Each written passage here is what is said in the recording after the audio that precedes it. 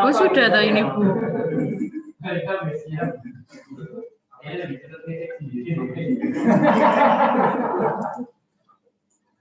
Ini nanya ke yang mereka.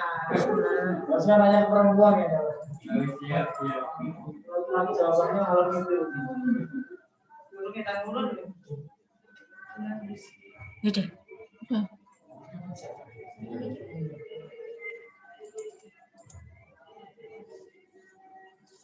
Multiply nanti.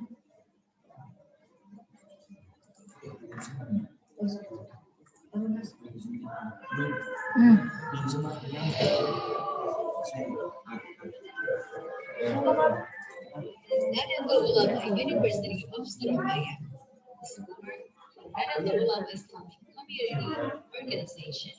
The existence of Universitas under the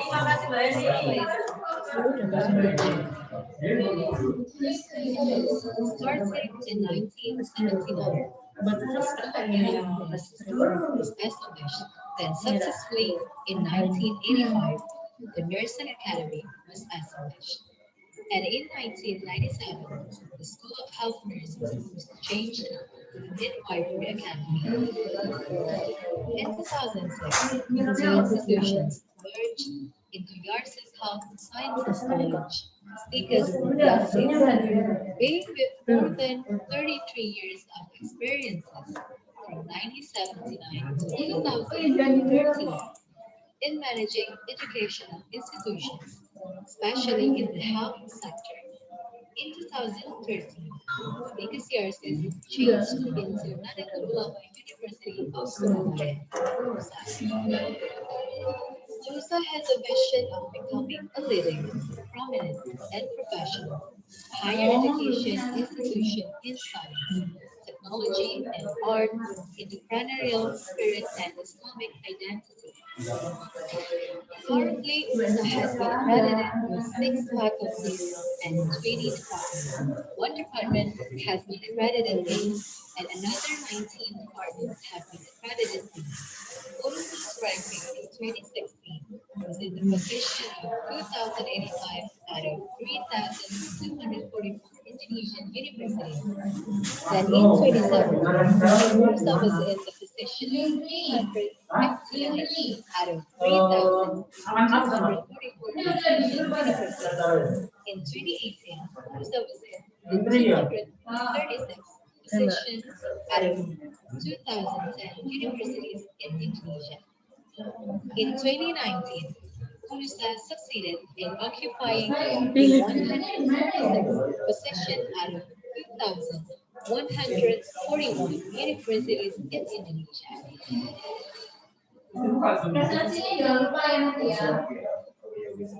USA is funded by 200 core lecturers and highly education staff who are competent and professional.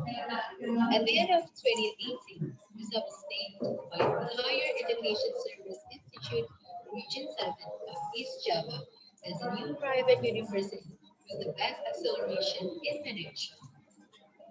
In the early of 2019, USA succeeded to get the title of the first Bu, kita kalau kemana-mana nggak ngefek kan Bu, yang di share hanya ini kan Bu ya?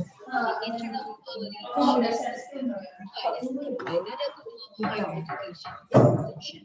USA has 2 campuses with clean and modern facilities.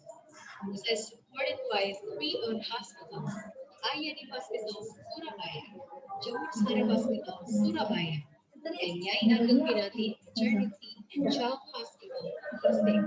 The function of the hospital, in addition to being a health service facility, it is also a practical tool for students to support the achievement of their academic targets.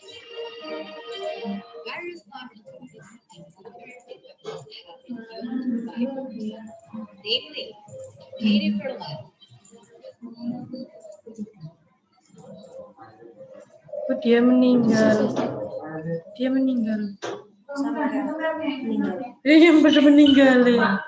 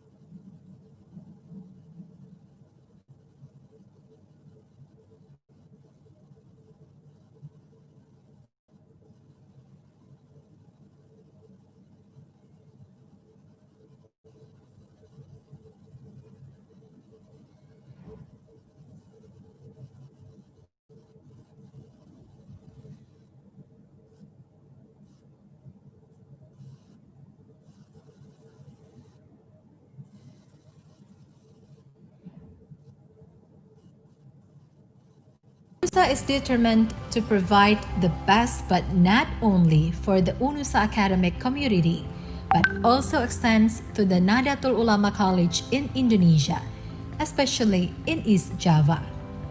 UNUSA has played a role in efforts to improve the quality of human resources, good university governance, internal quality assurance systems, research and publications, and the use of IT in the delivery of high-quality education. UNUSA's contribution to NU College are replication of UNUSA SIM system at 42 PTNU, strengthening of HR bits through Pekerti training applied approach, the founding of Arjunu, NU Journal of Volunteer Association, the founding of APPTNU, PTNU Library Association, and the internal quality audit assistance through the preparation of quality documents. UNUSA understands how important the role of information technology in the learning process in campus. Therefore, UNUSA presents eSorogan as an IT-based learning media. The technology developed by UNUSA has become a strength in the online learning process. eSorogan is not just an ordinary online learning media. eSorogan presents a variety of features as an online learning platform that is favored by students as millennial generation. With all the resources and potential, UNUSA is confident to make ID-based adjustment, reinforcement, and acceleration in realizing a bermutu campus running towards leading and outstanding universities. In the future, UNUSA is determined to be the best campus chosen by world-class people. UNUSA prepares the generation of Rahmatan lil Alamin. Kami Generasi Rahmatan lil Alamin.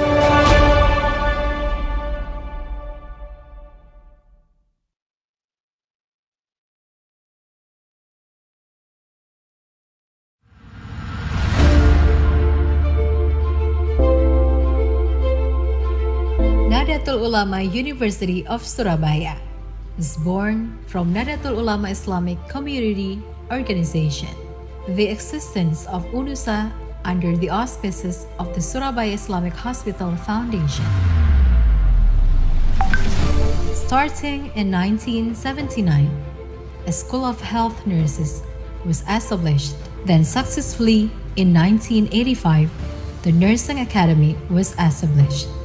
And in 1997, the School of Health Nurses was changed to the Midwifery Academy.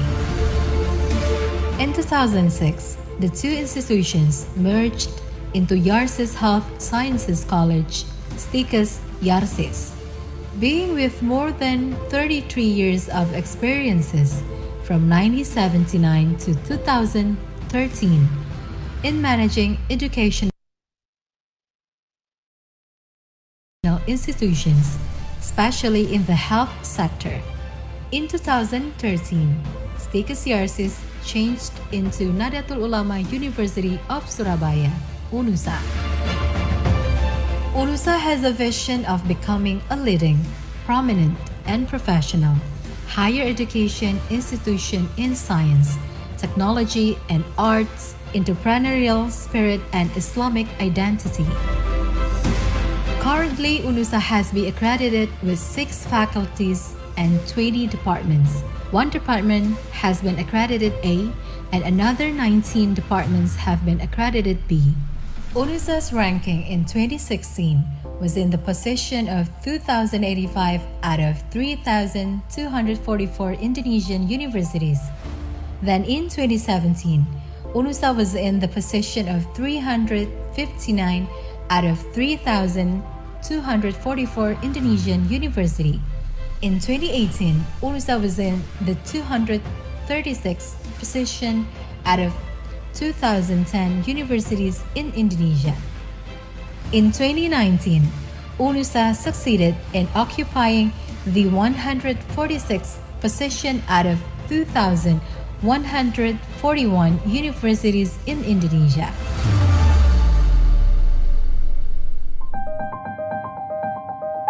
UNUSA is supported by 224 lecturers and 120 education staff who are competent and professional. At the end of 2018, UNUSA was named by the Higher Education Service Institute Region 7 of East Java as a new private university with the best acceleration in management. In the early of 2019, UNUSA succeeded to get the title of the first best NU higher education in Indonesia in implementing the internal quality assurance system provided by Nahdlatul Ulama Higher Education Institution. UNUSA has 2 campuses with complete and modern facilities. UNUSA is supported by 3 owned hospitals: Ayani Hospital Surabaya, Jemur Sari Hospital Surabaya, and Nyai Ageng Pinati Maternity and Child Hospital Gresik. The function of the hospital, in addition to being a health service facility, it is also a practical tool for students to support the achievement of their competency targets. Various laboratories and modern equipments have been owned by UNUSA, namely Cadaver Lab, CBT Lab, Child and Growth Lab, Nutrition Lab, Anatomy Lab, Biosafety Lab, Biomolecular Lab, Microbiology Lab, Immunology and Serology Lab, Hematologist Lab, and UNUSA Medical Center. In the middle of 2020, medical faculty of UNUSA obtained a grant from RT-PCR and PCR reagents from the Ministry of Education and Culture as a diagnostic effort for COVID-19. UNUSA cooperates with various parties both at home and abroad. Until 2020, UNUSA has signed 114 MOUs of domestic institutions and 44 MOUs with foreign institutions. In academic year of 2019-2020, number of students of UNUSA are 4,516 students. Various national and international achievements have been achieved by UNUSA students.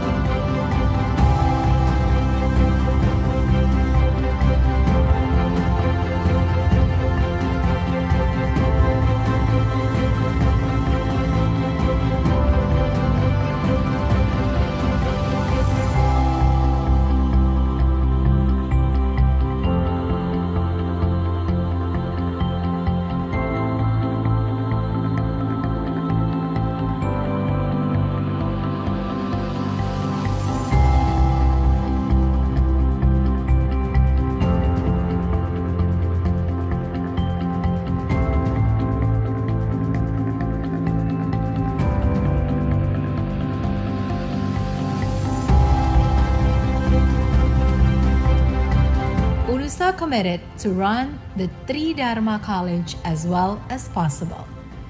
Currently, UNUSA Research Cluster is in the Madhya rank, and UNUSA Community Service Cluster is in very good rank.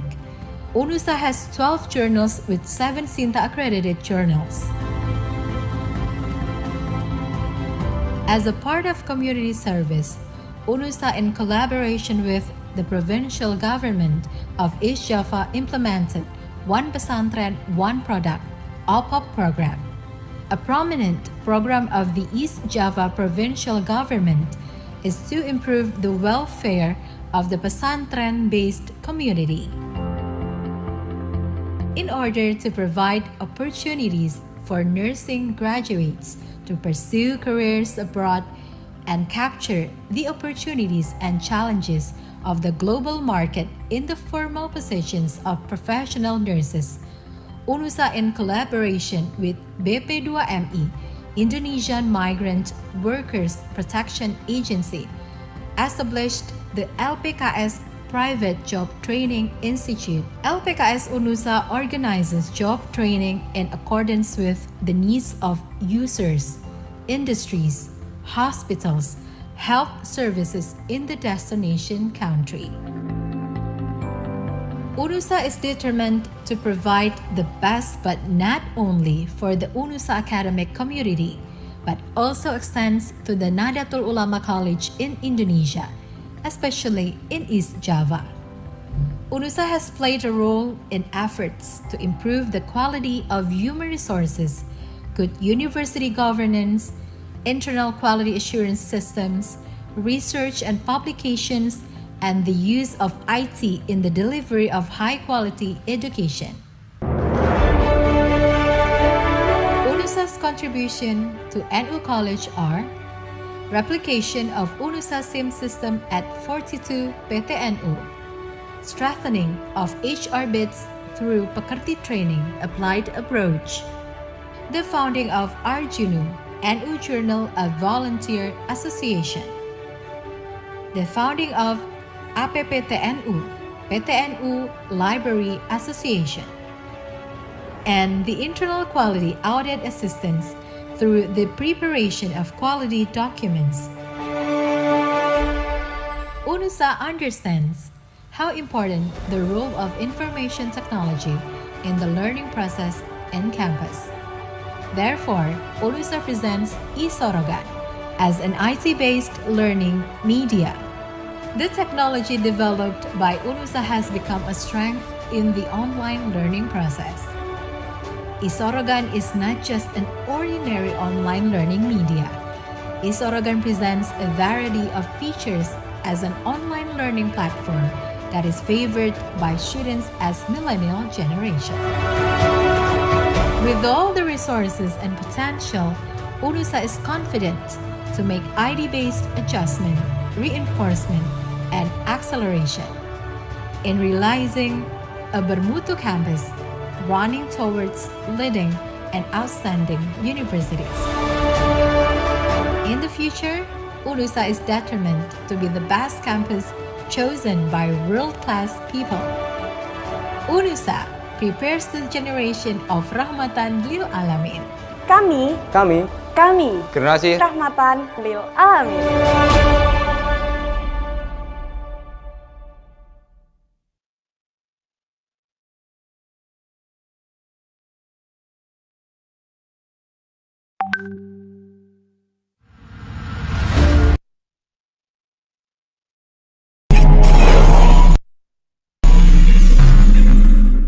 University Malaysia Kelantan, UMK, is an entrepreneurial university. We implement the government's aspiration to ensure the younger generation are not only highly educated, but also entrepreneurial. Our mission is to become the #1 entrepreneurial university in Malaysia by 2023, in ASEAN by 2026, and in Asia by 2030. This is in line with the National Entrepreneurship Policy, which aims to make Malaysia an entrepreneurial country by 2030.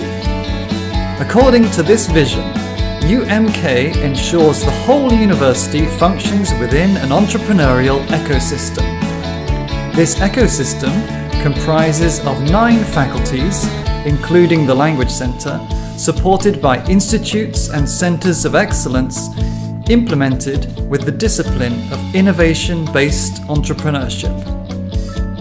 The university's upper management, together with UMK employees at all levels, are committed to realising UMK as a Malaysian public university well respected for its foundation of entrepreneurship.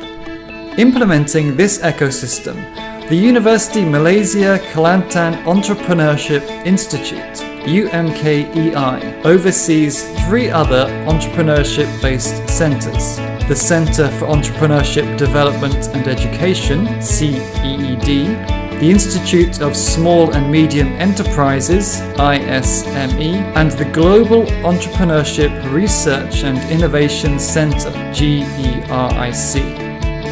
The Faculty of Entrepreneurship and Business, spearheading this structure, has successfully developed collaborative entrepreneurial networks such as UMK Frontier Street, the Entrepreneurial Advisory Council, the Entrepreneurship Committee, and Gerak Gempo Usahawana.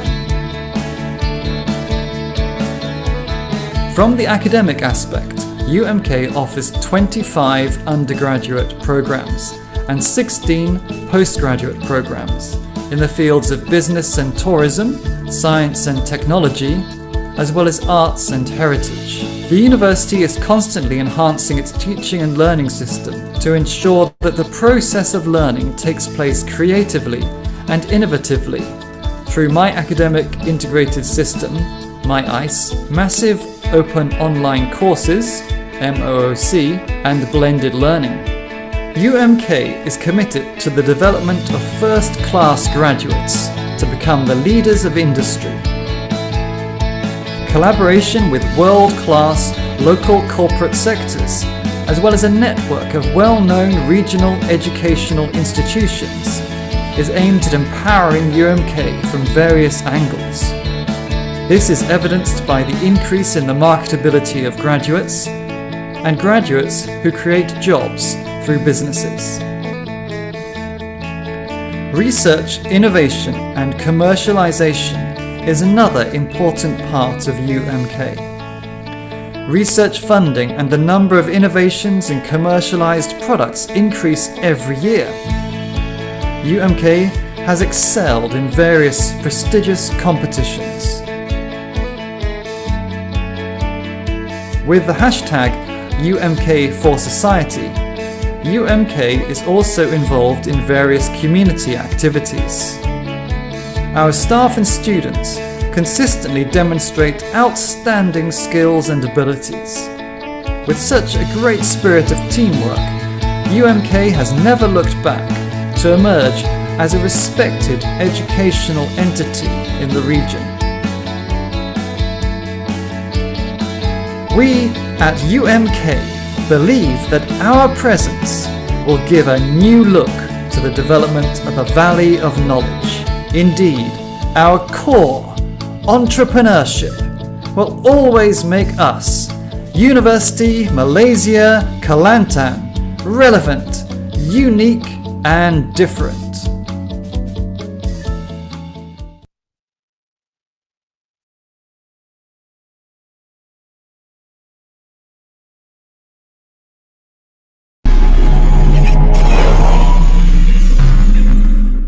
University Malaysia Kelantan, UMK, is an entrepreneurial university.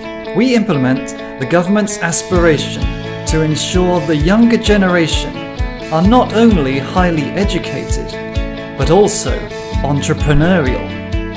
Our mission is to become the #1 entrepreneurial university in Malaysia by 2023, in ASEAN by 2026, and in Asia by 2030. This is in line with the National Entrepreneurship Policy, which aims to make Malaysia an entrepreneurial country by 2030. According to this vision, UMK ensures the whole university functions within an entrepreneurial ecosystem.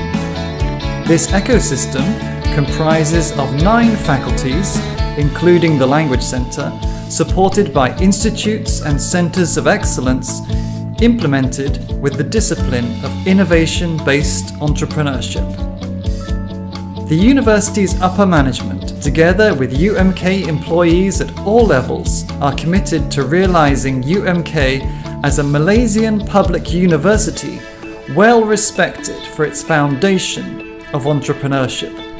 Implementing this ecosystem, the University Malaysia Kelantan Entrepreneurship Institute UMKEI oversees 3 other entrepreneurship-based centres. The Centre for Entrepreneurship Development and Education, CEED, the Institute of Small and Medium Enterprises, ISME, and the Global Entrepreneurship Research and Innovation Centre, GERIC. The Faculty of Entrepreneurship and Business, spearheading this structure, has successfully developed collaborative entrepreneurial networks such as UMK Frontier Street, the Entrepreneurial Advisory Council, the Entrepreneurship Committee, and Gerak Gempoko Usahawanan.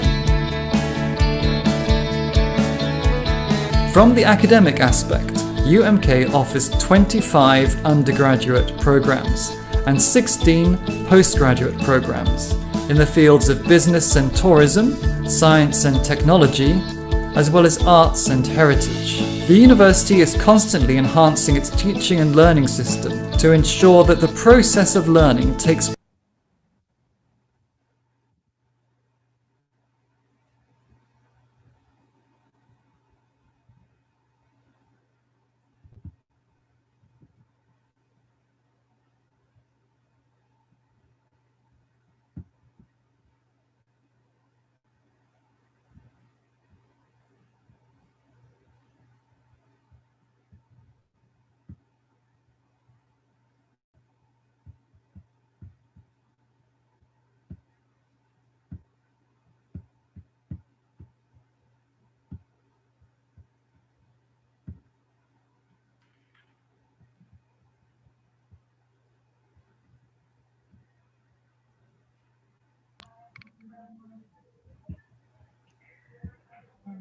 Good morning.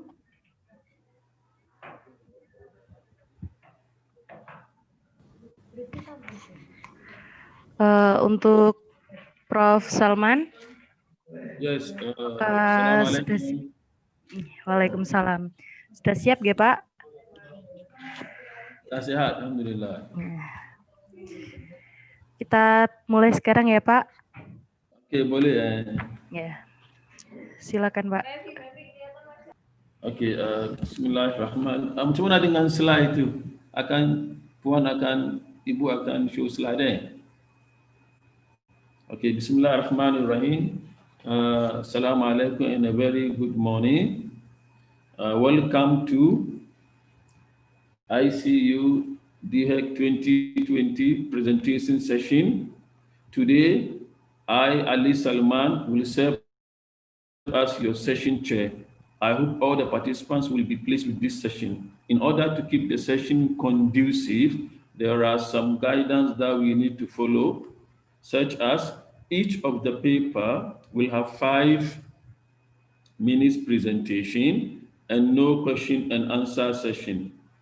Certificate of presenters will be given only to the authors who present their papers. For publication purposes, the author has 14 days for revision after the conference day. The submission procedure will be given through email. Afterwards, we will begin to distribute the manuscripts to publishers. The selected papers, which are accepted to be published in WOS index proceedings, will be notified by email and given the LOA, letter of acceptance. With all the great contribution of authors in their expertise, I believe we will get much deeper knowledge and benefits through this presentation session. With regards, Ali Salman. So, without further ado, let us call for Nur Aini bint Ismail and Suhaida Umar. Are you there? Yes? Yes, I'm there. Yeah, to present their paper titled Undergraduates Multiple Intelligence and Motivation in Learning English Language at University Malaysia Kelantan. Okay, please, you may proceed.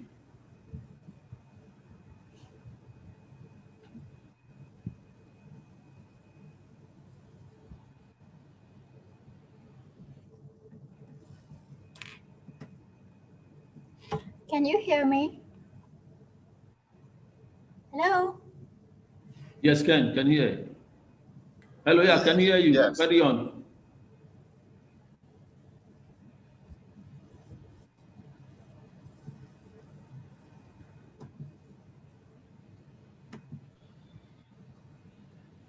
All right. Assalamualaikum and a very good morning to all panelists and presenter. My name is Nurani binti Ismail, who is a Master in Language Study from University Malaysia Kelantan. And my supervisor is Dr. Shahida Omar. Today I will present my paper on undergraduate multiple intelligences in learning English language at University Malaysia Kelantan. So this is my presentation outline. It consists of research objective, problem statement, methodology, and finding. So in this study, it's considered of three main objectives, which are: first is to identify the type of multiple intelligences as perceived by science stream and non-science stream in learning English language in English language courses 1, 2, and 3 amongst the undergraduate at UMK. Second is to explore how science stream and non-science stream undergraduate utilize the multiple intelligences in learning English language in English language courses 1, 2, and 3 amongst the undergraduate at UMK. And the third is to identify the relationship between multiple intelligences and English language performance among the science stream and non-science stream undergraduate at UMK. For the first and third research objective are obtained through self-administered questionnaire, while for second research objective obtained through semi-structured interview. So the problem statement is lack of proficiency in English language happens due to inappropriate of learning style. It is believed that the inappropriate of learning style will obstruct them to obtain the language. So in this study, it consists of two main research objects, main gap, which are: first is undergraduate have their own learning style, but there are lack of empirical study conducted based on their stream, as claimed by Wozegi 2012. The stream here is refers to science stream and non-science stream undergraduate. Second is adopting MIT as alternative pedagogical tool to assess the science stream and non-science stream undergraduate learning style, as it will help the researcher to identify the most preferred multiple intelligences in learning English language. MIT here refers to multiple intelligences theory that proposed by Gardner, as it can help the learner to learn English language that based on their learning abilities, as it offers them the wide range of preferred learning style, which are musical intelligence, logical and mathematical intelligence, bodily kinesthetic intelligence, interpersonal intelligence, existential intelligence, naturalist intelligence, verbal and linguistic intelligence, as well as logical and mathematical intelligence. So this is my research methodology. The research design that I use in this study is survey research design, as it allows the researcher to identify the respondents' perspective on their preferred multiple intelligences in learning English language. And the instrument used in this study, multiple intelligences questionnaire survey that adopted from Nuclear and Theory 2011, and also use the semi-structured interview for the data triangulation, which is on how the students are utilizing the multiple intelligences in learning English language. Before the data conducted for the actual study, a pilot study has been conducted among the upstream students in order to know if the question is user-friendly and they can understand the question better. And the respondents in this study are amongst the English language 1, 2, and 3 for those who are taking that courses. And the respondents are chosen based on voluntary sampling design because it will result in general response from them. For the semi-structured interview, 329 respondents were chosen, while for the semi-structured interview, the researcher interviewed 12 respondents, which is 6 from science stream and another 6 from non-science stream. For data analysis, the descriptive statistic for instance means was used to obtain the answer for research objective 1, which is the type of multiple intelligences in learning English language. Inferential statistic was used to obtain the research objective number 3, which is the experiment run, was used to know about the relationship between multiple intelligences and English language performance. And the third is deductive content analysis, is used to answer the research objective number 3, which is on data triangulation. So here, as you can see, the finding, the most preferred multiple intelligences in learning English language among science students is musical intelligence, as it has the highest mean value compared to others. And as you can see here, the non-science stream also preferred to learn English language through musical intelligence. So in this, based on this finding, it can be inferred that regardless of their stream, is it whether you are science stream or non-science stream, they prefer or share the similar multiple intelligences, which is musical intelligence in learning English language. This is the relationship between multiple intelligences and English language performance among semester and undergraduate. As you can see, the musical intelligence has the highest correlation value compared to other, and it also shows that musical intelligence has the positive and moderate relationship between these two variables. And for the non-science stream, it shows that musical intelligence also has the highest correlation value compared to other multiple intelligences. So here it's telling us that musical intelligence help them in learning English language, as well as also help them to increase their English language performances. So this is for triangulation, how science student and non-science student undergraduate are utilizing the multiple intelligences in learning English language. In English language courses 1, 2, and 3, based on data they obtained through semi-structured interview, it shows that the science student and non-science student undergraduate are utilizing the musical intelligence and spatial and visual intelligence in learning English language. This data used to triangulate the data they obtained from quantitative data, and it wanted to verify that it is true regardless of stream they employ and share the similar learning style, which is multiple intelligences and spatial visual intelligence, as English language could be learned through various ways. The application of the study, first is University English Department, especially for English educator. They can incorporate the multiple intelligences in their teaching pedagogical approach by designing the classroom activity that could cater to the learner's learning ability and needs. Second is science student and non-science student undergraduate. As we know that they have different ability, so by through this finding, they can apply their most preferred multiple intelligences, for instance, musical intelligence in learning English language. So that's all from me. Do you have any question? Okay, thank you very much. Thank you very much. Just on time. So we move on to the next presenter.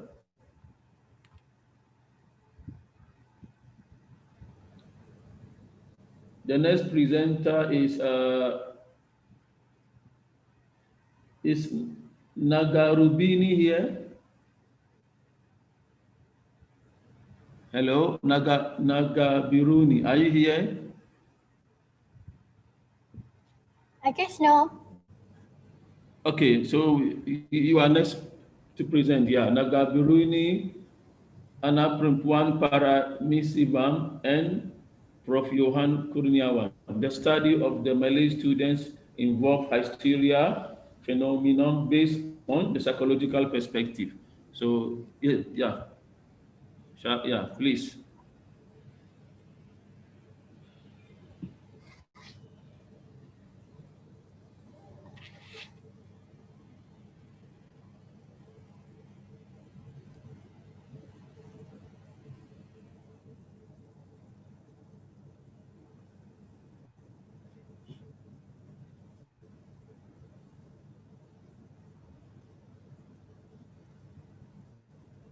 Hello, please can you start with the next presenter.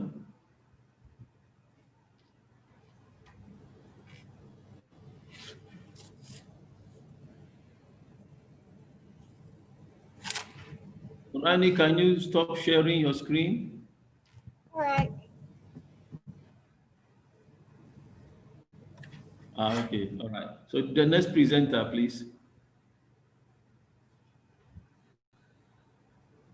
Is Naga Rubini here?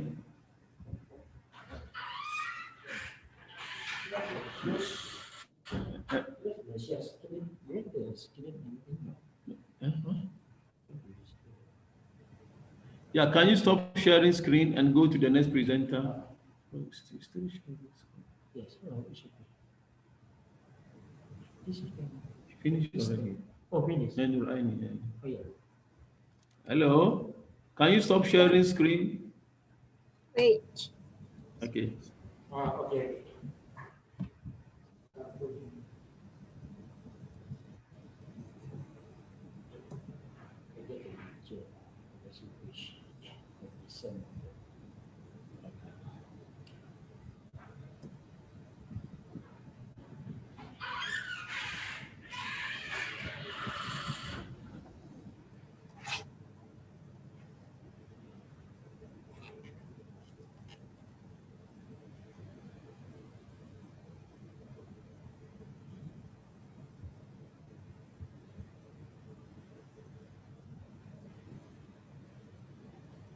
Hello, can we have the next presenter? Host? Hello, host Ibu?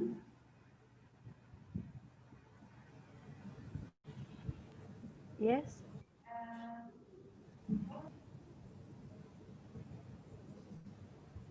Who's the next presenter, please? Is Naga Rubini here? No, She's not here. she's not here. Okay, can we have Tia Saputri? She's next, Tia Saputri. Yes, Hello, sir. yeah. Can you open your speaker? Can you talk? Can you share your screen? Yes. Okay, yeah. Can I Tia start now? Saputri will present changing teachers' roles in teaching English through online learning. Can you share your screen, please? Your Yes. PowerPoint? Can I start now? Yeah, please carry on now.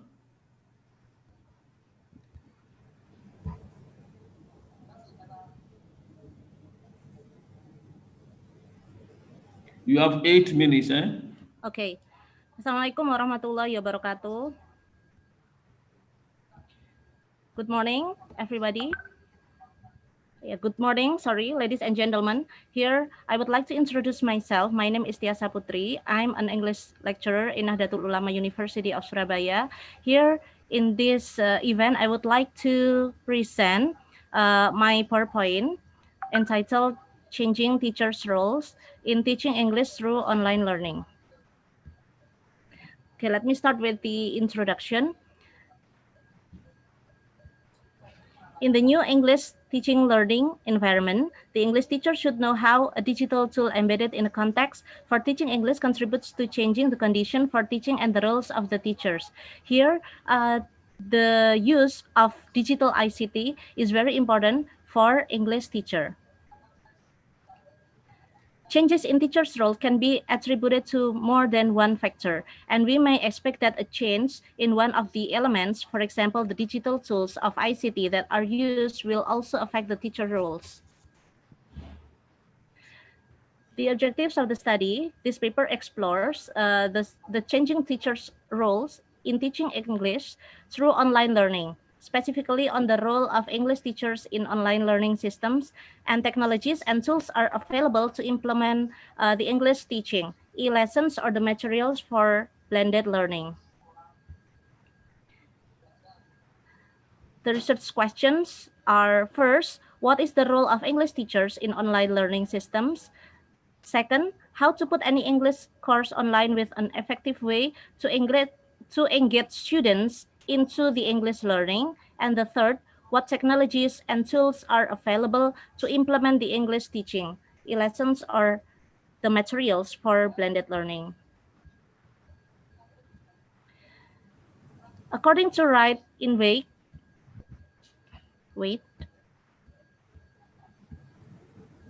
According to Wright in Wake et al., 2007, a role refers to what one does or is expected to do in a given environment, and it incorporates three principal elements: the work done and job-related activities, the relationships and communications one has with others, and beliefs and attitudes.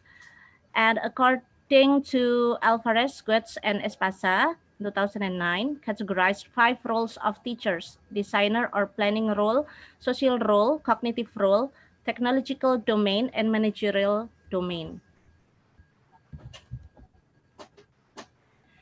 And the English teacher roles in online learning, here there are 3 roles. The first is cognitive role. Cognitive role relates to the processes pertaining to learning, information storage, memory, thinking and problem solving, etc.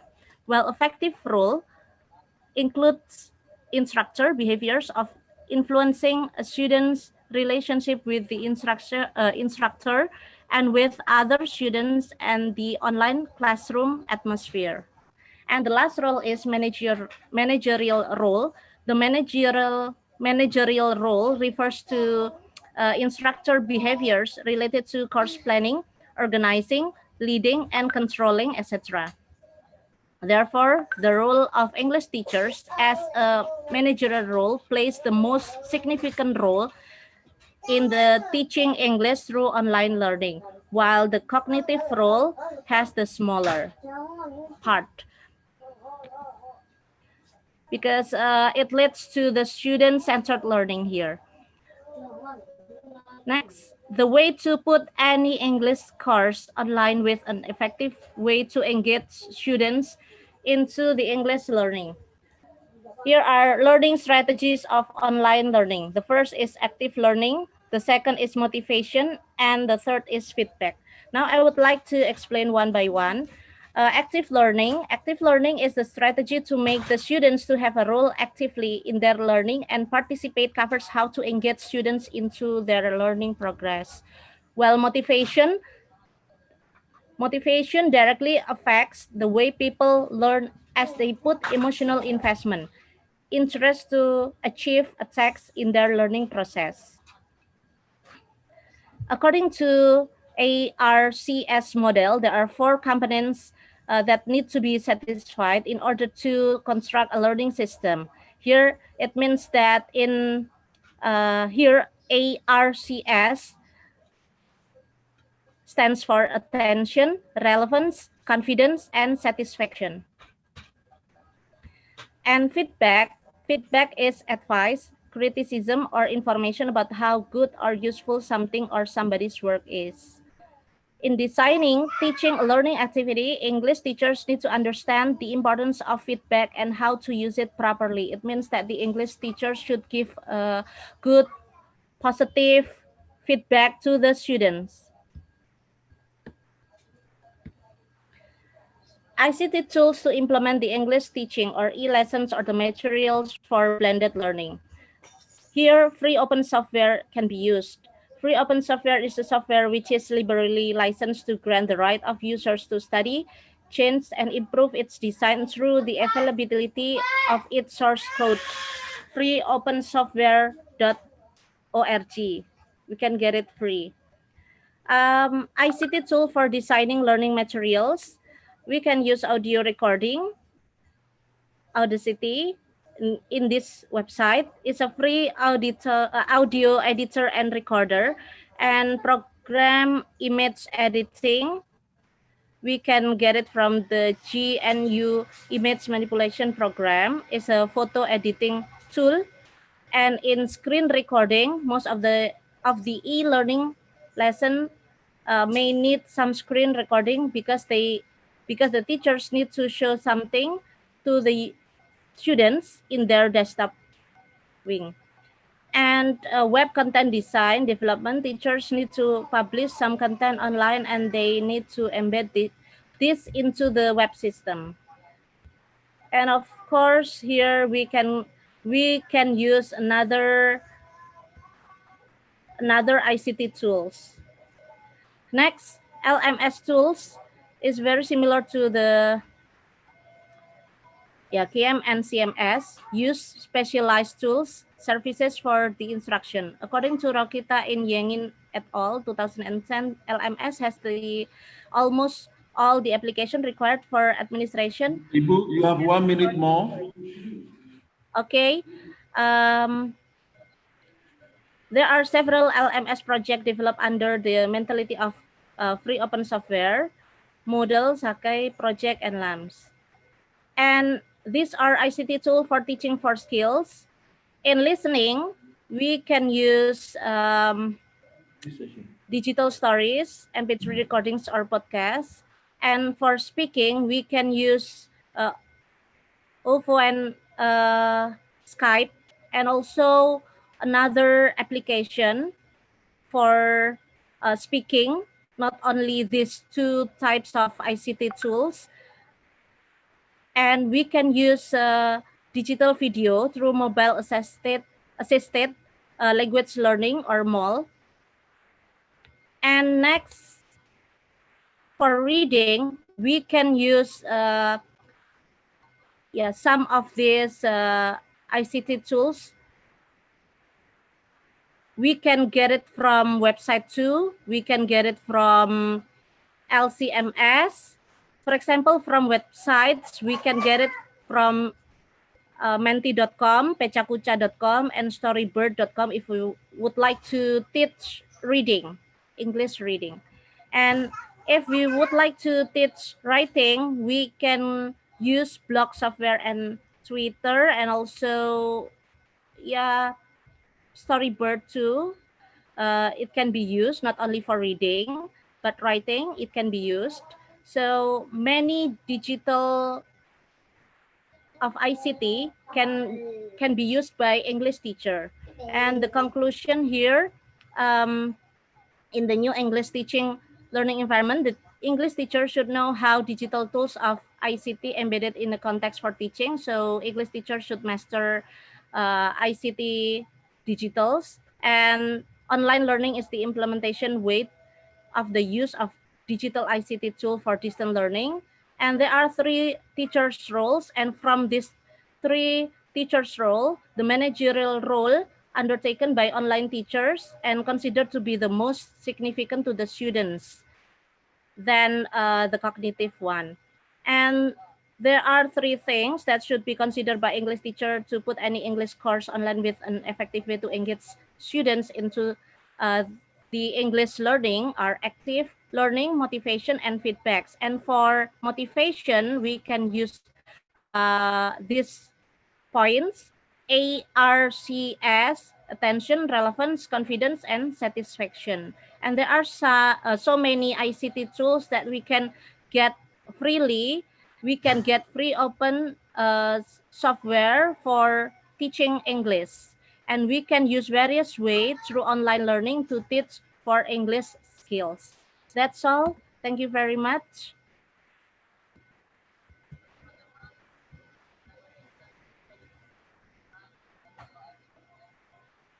Finish, sir. It's done.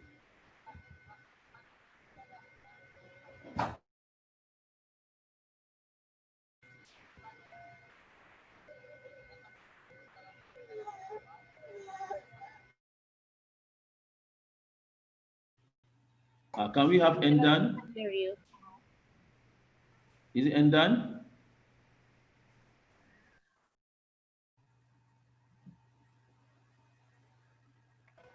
Can we have Endan Sostiani? Please, Endan, unmute your video, Endan. Yes, okay. I'm here. Okay, Endan, yeah. Can you share you have 8 minutes. Endan will present the current conditions of online learning in Universitas Nahdlatul Ulama, Surabaya. Okay, thank you very much for this opportunity. Hello, ladies and gentlemen. I'm Endang Slistani. I'm from Information System Department, UNUSA. I would like to tell you about our research. Title is The Current Condition of Online Learning in Universitas Nahdlatul Ulama Surabaya, UNUSA. This is outline of my presentation. There is introduction, methodology, result, and discussion. We start with introduction. The regulation of the Ministry of Research, Technology, and Higher Education shown that online learning is one of the paradigms that must be harmonized in Industrial Revolution 4.0. UNUSA, as a private university in Surabaya, has implemented blended learning since a few years ago. But with COVID-19, forced UNUSA to implement online learning fully. So there is a change that happened, and online learning implementation brings some challenge like limited infrastructure, technology, and so on.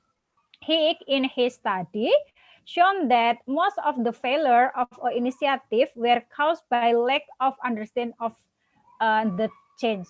So, in order to make the change due in UNUSA, I and my friend analyzed the current condition of the implementation of online learning in UNUSA. This is the preliminary research with the methodology is one, mapping the stakeholder, and number two is identifying the list of change, and the last is identifying the current condition. This is the first finding in my research. There are some stakeholders that contribute in the chain in online learning implementation. We categorize in 4 categories like change sponsor, change advocate, change agent, and change target. Rector as a leader in university as a change sponsor because he is the decision maker. And then the second category is change advocate. We know that online learning is part of academic field in universities. So the vice of lecturer in academic field is a change advocate. We know that online learning fully that implemented in UNUSA is forced by COVID-19. But if we go back, we know that the online learning is prepare the academic to implemented someday to prepare the distance learning. And number 3 is change agent. There is 2 categories in this field. Number 1 is strategic level, and number 2 is operational level. Vice of rector in academic, like change advocate, is change agent to the level strategic. And IT division and head of department is a change agent in this chain. And the last is change target. The change target is all of stakeholders that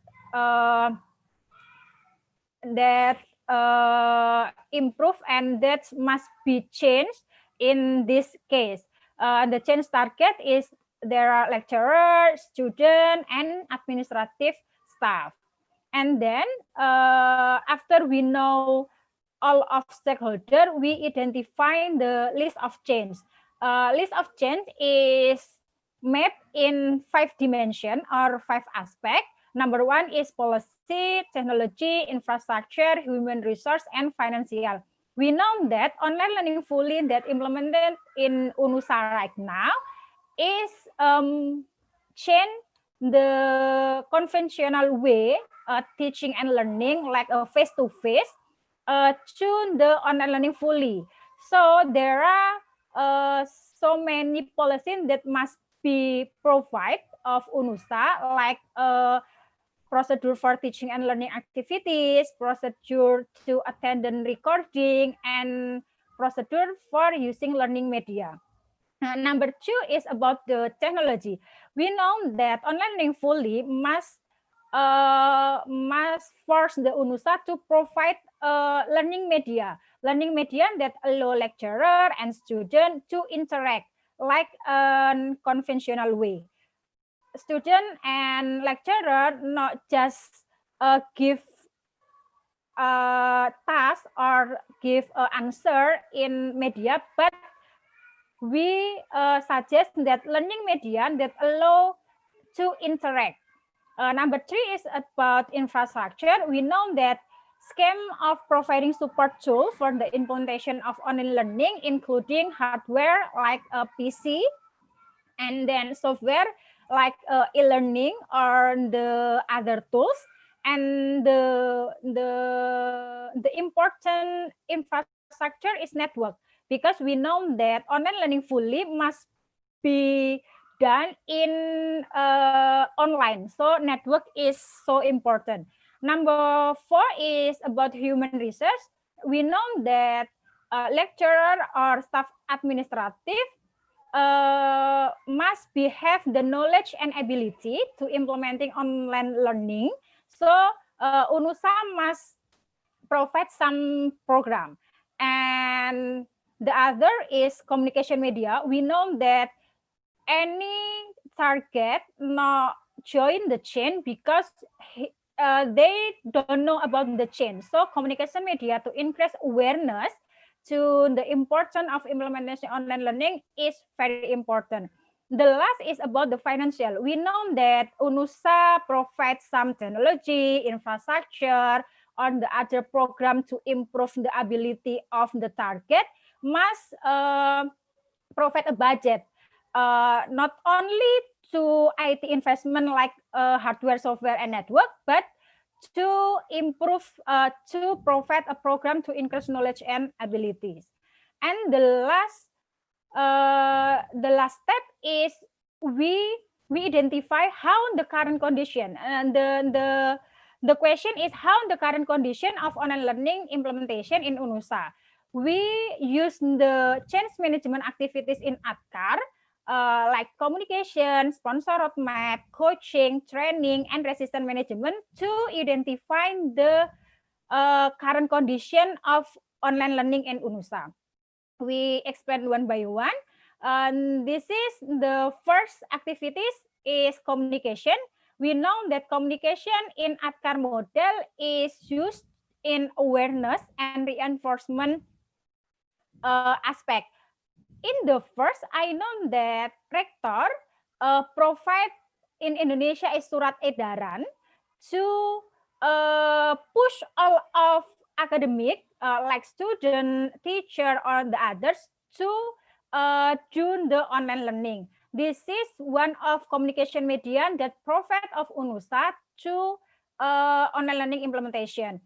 But this is there is a missing in reinforcement aspect. There is no activity to give appreciation directly to the lecturer. So the lecturer just teach in the way, not the regularly monitoring and evaluation to give the appreciation. And the second activity. Have 1 minute more. Okay. And in the sponsor roadmap, we know that a cascade from the university to the department. University, we have the rector, and the faculty, we have the dean, and the department, we have the head of department. The next activities is training. We know that in online learning implementation, that's not about the technical, but in the non-technical, like the pedagogic or how to teach in online media. So UNUSA has implemented some program, and the activities about the coaching. Number 1 early is there is surat edaran, and then specific socialization, and of course UNUSA provide help desk by IT team. The last is about the resistance management. We know that resistance is a nature in the chain, right? So we must have the program about this. So the conclusion about the current condition of online learning in UNUSA. Number 1 is several activities must be undertaken for successful change. We know that there is some missing. And number 2 is selection of the right communication media to convey change must be tailored. And the last is the online learning implementation is not about the technical, but also the non-technical aspect like the pedagogic and how to teach the student. So this is the future research suggestion. We must organize readiness in implementing online learning, and we propose change management strategy. That's all for my presentation. Thank you. Assalamualaikum warahmatullahi wabarakatuh. Walaikum salam. Thank you very much for the excellent presentation. So we now move on to Bapa Riyatno. Bapa Riyatno, are you there? Yeah, I'm ready, sir. Okay. I'd like to share Okay. screen first. Okay, Bapa Riyatno will present common mistakes in understanding simple present tense and present continuous tense sentences. A case study at non-English department students. You have 8 minutes, Bapa. Please. Okay, You may sir. start.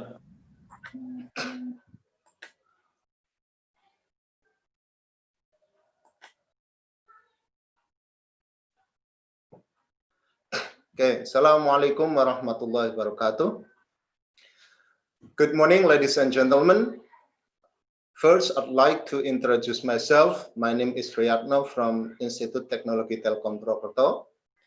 In this occasion, I'd like to present my research about common mistakes in understanding simple present tense and present continuous tense sentences, a case study at non-English department students.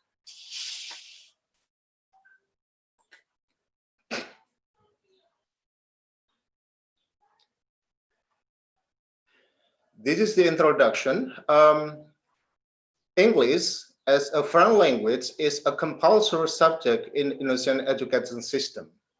It means that here English has been taught from elementary school, junior high school, and senior high school. It means that actually the students are familiar with English. So I think it is an interesting fact that English is still difficult for non-English department, even though the students have got English in advance.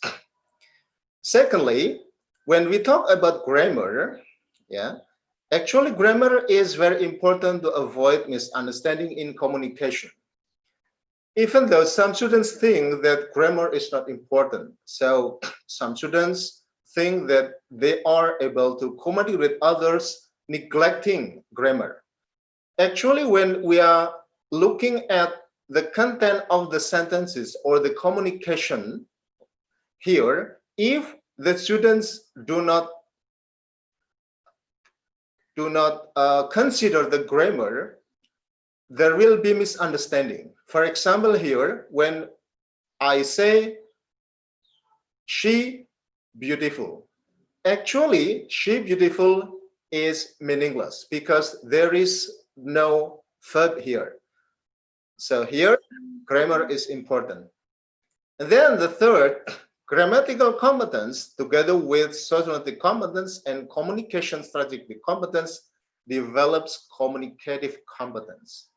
So based on this, actually, if one wants to have a communicative competence, it means that he or she has to have grammatical competence. It means that the student or anyone has to study the language, in this case English, well, and he or she has to understand grammar well. Then here, simple present tense and present continuous tense mastery based on the fact that those tenses patterns are mainly used both in spoken and written communications, because actually these tenses are usually used by the communicators, because the communication happens in the present situation. Here, the objective of the research actually to analyze the common mistakes made by non-English department students in understanding simple present tense and present continuous tense sentences. Actually, it is a simple research because actually it refers to external research. It is based on the experience that I have taught English for 5 years in engineering department. It is commonly found in the students, especially for the auxiliary verbs do, does, and be. So here, actually, the students do not understand or do not comprehend how to use auxiliary verbs correctly. So we will find here, we have found here that some students use the inappropriate auxiliary verbs. For example, for present, simple present tense, they still use am, is, or are, and then followed by a simple verb. So here, actually, the focus of this research here is to know the relationship in subject and verb. It means that the students have to understand that the sentence in English patterns actually focused on the relationship between subject and verb, because actually tenses refers to the relationship between subject and verb. Research method. Here, we'd like to discuss about technique. And technique here is any of a wide variety of exercises, activities, or tasks used in the language classroom for realizing lesson objectives. Actually, simple present tense and present continuous tense were taught in 2 meetings. Yeah. So actually, it is for the whole lecture, but it is only 2 meetings. So we'd like to know how the students master, how the students comprehend or understand about the tenses. Then the study was an action research that I conducted in old semester academic year 2018-2019. This semester was also the change of the curriculum in which the content of the English subject differed from the previous academic year, namely from TOEFL to General English. The research was conducted before pandemic COVID-19. Yeah, it means that it is a offline class. So actually, we'd like to give the students how to understand the relationship between subject and verb. And then here, it is also interesting because before 2000 academic year 2018-2019, the English subject here refers to TOEFL. It means that we'd like to design TOEFL in such a way that the students are able to have a good score in English. And it is nothing to do with the communication. But in general English, we'd like to give the students how to comment English well, even though we still give them grammar. So this is the research method. It is an action research. This is the instrument or the test material that I gave to the students. It is very simple, I think. Yeah. So I gave the students 5 numbers. Yeah. The positive constructions for simple present tense and present continuous tense. Yeah. Then they have to change. They have to change into negative and interrogative. Yeah. So here we'd like to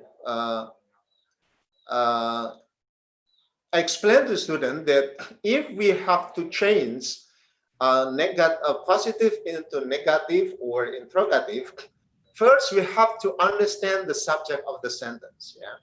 And then if the students have understand. Dr. Ariatno, you have 1 minute more. Okay, thank you. Okay.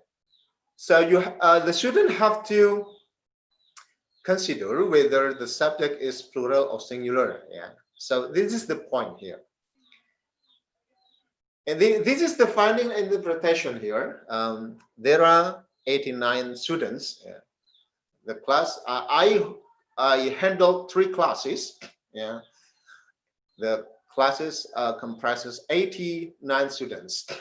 Here, the number of students who are able to answer correctly for each part, yeah, for negative simple present only 28, and then interrogative simple present 27, and so on. Yeah. So actually, for the percentage of the students who are able to answer correctly for each part is, yeah, it is unsatisfaction actually. And then the average score here is 41, sorry, 51.91. So actually, it is still lower. Yeah, this is the interpretation, the findings. The conclusion here: the students had made the mistake in negative interrogative sentences. They did not use the auxiliary verbs do, does, and be appropriately. They made mistake when the simple present tense sentences were preceded by subject he, she, or it, or another singular subject. The use of present participle verbs were still commonly found in the simple present tense sentences, so that the constructions became incorrect. Yeah. So for negative, for example, simple present, we still have she does not playing, for example, like that. So it is incorrect construction. Teaching grammar in non-English department study program has to be designed in such a way that the students can understand how to make statement sentences into negative and interrogative ones correctly. And the point here is refers to the students' motivation actually, because actually English is not their major subject. So that, yeah, of course, the students do not have high motivation to study English well. Thank you very much. Assalamualaikum warahmatullahi wabarakatuh. Waalaikumsalam. Thank you very much, Dr. Riyatno, for the interesting presentation. I now call upon our Professor Surya binti Baba and her co-authors, one Abdul Aziz bin Wan Dawood and Muhammad Najmi Masri, to present their papers, the utilization of e-campus in University Malaysia Kelantan during movement control order pandemic COVID-19. Okay. So Bismillah. Okay. Bismillahirrahmanirrahim. Assalamualaikum warahmatullahi wabarakatuh and a very good morning. Thank you, Associate Professor Dr. Ali. And to welcome. And to all the audience, Assalamualaikum and greetings from Malaysia.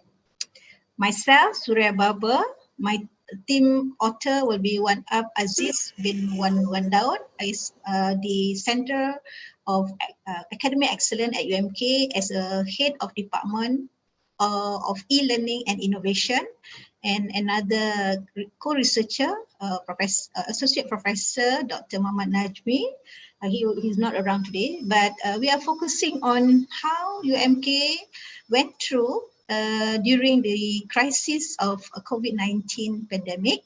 And of course, we want to share what we have experienced on the implementation of our e-campus. E-campus is our learning management system, whereby it was being facelift in January to 2020 before COVID-19.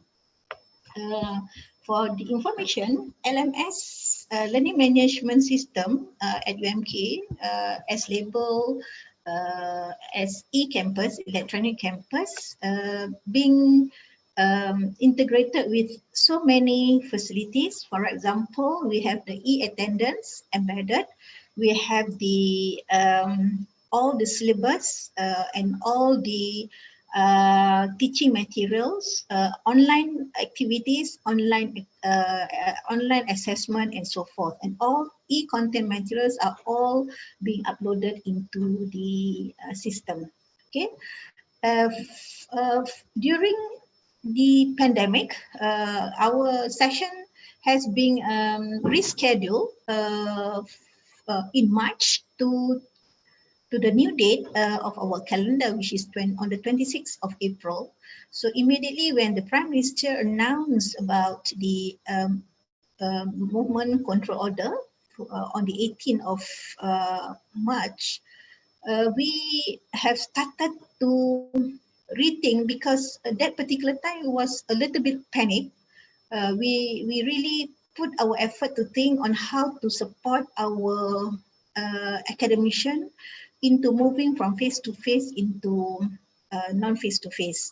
We did 15 days, 31st March into 23rd of April. Before our session start on the 26th of April, we conducted about 48 webinars, meaning that we have numbers and lots of online training under the Continuous Professional Development Program, whereby we have about 50 e-campus expert and e-campus facilitators.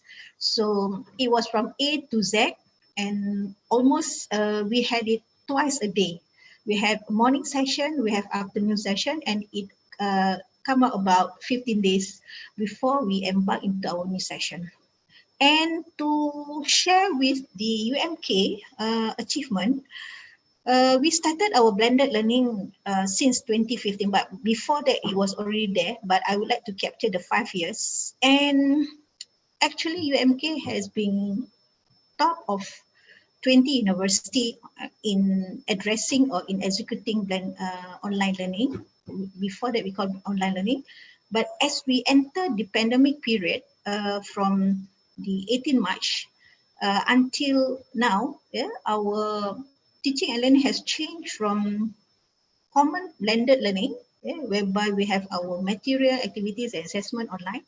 We have been put everyone into online using in-campus and other medium. So it has recorded 100% of all lecturers has been into remote learning, whether using e-campus and other online devices.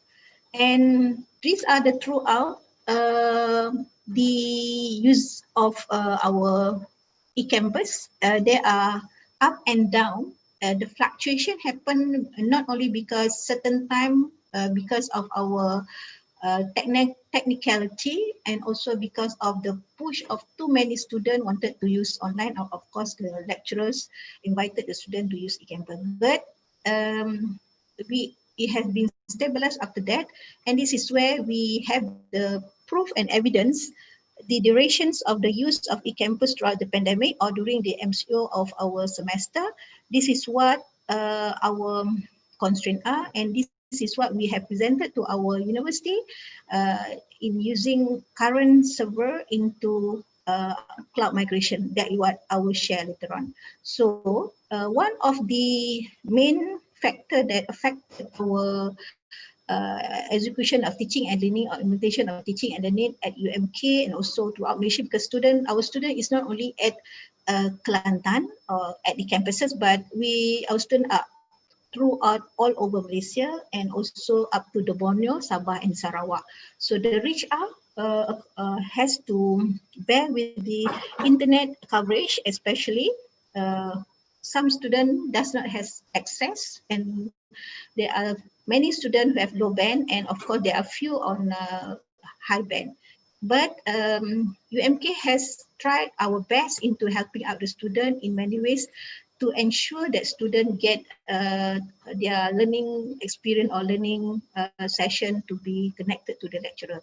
Another problem, so this is our data to shows that the compositions of our student of the speed of the internet. So you see that not much on the high speed, but 50% of our student has medium level of internet speed.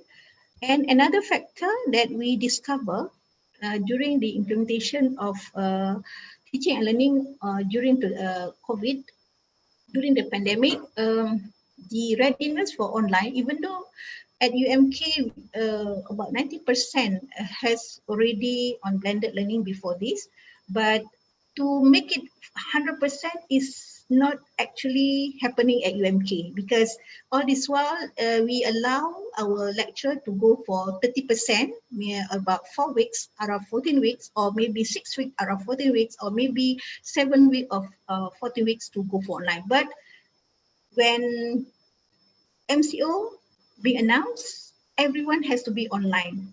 Everyone has to be on remote learning. So this is some of our obstacles that we have encountered during the pandemic. And of course, when we do the survey, we are quite happy that about 85% are ready towards implementing teaching and learning, but we discover about 15% of our lecturers are not really ready, but this is where we really go for hand holding into helping out that 15% that unable to go for full online learning. there's a technical problem there. Actually number 3, but I've typed out on the 7. So eCampus we also discovered that some lecturer has problem, especially if they have low coverage into uploading the teaching material. So of course, we have allowed, they might not use only our main LMS to upload, but they can voluntarily use other means of platform into reaching out to student. And of course, our main platform is using Google Meet, and we allow and we encourage other social media or other form of platform that can be used during teaching and learning. So of course, it's not only using Google, but they are allowed to use Facebook, Zoom, WebEx, and even those who stay at a very 1 remote minute control. more, Prof. Thank you. Okay, thank you. They can also use SMS. Okay, another irony on the implementations of e-learning during COVID, people start to know about synchronous and asynchronous. And of course, many has used the hybrid within synchronous and asynchronous. So these are the speed and accessibility from the faculties. This is the data to show the low accessibility from each faculty, medium accessibility, and no accessibility. So these are the obstacles that we discover. And by the way, we have discovered that 99% out of 269 respondents used eCampus, and they almost 72.4% using synchronous and asynchronous. 70.2% has no obstacle of using eCampus. 83% eCampus support teaching and learning process. Almost more than 80% eCampus supported being supported by eCampus expert, whereby we facilitate our lecturers to use eCampus during their teaching and learning. So implication. I have addressed earlier some of the problem, then especially on the coverage. UMK has taken a bold step into migrating from normal server into cloud server, and we are going to implement in our next session in October. And from our result, it showed that almost all courses can be used on blended learning substitute. Wrongly spelled that one. Substitute meaning that they can go for either 4 weeks, 6 weeks, 7 weeks, or 14 weeks on blended. And of course, we are continuing using eCampus to disseminate our experience, our knowledge, and our skill to train the whole campus onto using latest apps and devices. And we are very lucky. From our 100% remote learning, we are going to conduct our 4th Teaching and Learning Innovation Carnival, whereby we are going to extract all the expertise into e-learning, and the event will be in September, so that our lecturer will be engaging towards a new way of teaching and learning. Okay, number 6, it is about setting up policy towards 21-25 on how teaching and learning online will be take place. And also we discovered that there is part whereby we found that the quality of teaching learning online has some problems. So we are going to develop our online scorecard framework, whereby we are going to have self-assessment, peer assessment, SSA assessment, then student assessment towards teaching and learning.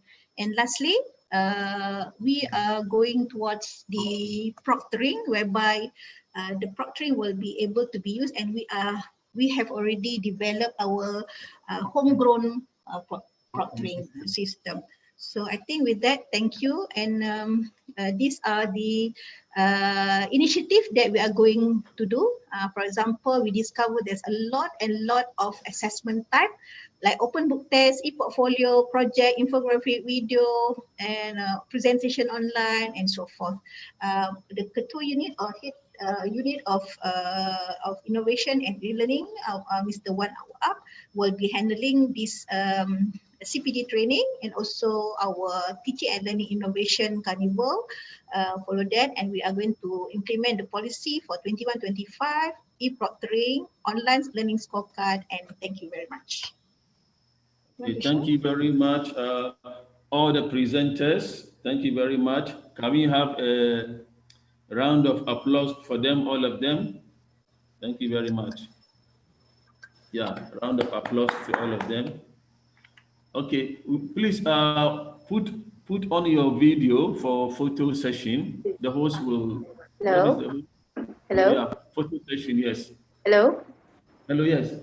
Hello, Prof. Ali. Yes. I think my turn should be next. Oh, Liana, I didn't see you just Yes. now. Okay. Just now when I look, you were not in the room. Okay, all right. Okay. So we have a quick one because we are running out of time. So we have Liana Ahmed and her co-authors to present undergraduate students' perceptions of emergency force remote education in learning English. Please carry on. All right, thank you. Okay. Yeah, so today I will be presenting. You have 8 minutes, eh? Okay, about undergraduate students' perceptions of emergency forced remote education in learning English, in which, based on our experience with the students during the COVID-19 session. So this is the overview of the presentation. So it's been about the introduction, literature review, methodology, findings and discussions, recommendation and conclusion. So our idea first started when we asked the students on one word to describe COVID-19. So these are the words that came up from the students. So the pandemic, home, online, and they state that stress, sad, insane. So these are some of the negative words that somehow related to what they are experiencing at the moment when COVID-19 happens. So on the 15th of April, so the Ministry of Education has requested educators to shift their traditional classroom into distance learning so that the education will not be disrupted. So as the result, students, teachers were required to work from home. So using online platforms such as WhatsApp, Telegram, Zoom, and Google Meet. So although online learning is an ideal solution for this pandemic situation, but it is hard to ignore the geographical and economical aspect of the Malaysian. So the emergency force remote education creates a new experience for both educators and students, and this requires further investigation.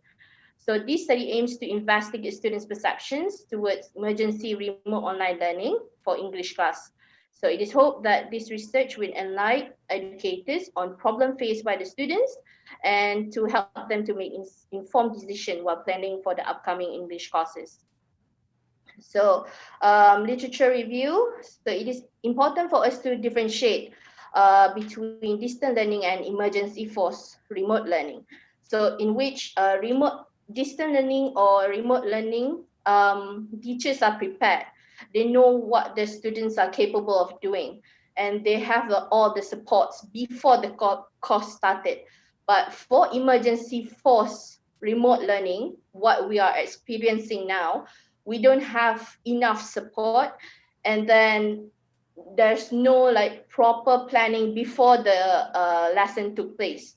So for learning is alternative, a flexible option for the students, while for emergency force remote learning, it is an obligation for students to do it. Whether they like it or not, they have to attend classes or else they won't be graded. So there are 5 principles of teaching practice to deliver an effective online education. First is appropriate. So which means you don't give excessive materials for the students. Just make sure you give something that is just nice, just appropriate for the students. And then effective delivery, the speed of the lesson, it should be suitable to the students. And then sufficient supports from the ICT people, where they need to provide support for the teachers in order to use application and whatnot. And then high quality participation. So we don't want the students to just log into, for example, eCampus, the one that we are using now, and log into eCampus just to get the recorded time for their attendance. So we want them to be we want them to highly participate in the classroom.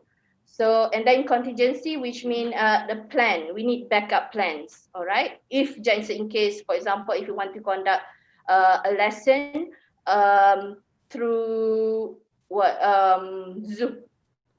Zoom, for example, and then we don't, the student have internet connection and whatnot, so we just have a conversation through WhatsApp. So that's the backup plans, so that the student don't miss the class. So the methodology, so we selected second year undergraduates who have taken English for Business Communication, which offered from February 2020 until July 2020. So this course is offered to the students from entrepreneurship and business, as well as faculty of hospitality, tourism and wellness. So English courses in UMK, so students have to enroll at least 3 English courses depending on their English level of proficiency.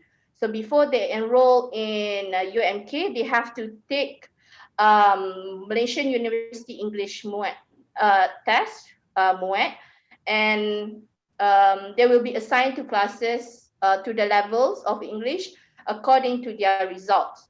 So for this study, we selected only those who had Band 1 and Band 2 for their MUET, whereby they had undergone and passed 2 English prerequisite courses in their study.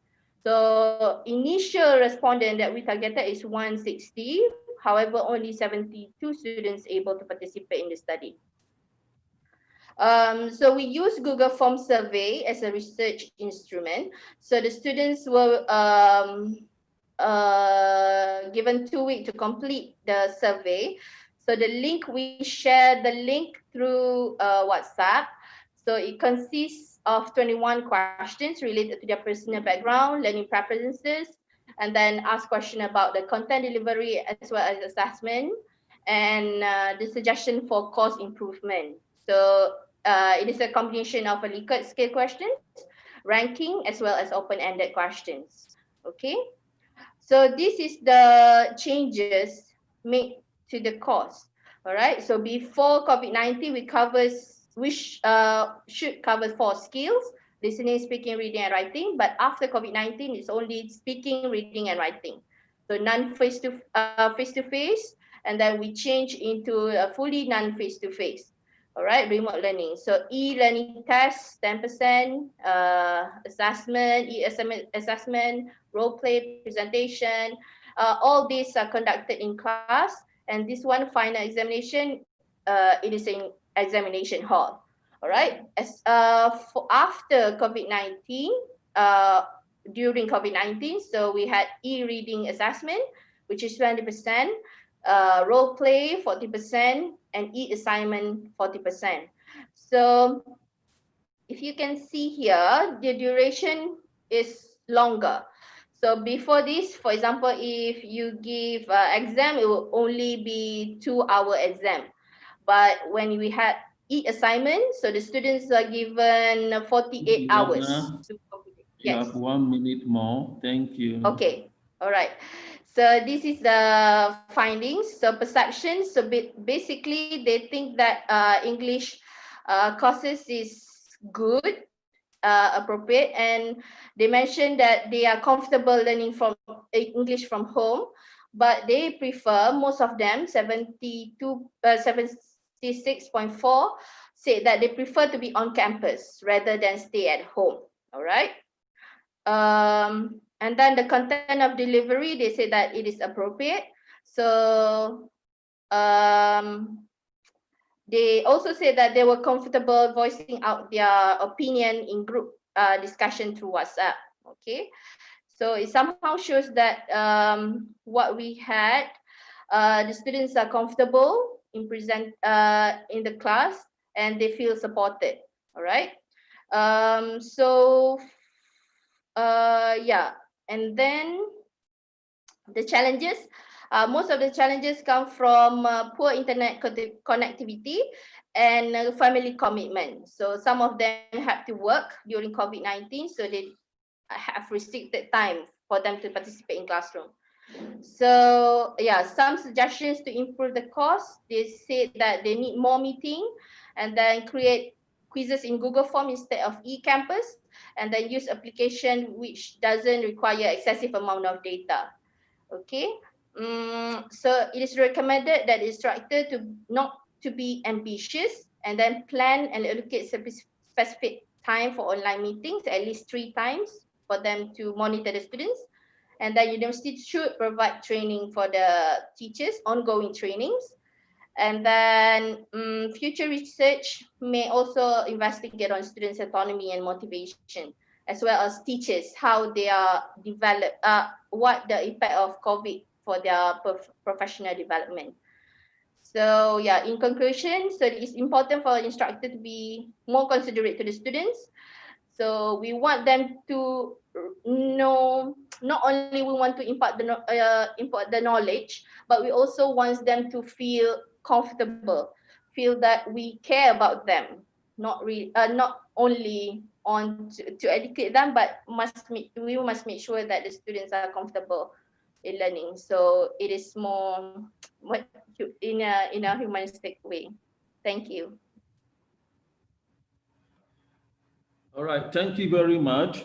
With all the presentation done, this session is ended, and I believe all the participants and presenters have obtained valuable experience during this session.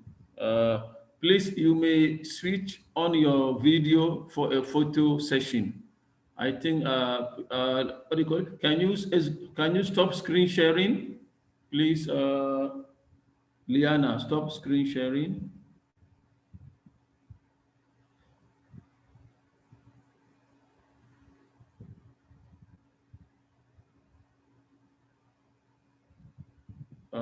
Can you stop your screen?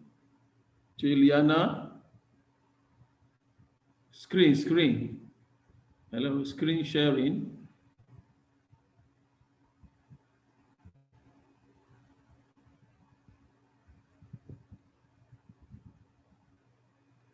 Liana, can you exit your screen? Stop screen sharing. Stop screen sharing.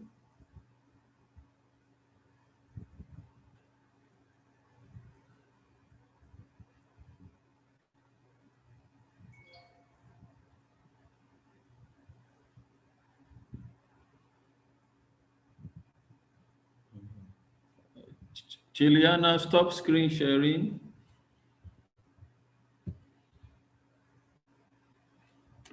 You are still on the screen.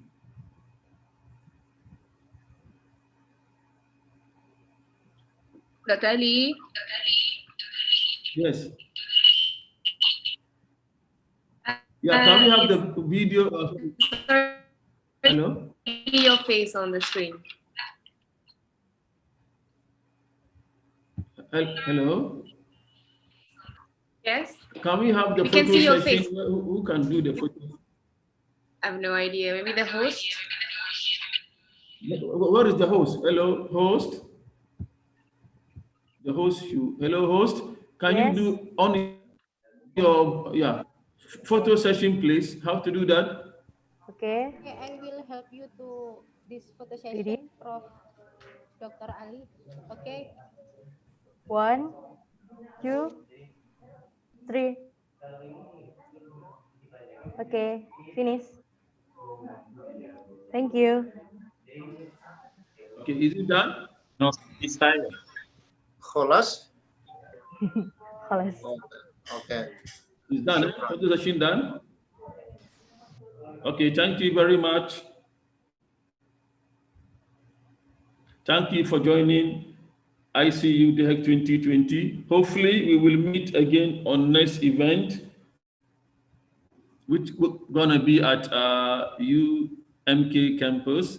Hopefully, that time there is no COVID, no any pandemic, right? So this session comes to an end. Thank you. Give applause to all of you.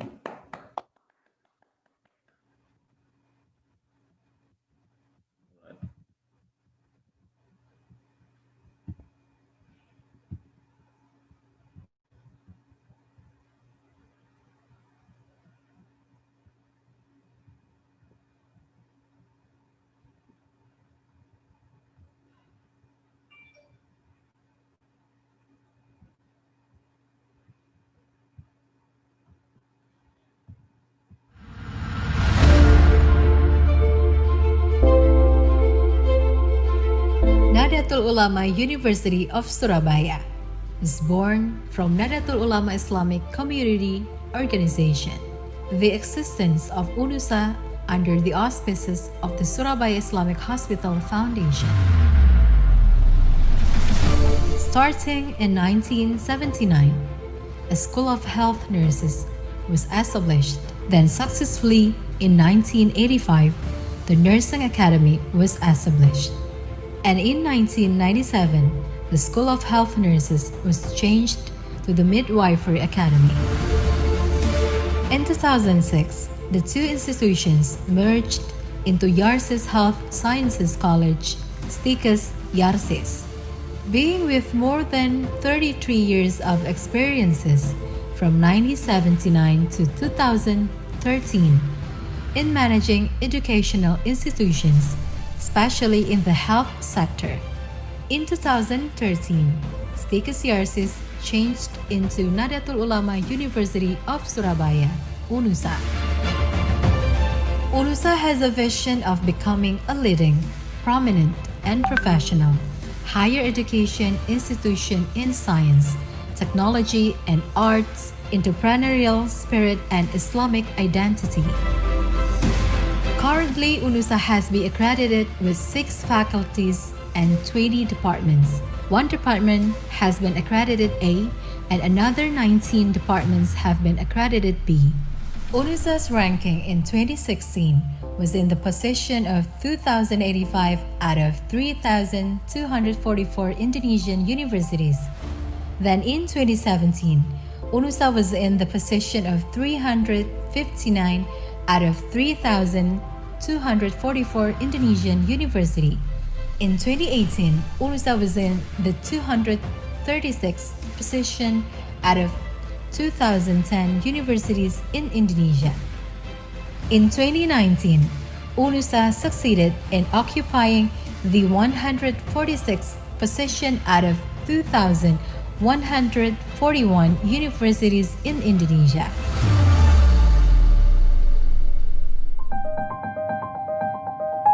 UNUSA is supported by 224 lecturers and 120 education staff who are competent and professional.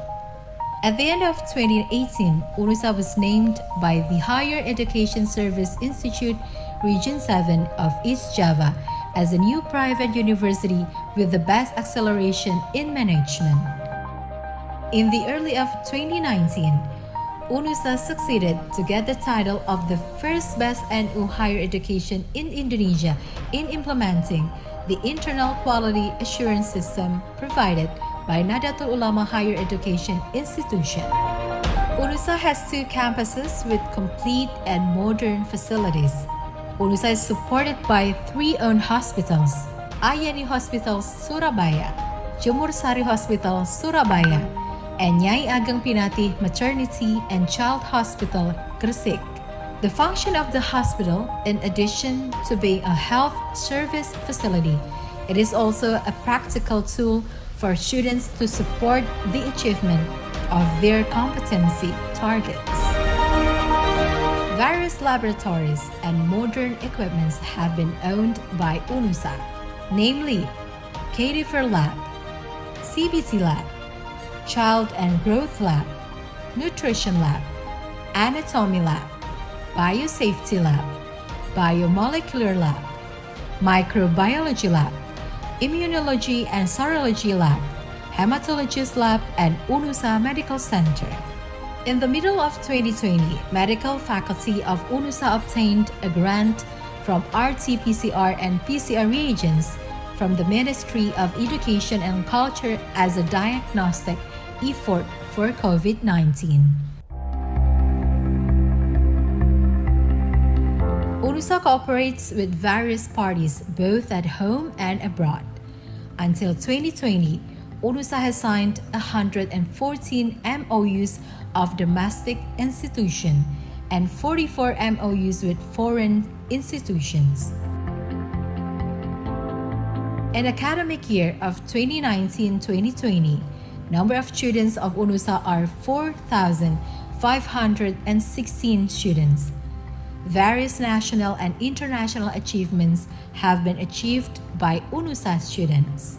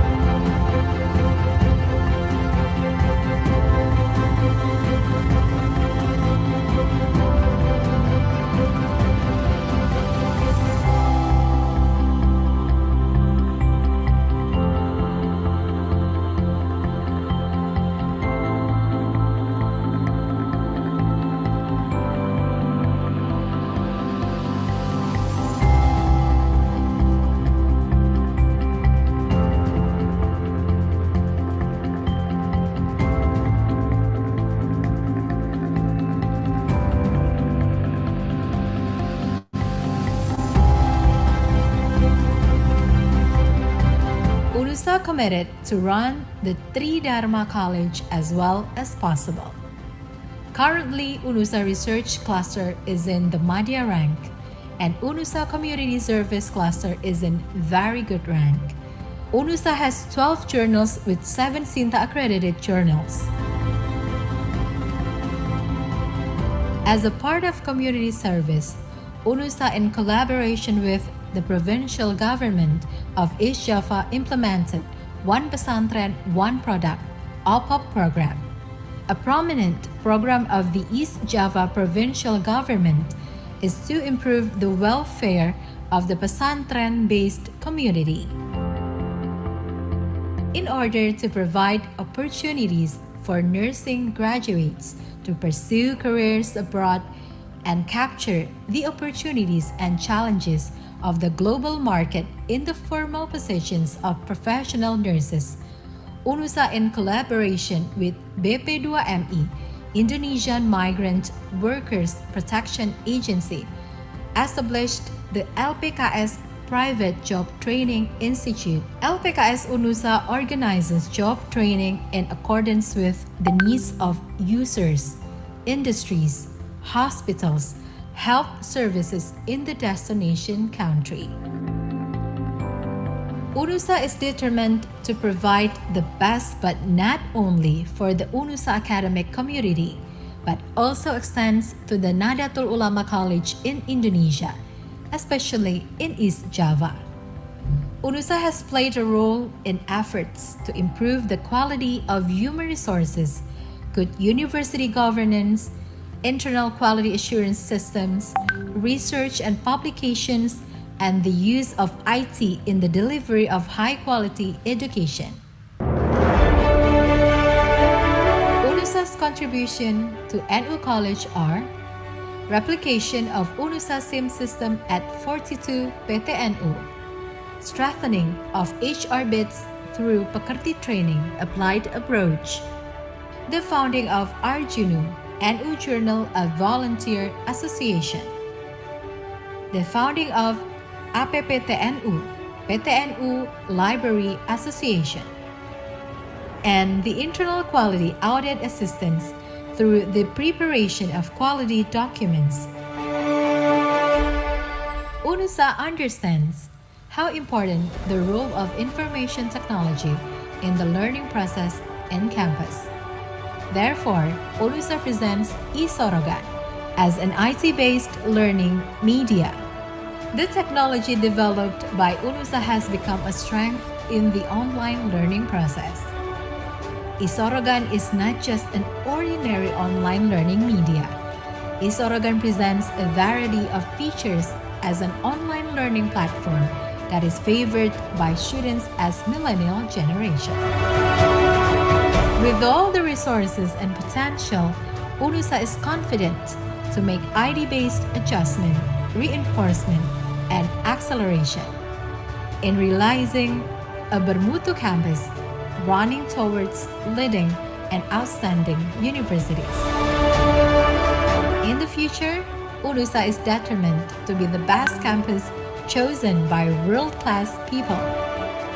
UNUSA prepares the generation of rahmatan lil alamin. Kami Generasi rahmatan lil alamin.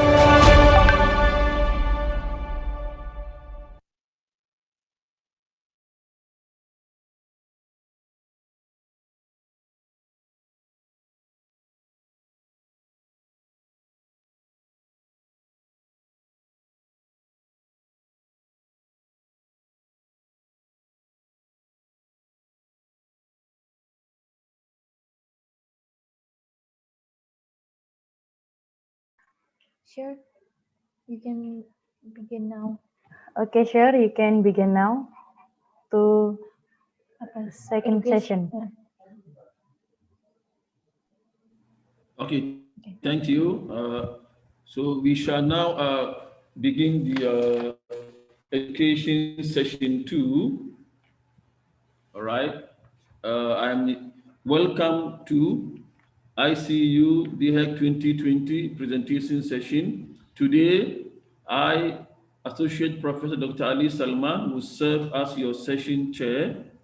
I hope all the participants will be pleased with this session. In order to keep the session conducive, there are some guidance that we need to follow, such as each of the paper will have 6 minutes presentation. We are running out of time. I will not make it 8. It's going to be 6 now. All right. Certificate for presenters will be only given to those authors who presented. All right. Since we have no time, so I will call on the first author. Is Fifi Koirul here? Fifi Koirul.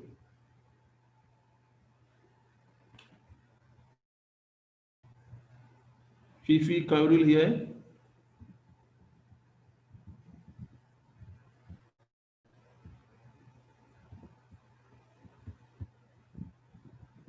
Fifi Koirul here?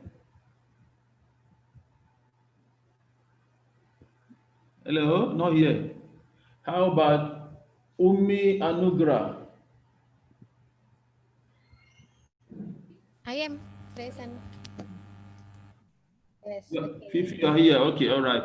So can you begin your Okay. presentation? Yes. You have 6 minutes, eh? We have run out of time, eh? 6 minutes. Thank you, Professor.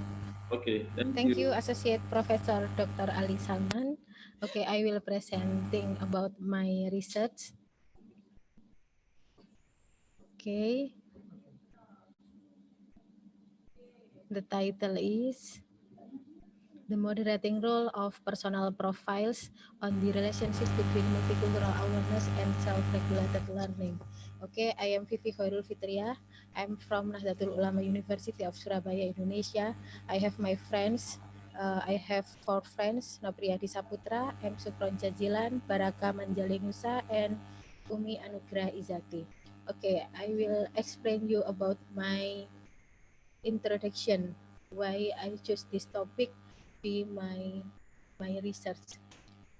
My motivation is multicultural awareness is very crucial for every student, as well as self-regulated learning. And we know that today is industrial revolution era 4.0 and society 5.0. So we need to collaborate each one between students and also between student and lecturer. So we need collaborating, and this collaboration need multicultural awareness, like multicultural awareness. And then the cap of this research, I read many papers about multicultural awareness and also self-regulated learning.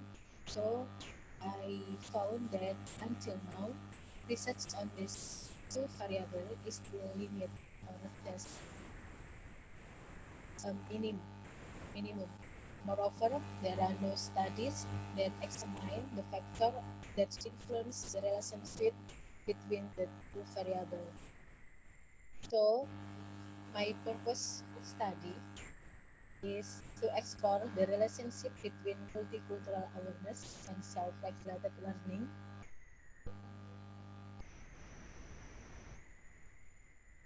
Okay, and my purpose study is to explore the relationship between multicultural awareness and self-regulated learning in students and discuss the role of student personal profile in the relationship between the variables. Okay, for data analysis, I use the structural equation model, and I have 165 students of the city of Surabaya, Indonesia. And the result of my study, there is a positive relationship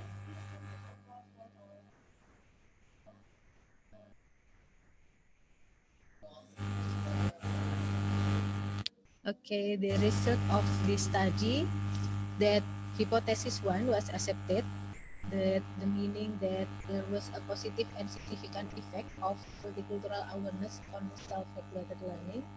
The path coefficient was 0.284, while the t-statistic were more than 1.996, or p-value less than 0.05. That's a significant result. Whereas, in other hand, hypothesis 2, it is rejected. The path coefficient is negative 0.230, while the t-statistic less than 1.96, and our p-value is more than 0.05. That the conclusion personal profile actually do not affect the relationship between multicultural awareness and self-regulated learning.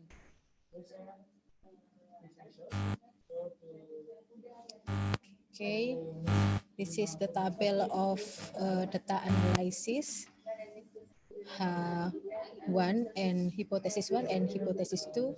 Hypothesis 1 is accepted, hypothesis 2 is rejected, and then the discussion, individual perception of multiculturalism have a positive effect on self-regulated learning.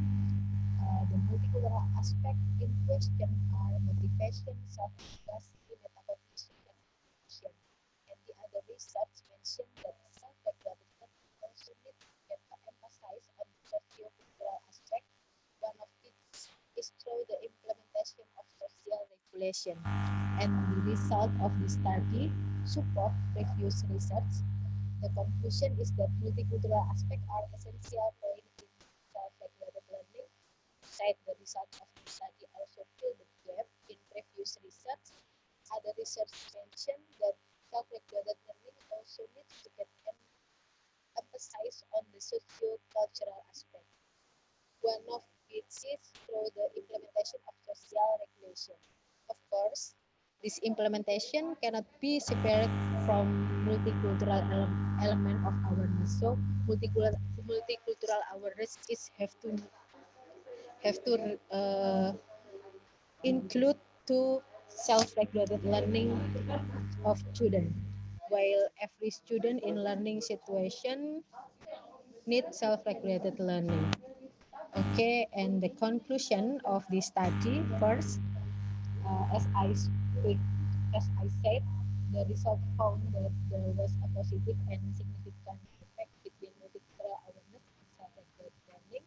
However, student personal profile did not have a significant effect on self-regulated learning, and the personal profile refer to their gender profile and background of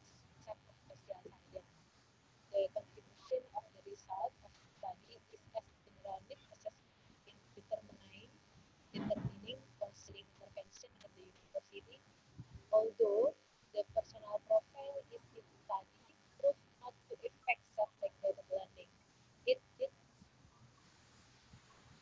It did not rule out the possibility to identify other personal profiles that were not covered in this study for further research. In addition, the contribution that is no less than important is the result of this study as an essential assessment in determining counseling intervention at the university. And the last multicultural aspect are essential aspects in determining the success of many things, including improvement of self-regulated learning. Thank you. All right, thank you very much for the interesting presentation by Fifi. Now we move on to Umi Anugrah Izati and Fifi Korul Fitria, relationship between psychological empowerment and job satisfaction in teachers. Yeah, are you ready?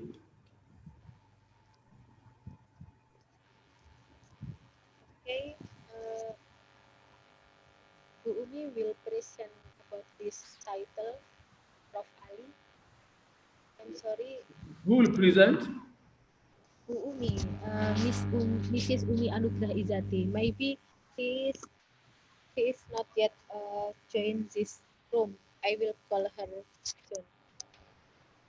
So she's not here. Is Umi not here? Hello? Is Umi here? Umi. She's not here, maybe, Prof. Okay. Maybe the next presenter. So the next, move to the next one, eh? Yeah. Yes. All right.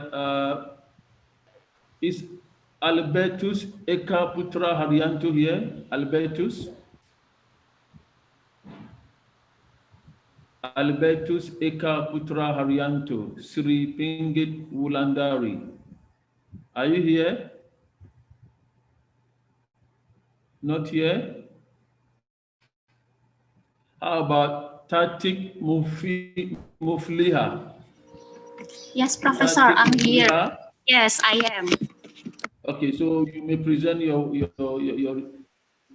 work title, Communication Skill Promotion in Senior High School English Classroom through Online Project-Based Learning. Please, Okay. you may proceed. You have 6 minutes. Yes.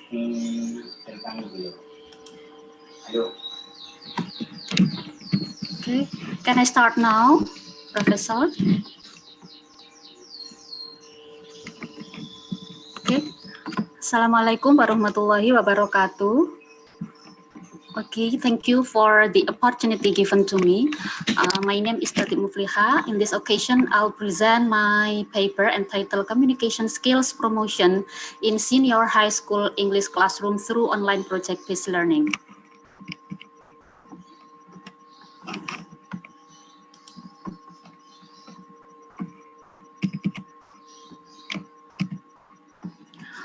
Okay, as we know that we are now at the Industrial Revolution era 4.0, which is characterized by the development of technology to be the basis of human life.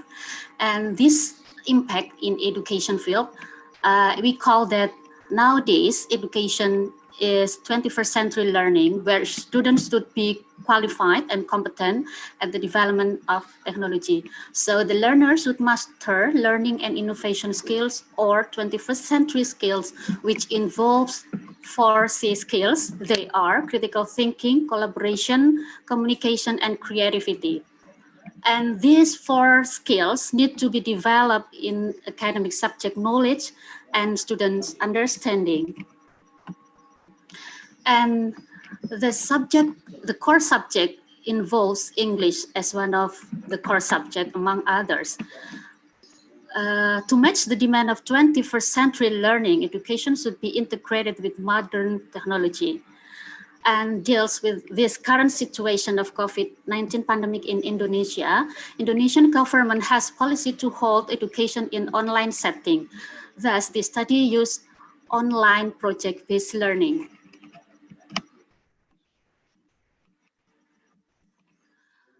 Here, there were several previous studies conducted by the researchers. The first one, a study conducted by Kalak, 2015 indicated that the implementation of online PBL increased student vocabulary and speaking skill. PBL offered joyful atmosphere, thus learners experience less anxiety in learning. Another previous study conducted by Kovalyova, Suruleva, 2016 revealed that PBL is an ideal teaching method as this improves engineering students' oral written communication. The third, conducted by Zainab and Yunus, they reveal that PBL enhanced student communication abilities in science education program. And the last previous study conducted by Kurniawati, Susanto, and Munir in ELT context, they found that implementation of PBL promotes students' communication skills, especially in communicating ideas with others. So what is PBL? PBL is an experiential learning. This definition by Brown and Lee and also by Eyring to 1991. And this also supported by a study conducted by Larasati. PBL is a teaching approach that engages students by providing challenge or project as a means of gaining new knowledge or skills. And PBL is one of the recommended approach by Ministry Education and Culture as innovative approaches to be applied in the implementation of 2013 curriculum, the latest curriculum, which is implemented in Indonesia. So my focus of the research is about communication skills. Communication skill is one of the essential competencies of 4 Cs, among others, collaboration, critical thinking, and creativity. This proposed by Partnership 21 in 2015. And teaching learning process will be successful when communication in the classroom among the teacher and students or students with other run on well. And in this research, I use 5 communication skills indicators adapted from Greenstein 2012. This study uses qualitative descriptive, which used the data taken from 6 subjects of students of private senior high school in Surabaya. And the data were taken from the synchronous electronic interaction, namely WhatsApp group and also Google Classroom. So the data were in the form of student conversations, to screen recorder and voice note recorder. The result, I will show the result. Sorry.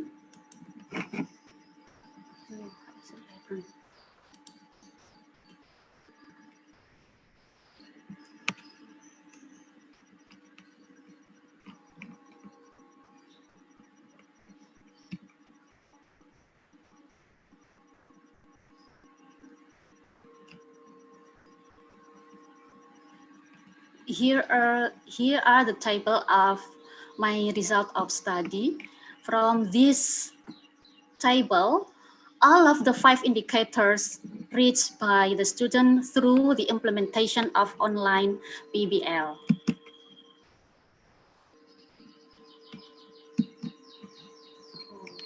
How can I move this screen?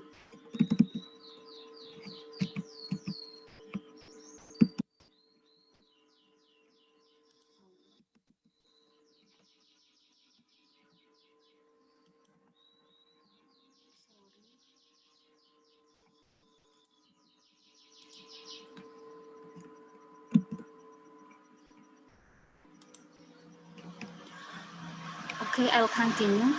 And this result is also, I'm sorry. Are you okay? Yes. Okay. I'm trying to share my PPT. Can you see, everyone? The result of my study are in line with the previous study conducted by Kurniawati, that students' communication skill promotion can be reached through the implementation of PBL. Discussion. The PBL in this study is in the form of e-poster making, and as I have already stated in the previous section that some experts define that PBL as an experiential learning. They are Brown and Lee and Eyring 19 and 1991. This idea was supported by Knudson 2003 that experiential learning occurs when students engage in doing a project or task. In this study, the process of e-poster making involves students expose their communication skills such as share ideas, discuss the topic, and solve the problem. In e-poster making process, it is possible for students connect earlier experiences with the new one. This process indicates PBL is experiential learning. Miss, you have 1 minute more. Thank you. Okay. I just want to share my result. Here is one of the example of the result of my study. Here in the example, indicates that student 1 stated his idea clearly. He offered the theme of poster, namely, what if the theme of e-poster, that the role of social media in pandemic COVID era. And this opinion was accepted by other members. This indicate that student 1 has able to state his idea clearly so that other members group understand. In addition, the other member group can positively respond his idea. In other words, this example reveal that the first indicator can be reached. And because of the time, so I go and jump to my conclusion here. The online project-based learning is substantially applicable in student communication skill promotion. Okay, thank you.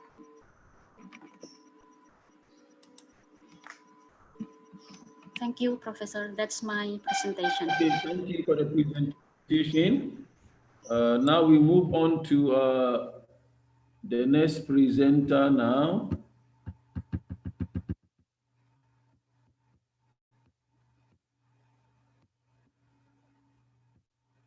The next presenter, okay, I'll try to find again. Is Ummi Anugrah here? Or Ummi finished already, right? Sorry, Ummi Anugrah was not around. Is Ummi here now? Ummi Anugrah? I'm here. Okay, you may present your work now. Okay, thank Yeah, you. You have 6 minutes. All right. Can somebody else, my partner, Fifi, will be show the presentation?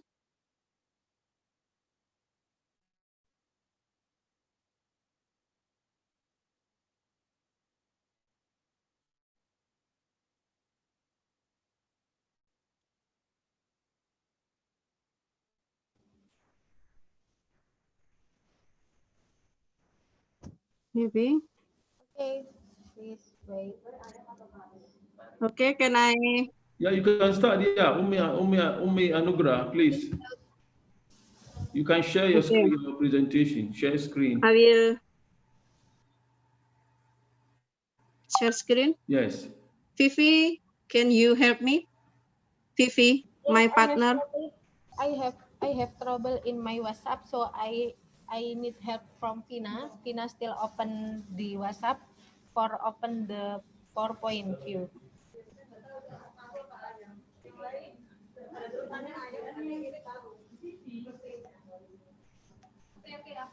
Okay. Yeah.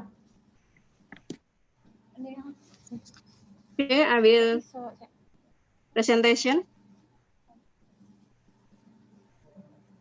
I cannot open the PPT. Enggak sih nomor Vina itu? I cannot. Ini kan anak kecil enggak? Saya kirim di grup. Cara. Iya, anak enggak? Ada. PPM. Ya, in grup LPTK. Please wait second.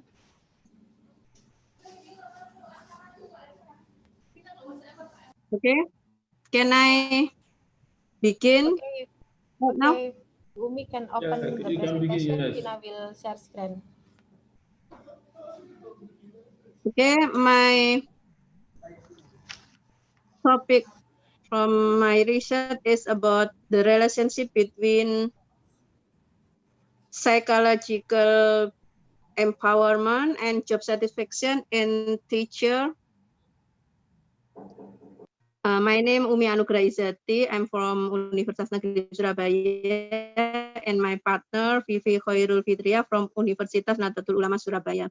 Okay, my study aims to determine the relationship between psychological empowerment and job satisfaction among teachers. The research between methods used in a quantitative. The subject of this study were 56 teachers working in one private high school. This research instrument used in the study is the scale of psychological empowerment and job satisfaction scale. The data technique in study use product moment correlation. Okay.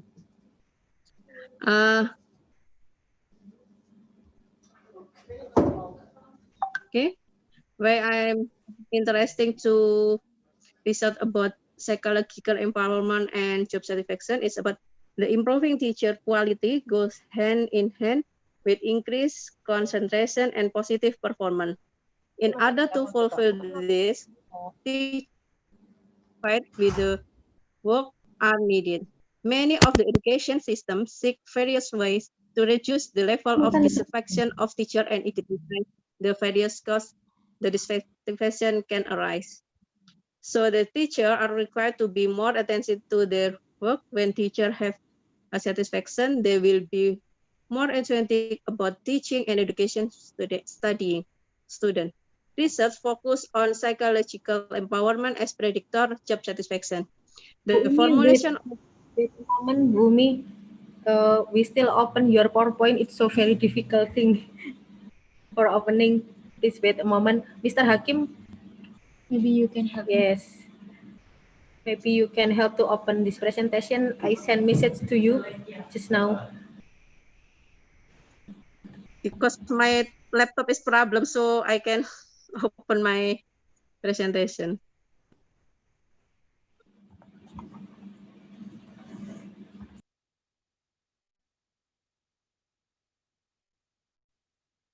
Okay.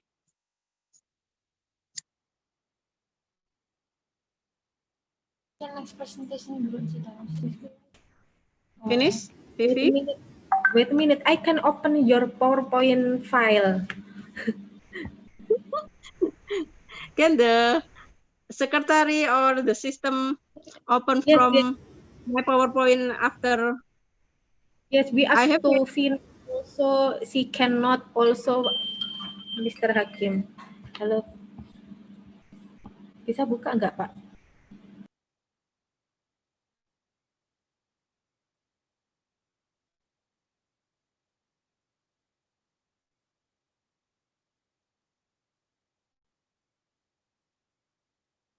Okay, until now we can open your file, Umi. Udah bisa? Oh, okay, Vina can open the file. Okay. Okay, thank you. I will continue the literature review. Literature review. Okay. Mr. Hakim. In the studies, I get the theory from Spector for job satisfaction and the psychological empowerment by the Spritzer. And then the method of the study, method, please. Method, please.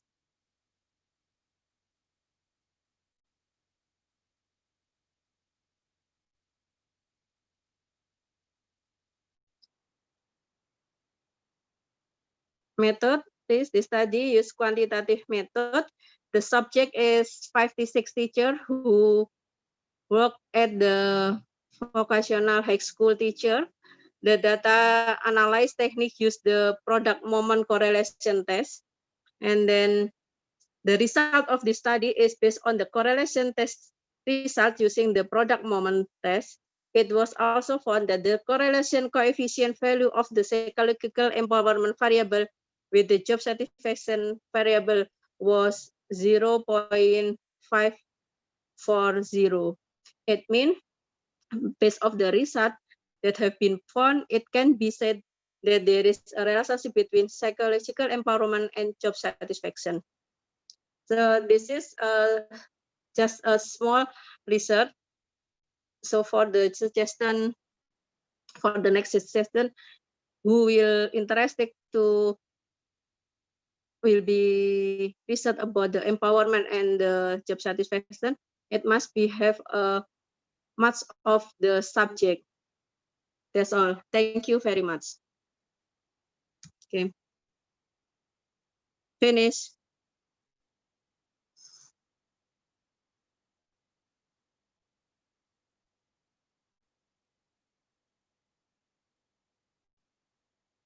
Yeah, Okay. thank you very much. The next presenter will use YouTube presentation.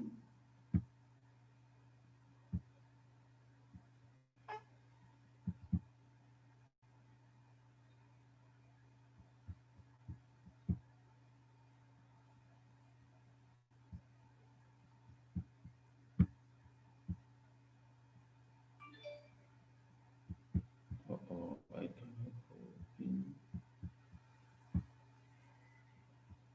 Host, can you open Yes, Siti yes, Bahira's sure. YouTube presentation?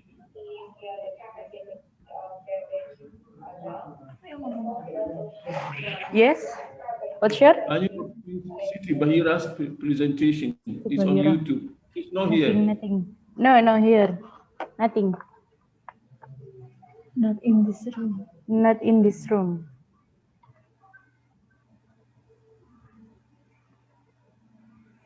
Next. How about next? How about next? Presenter. Next presenter. Sure. What is the Mr. host? Next to Okay, Siti Bahira. Mr. Nothing. She's not here. She wants to use the No, no, YouTube. here. She is not here. No, she is not here. So, Mr. Edi Puja is ready. Mr. Edi Puja Is ready, is sir. ready, sir.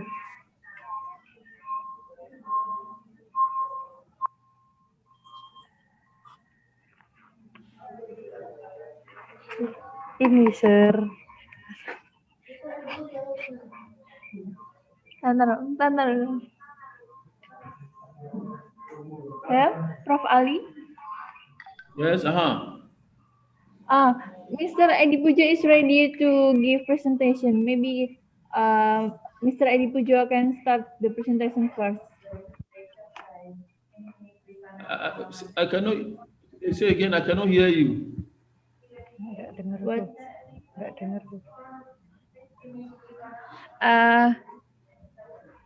Yang ada ya. Miss Siti Bahira and Miss Mahmuda that is not in this room.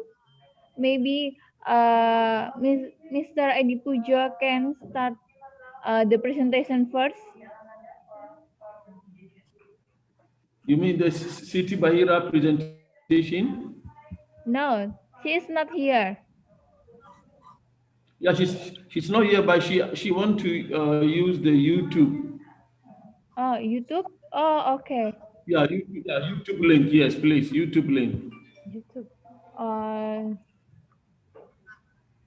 Yeah. Do you have the link of YouTube? You don't have? No. Wait. I will check to computer.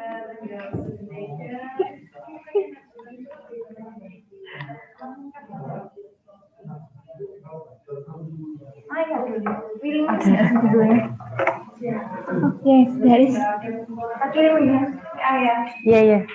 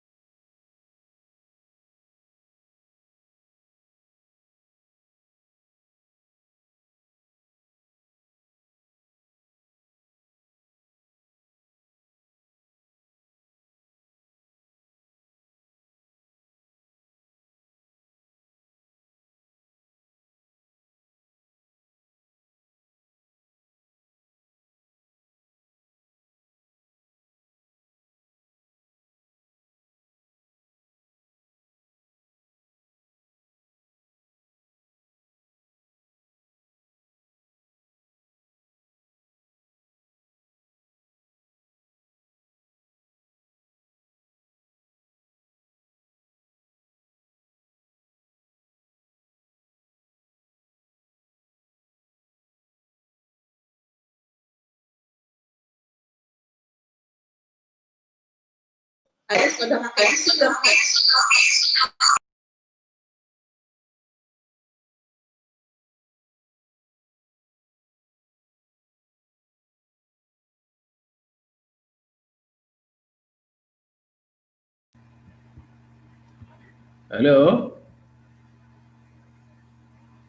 Yes, sir. Hello, huh?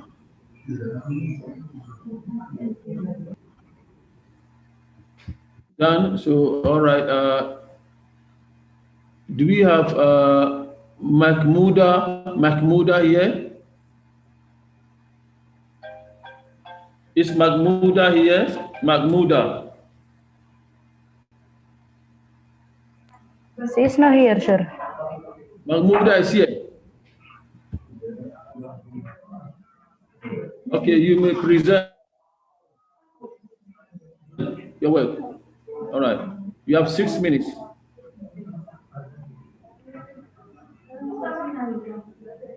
Mahmuda not here? No, not here. Okay.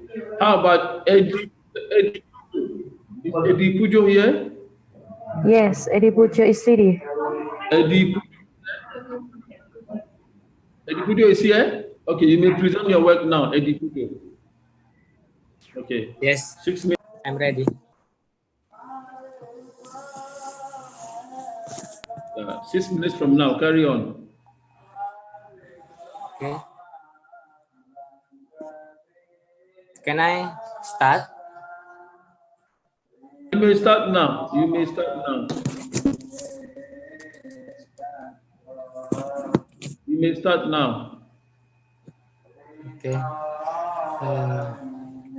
Something happened error here on my handphone. Ping ping. But I start now.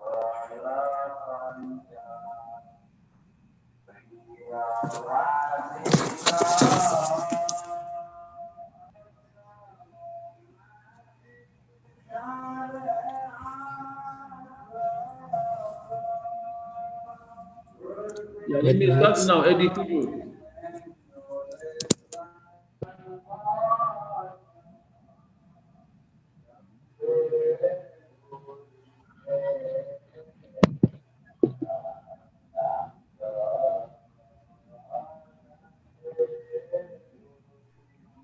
Okay, Assalamualaikum warahmatullahi wabarakatuh.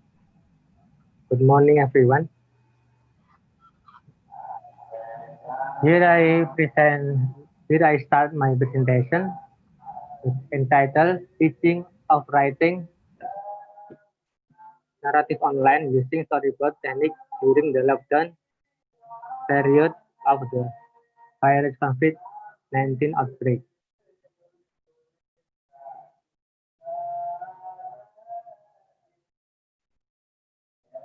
Okay. Can you hear my voice? Yes, we can hear you. Yes, we can hear you. Continue. Okay. My name is Dibit Basuki with my member Tiasa Putri from UNUSA University. I start my abstract. Living among the virus COVID-19 epidemic, lecturing were conducted online. One such learning technique is the storyboard technique. The media picture storyboard is a media which is a reproduction of the original form in a dimension in the form of photographs or paintings. Storyboard technique is an activity before writing that emphasizes the elaboration, detailed explanation, prediction of or estimate the growth of ideas and sequencing. The design of the study is descriptive qualitative. The study aims to describe the process of pre-developing of a storyboard. The model of sequence of storyboard so an inspiring lesson plan of teaching writing of narrative text online using storyboard technique. The result of the study are, in order to produce a storyboard integrating text, the teacher should simplify the global coherence of story of the local one. And I continue with next slide. introduction, living among the virus COVID-19 epidemic, lecturing, working online. Creative and inspirational teaching is needed, which use electronic media and digital resources that can be easily accessed by students in the world of modern education. One kind learning technique is the storyboard technique.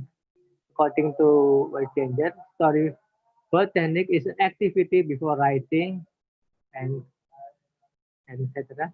One problem that usually arises is that students sometimes have difficulty developing ideas and lack of coherent technique that give impact of on the low ability of students to produce a work in the form of short stories. The construction, this is the answer of my question of study. The answer, the first answer is the construction of pre-developing a storyboard. Teachers should know the cognitive process of the students that are aged as teenagers, so that to make good storyboard, teachers do not just make sequel a picture without any consideration and all done. The teacher should define first what students should imagine and then what they should shift to written form. This is my explanation. Start with theory of Andit about semantic coherence. That is, we should define the global coherence into local coherence. This means we make simpler way in order to students understand well, so that we can give them a complicated story, but we should have object to make the picture will translate into written form, so that global coherence should define to local coherence and hypernomy that it's called global meaning into hypernomy. That's a simpler one. And then we continue with visualization. After we know what we tell to the student, we make in visualization form. This means we divide into picture, so that we should know, we should make consideration from setting and general structure of a plot. Setting like background of time, place, situation, social, background of material, setting background, and setting of integral. And then uh, we should take consideration more about generic structure of plot, that they are orientation, complication, resolution, and reorientation. After that, after we pass the procedure here, we make storyboard. Teachers should shift the global coherence of sophisticated story into local coherence one. This means the teacher, before make storyboard, he should define firstly the hypernomy into hypernomy that I have explained previously. And the next is model. The writer cannot state all picture here, so that to sit with the limited space of coverage of preceding paper, he states one picture as example below. So that to tell this example, to tell about Rojonggrang story, we should make a picture as like the costume and in the nature like that, so that the student will easily to make to understand and shift into writing.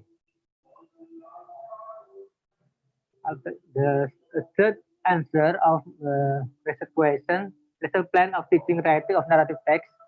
First, make a good storyboard as follow the chart above and the picture and so on. You have 1 minute more, sir. Thank you. Open an online teaching process. Give clear comment. Show one picture first and ask them what they see. Make brainstorming. Make sure that all elements of picture succeed to mention. Give example. After that, let them to make their story freely. After 20 minutes, ask the student to read. Ask the student to read their writing. Conclusion, in order to make good storyboard, teachers should understand the cognitive process of the student, and so on.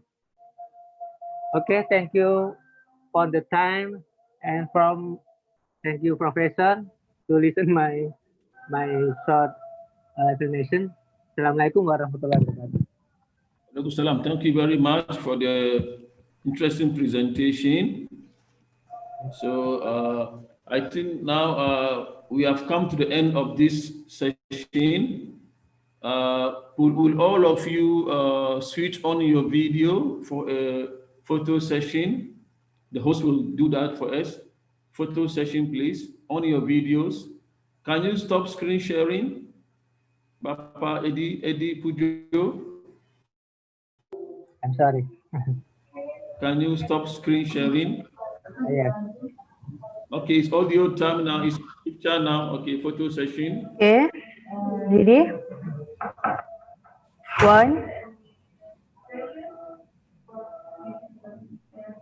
1, 2, 3. Okay. Done. Thank you.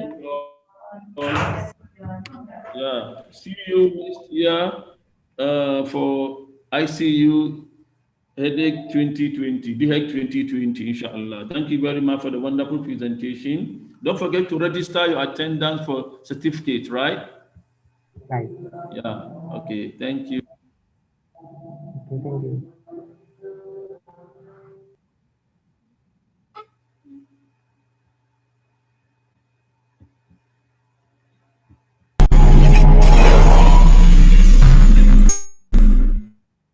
University Malaysia Kelantan, UMK, is an entrepreneurial university. We implement the government's aspiration to ensure the younger generation are not only highly educated, but also entrepreneurial. Our mission is to become the #1 entrepreneurial university in Malaysia by 2023, in ASEAN by 2026, and in Asia by 2030. This is in line with the National Entrepreneurship Policy, which aims to make Malaysia an entrepreneurial country by 2030. According to this vision, UMK ensures the whole university functions within an entrepreneurial ecosystem. This ecosystem comprises of 9 faculties, including the Language Centre, supported by institutes and centres of excellence, implemented with the discipline of innovation-based entrepreneurship. The university's upper management, together with UMK employees at all levels, are committed to realising UMK as a Malaysian public university well respected for its foundation of entrepreneurship.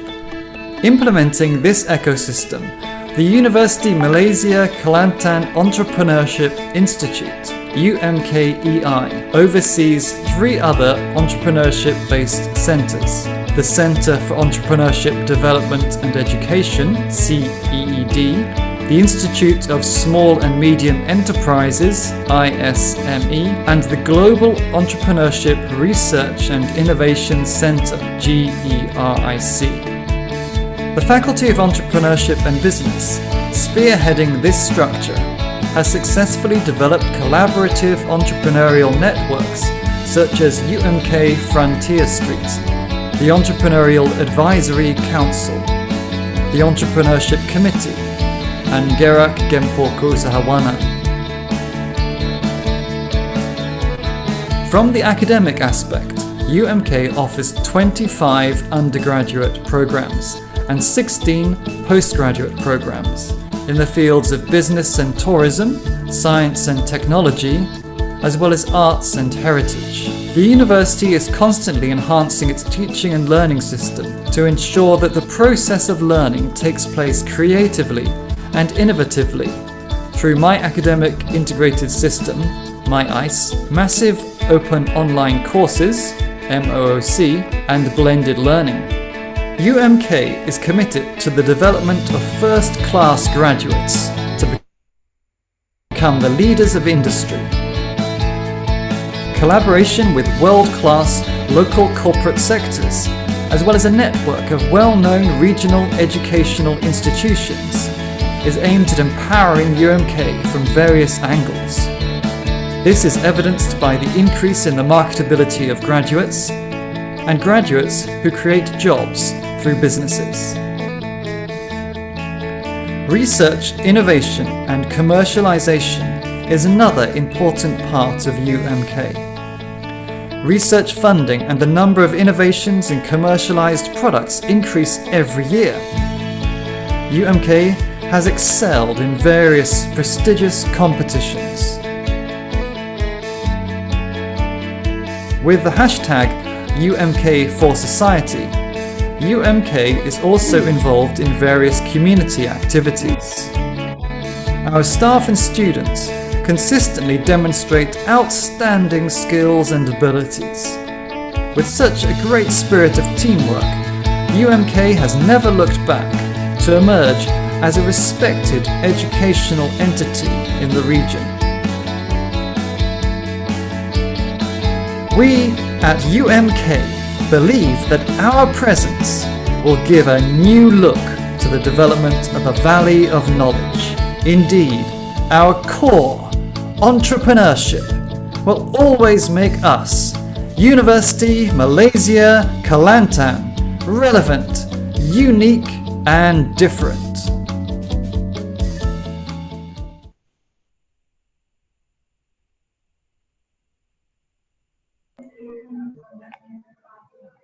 Oke Pak, siap untuk sesi 3.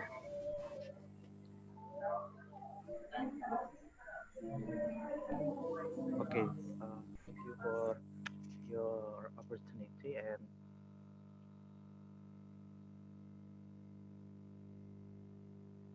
test check.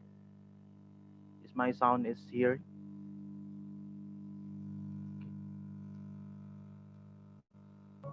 Okay, clear. Okay, welcome to ICU DHAC 2020 presentation session. Today I am Abdul Hakim, will serve as your session chair. I hope all the participants will be pleased with this session. In order to keep the session conducive, there are some guidance that we need to follow, such as each of the paper will have 8-minute presentation, and there will be questions and answer session after all presenters' presentation, if possible. And the second is the certificate of presenter will be given only to the author who present their paper. And the next is please submit the revised paper by 31st August 2020 through PPG or email krishnanusantara@relevanjournal.id. The next is the paper will be published with 2 options. First option is outstanding selected paper will be published in international journal indexed by Scopus with fees of additional charge. The second option is proceeding with ISBN and without additional charge. With all the great contribution of authors in their expertise, I believe we will get much deeper knowledge and benefits through this presentation session. Okay, let's start with first presentation. Let us call for Nur Hafiza binti Hussein Nurhanim Mustafa, with the title is Using English Minecraft Module to Enhance University Students' Motivation in Learning English. Please see the video.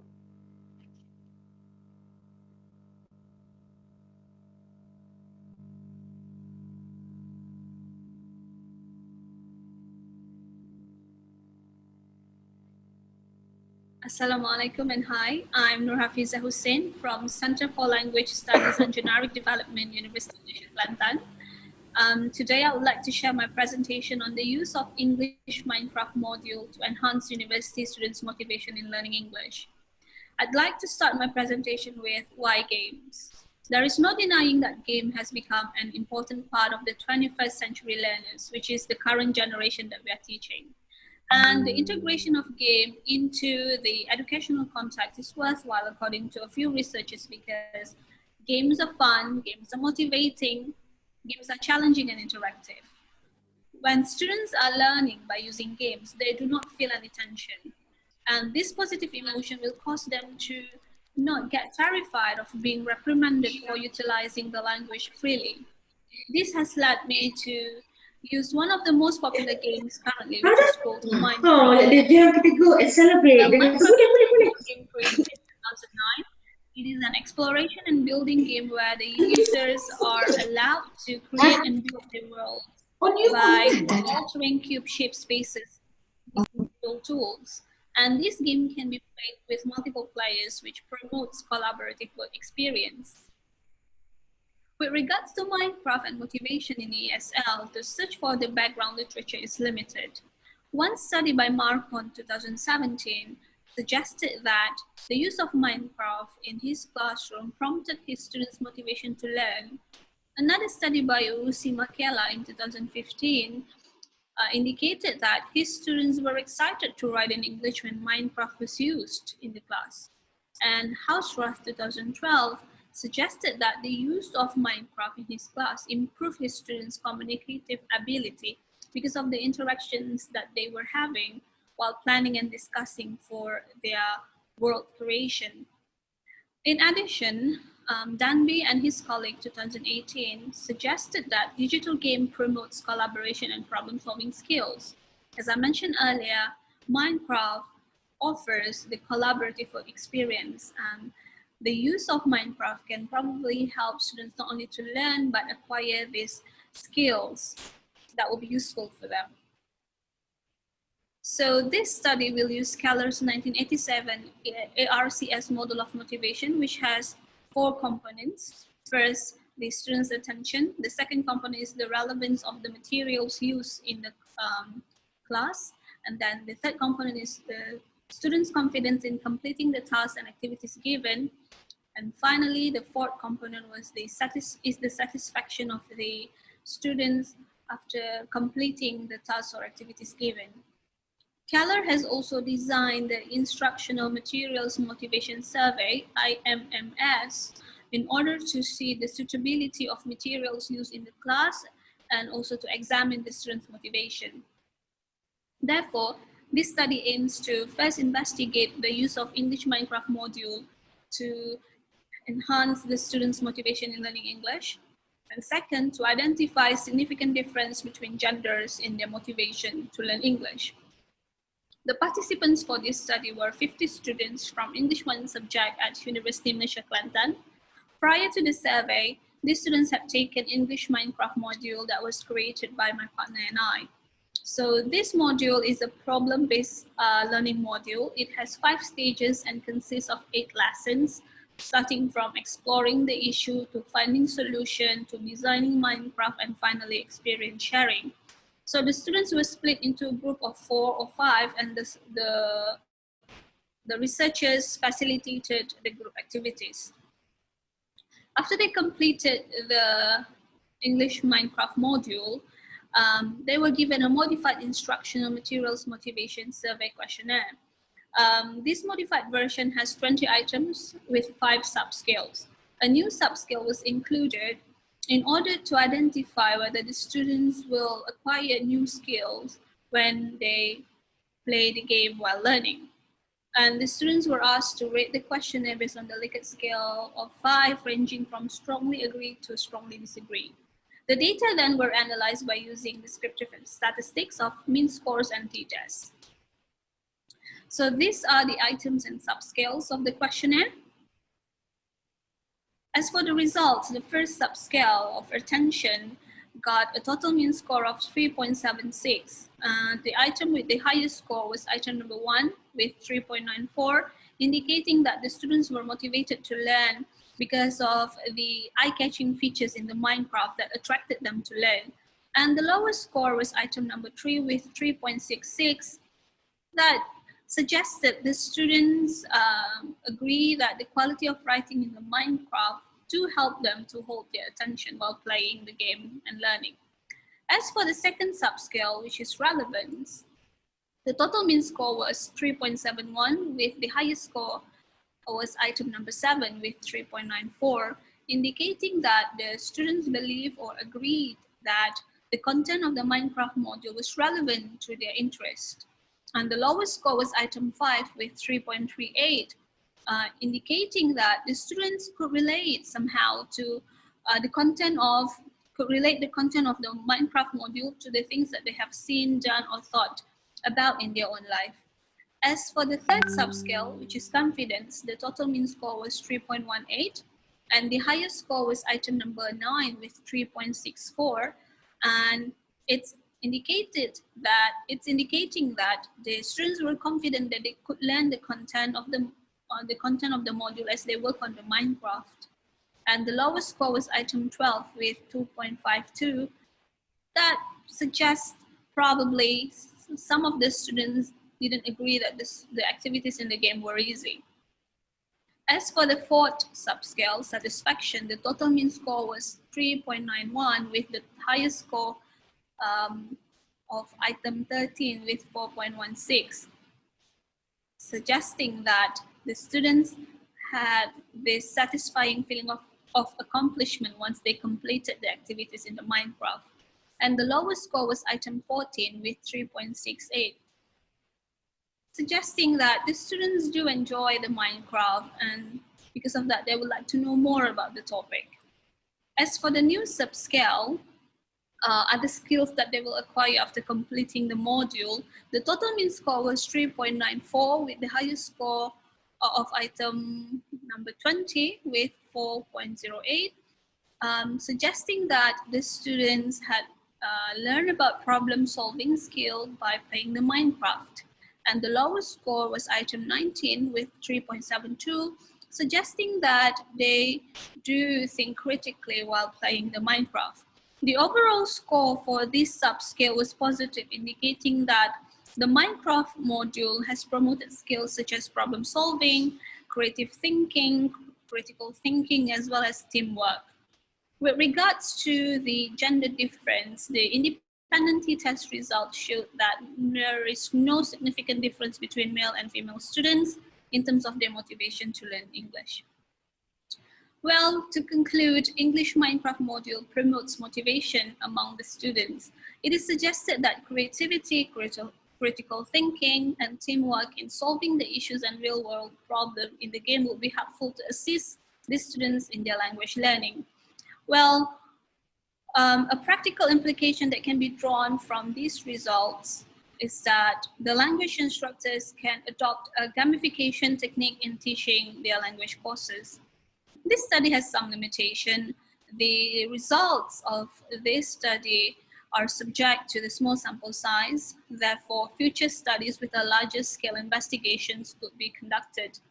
And it is reasonable to include other factors such as students' learning styles or students' personality into investigation, as they are likely to have significant effect on the students' motivation in a digital game-based learning setting. And it is recommended that further research be undertaken in the form of interview to get an in-depth insight from the students. So that's all from me. Thank you very much.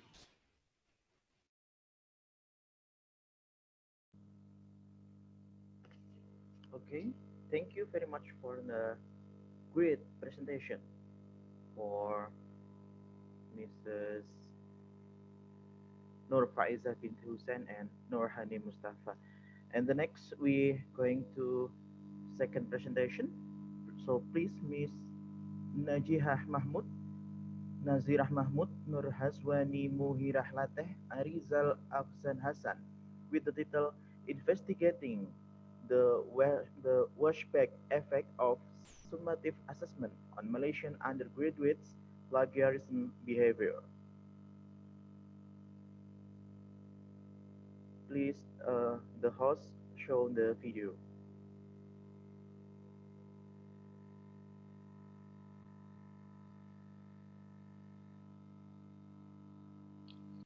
Assalamualaikum and good day everyone.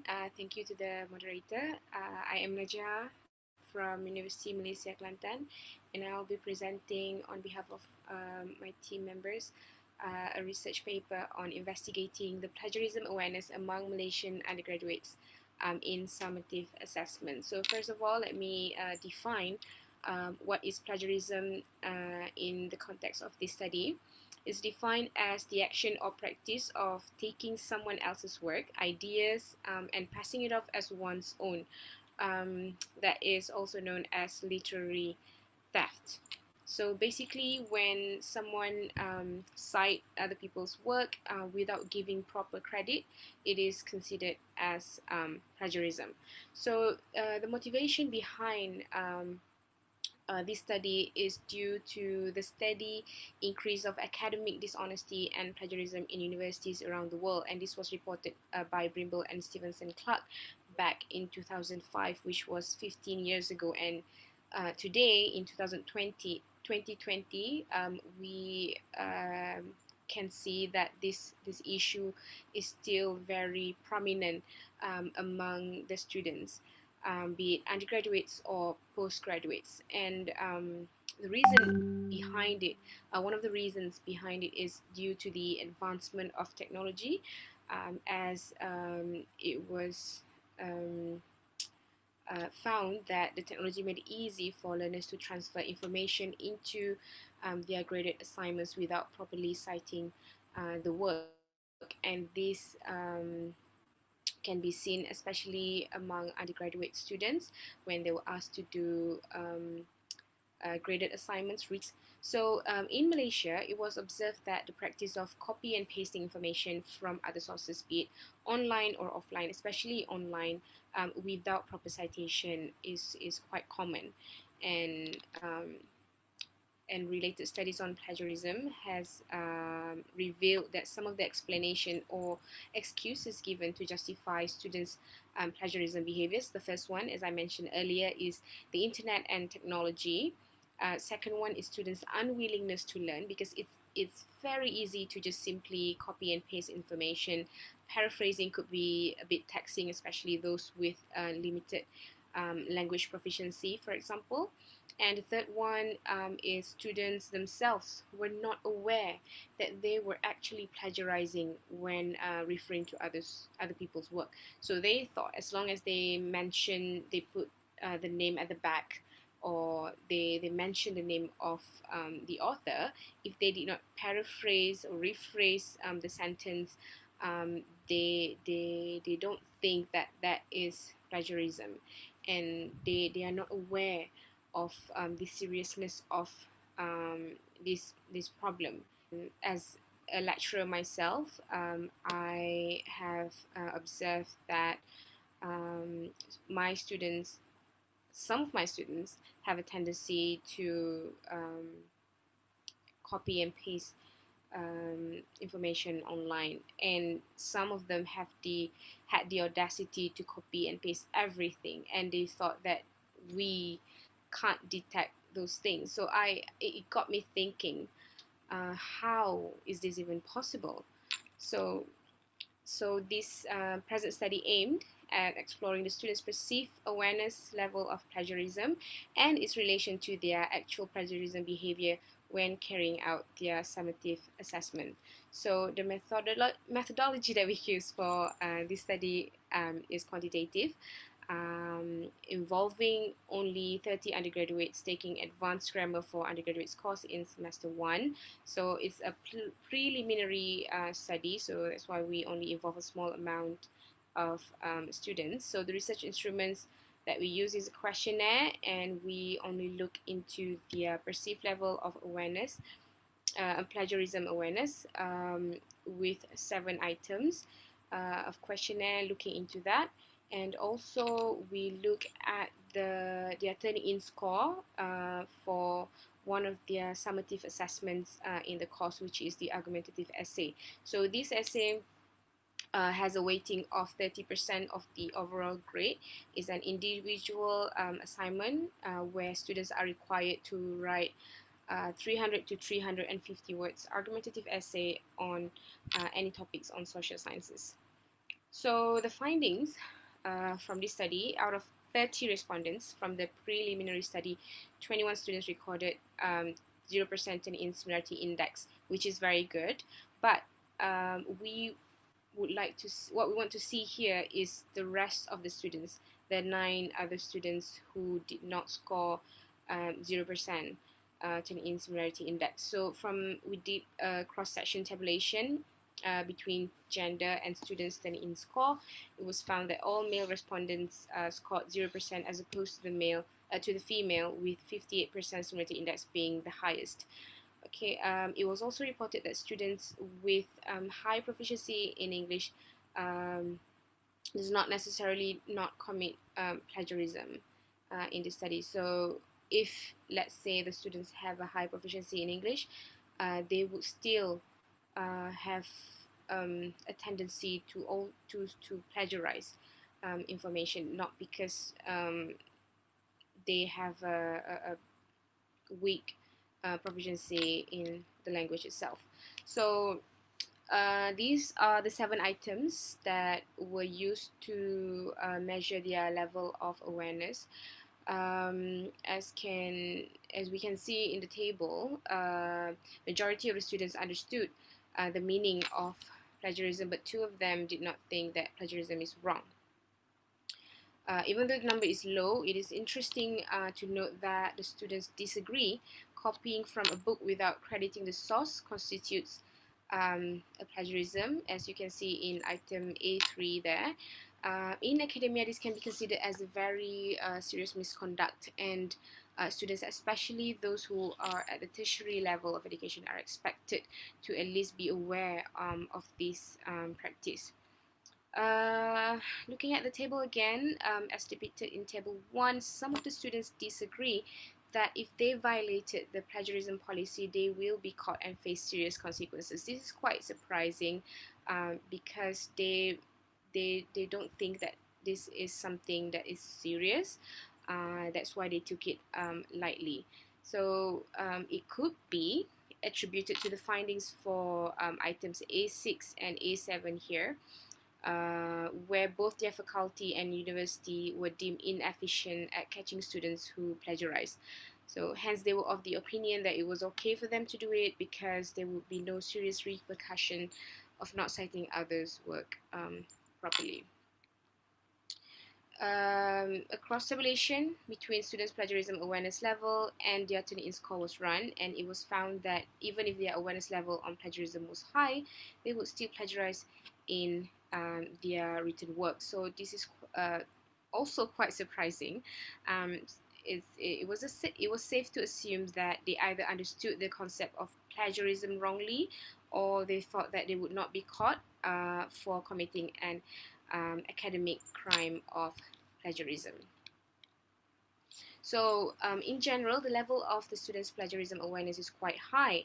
However, there was still a number of students who did not seem to fully grasp the concept of plagiarism, and more exposure would deemed necessary.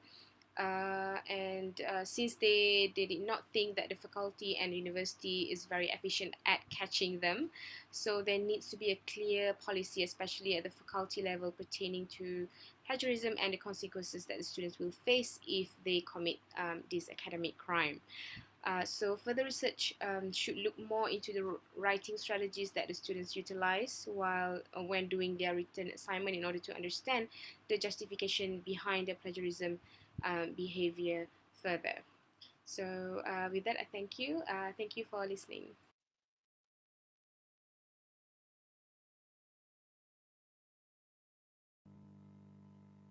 Thank you very much for the excellent presentation for Miss Najia.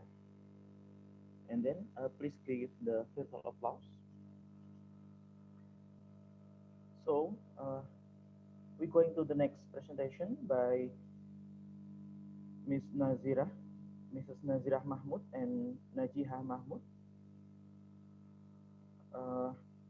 with the titles Students' Readiness in Using E-Learning Application for English Subjects Among Undergraduates in Malaysia. Will you present live or want to play the YouTube?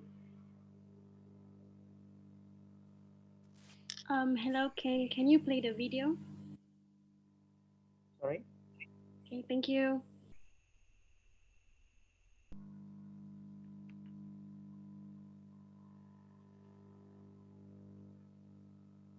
Assalamu alaikum and a very good day to the moderator and fellow presenters. So before I start, let me introduce myself first. My name is Nazira binti Mahmood and I'm from University Sultan Azlan Shah, Perak, Malaysia. The title for my study today is Students' Readiness in Using E-Learning for English Subjects Among Undergraduates in Malaysia. A little bit of background for this study. As we are currently aware and currently facing it, we had been struck with a global pandemic called COVID-19 and it had affected the whole world. And this includes Malaysia as well. It had affected the economy, the society, and most importantly, the education sector itself. And due to this pandemic, federal government of Malaysia had announced a movement control order as the preventive measures to curb the spreading of the virus. And this order was enforced on 18th of March 2020. So Malaysians were required to stay indoors in order to curb the spreading of the virus. And due to this order, Ministry of Higher of Education of Malaysia had announced that every subject was to be conducted via e-learning up until December 2020. University students were required to return to their hometown and continue their semesters via online classes. Okay, for the problem statement, e-learning is an alternative teaching method where students access the learning materials via online computer systems. So somehow e-learning is used only as supplementary materials besides face-to-face classes up until recently. And due to this pandemic, students had to fully utilize the usage of e-learning as it was the only feasible way to fulfill the requirement for their university courses.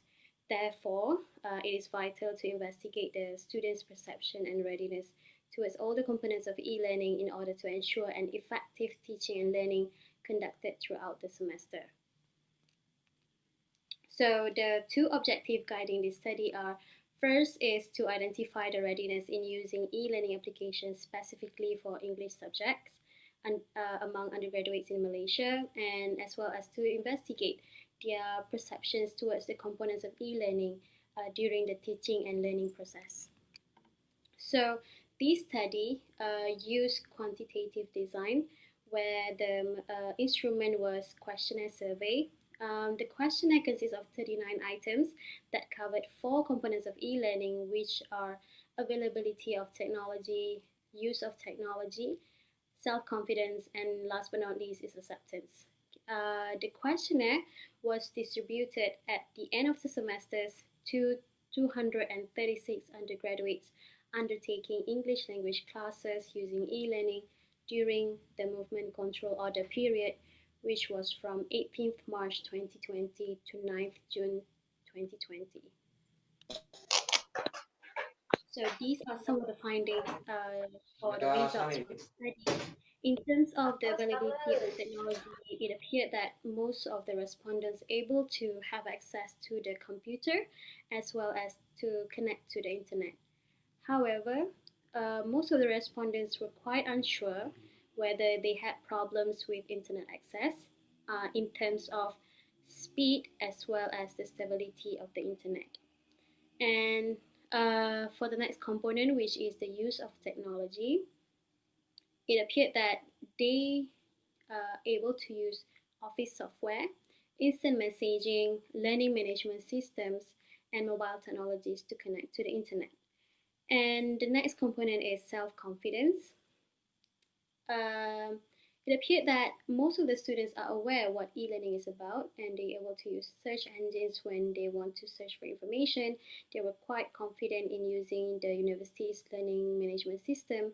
However, when it comes to the implementation of the e-learning, they appeared to be somehow not ready with the implementation of it. And next is in terms of acceptance.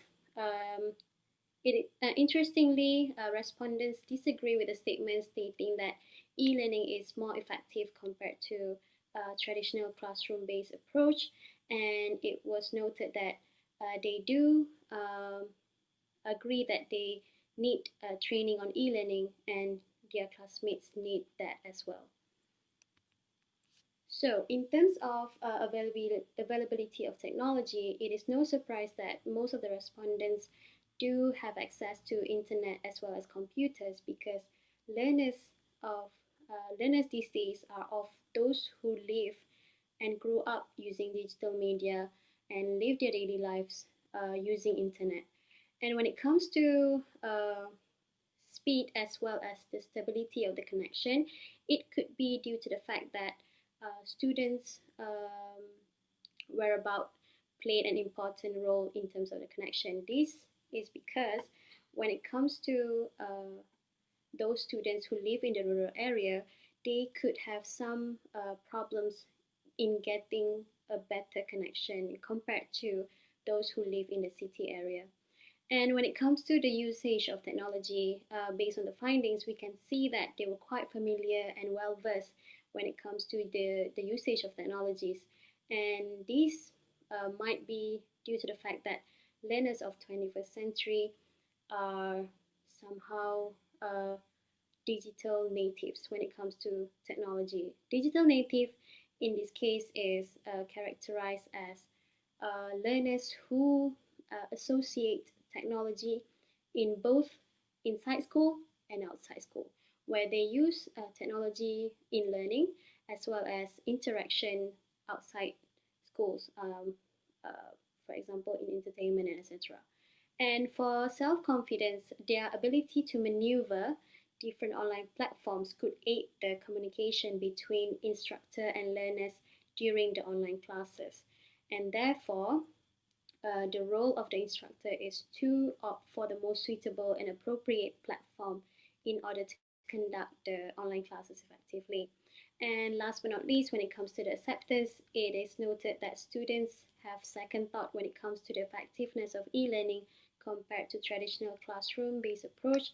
These could be due to the fact that the different frequency of face-to-face classes, face-to-face interaction between instructor and student, as well as the mode of communication and the workload, as the workload could be different when it comes to the face-to-face and non-face-to-face, or also known as e-learning.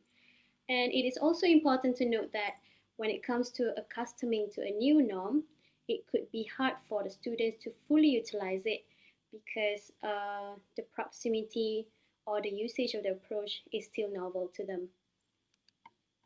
So these are some implications of the study.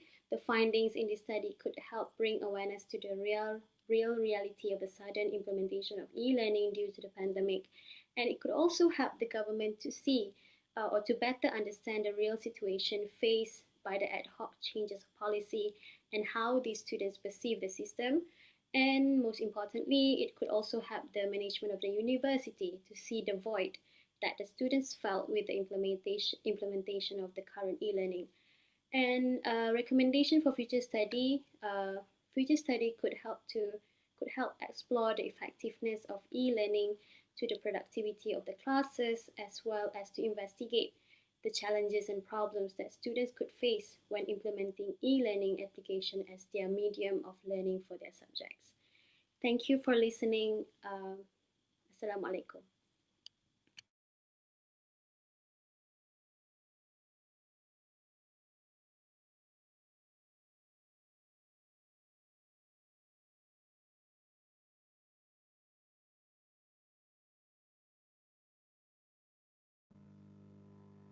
Thank you for Ms. Nazirah Mahmud and Ms. Najihah Mahmud for the excellent presentation. Please give the virtual applause. And we come to the next presentation is come from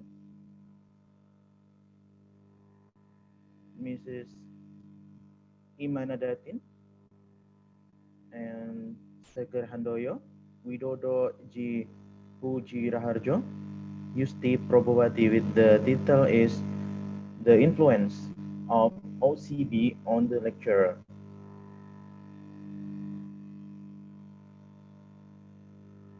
Mrs. Imanadatin.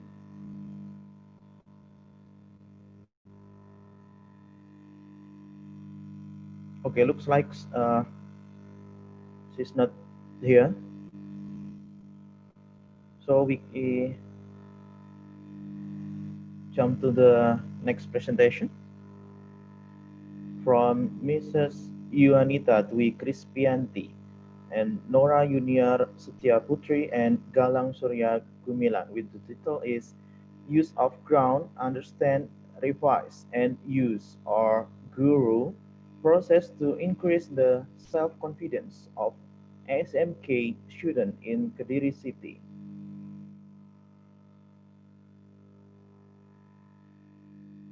Maybe Miss Host could play the YouTube, the video presentation.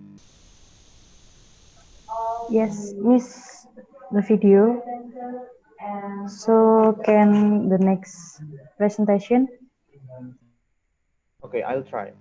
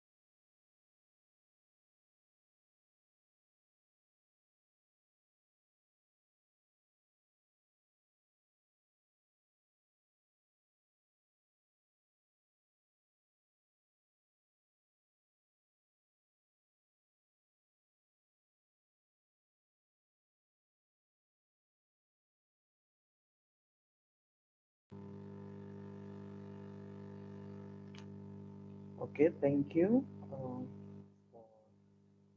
Ms. Yonita Dwi Krispianti.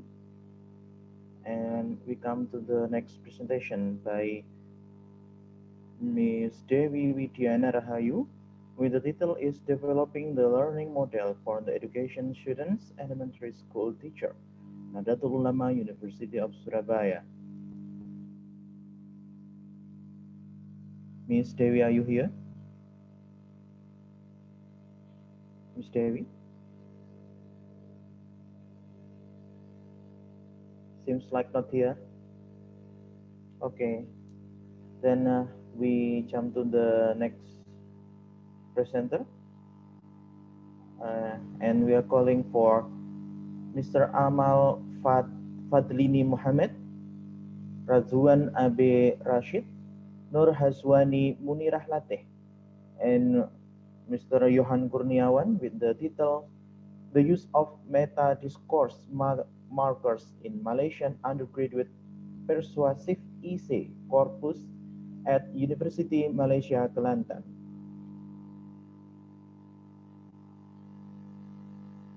Mr. Amal?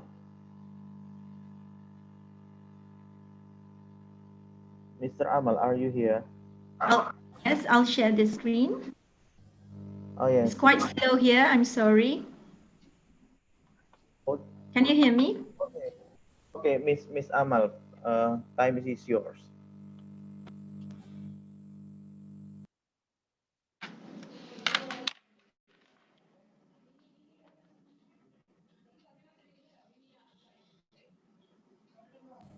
You have 8 minutes to present your presentation. Yes. Can you see everything?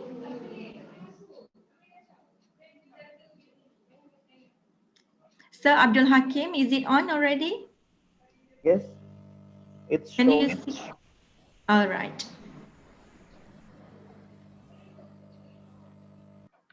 So hi, my name is Amal Fadlini binti Mohammed, and this is the title of my paper. It is the use of meta-discourse markers in Malaysian undergraduate persuasive essays. So this is the presentation outline. Meta-discourse, research objective, research questions, methodology, findings, and concluding remarks. So I'll go to meta-discourse first. Meta-discourse is the term that was first introduced by Zalek Harris.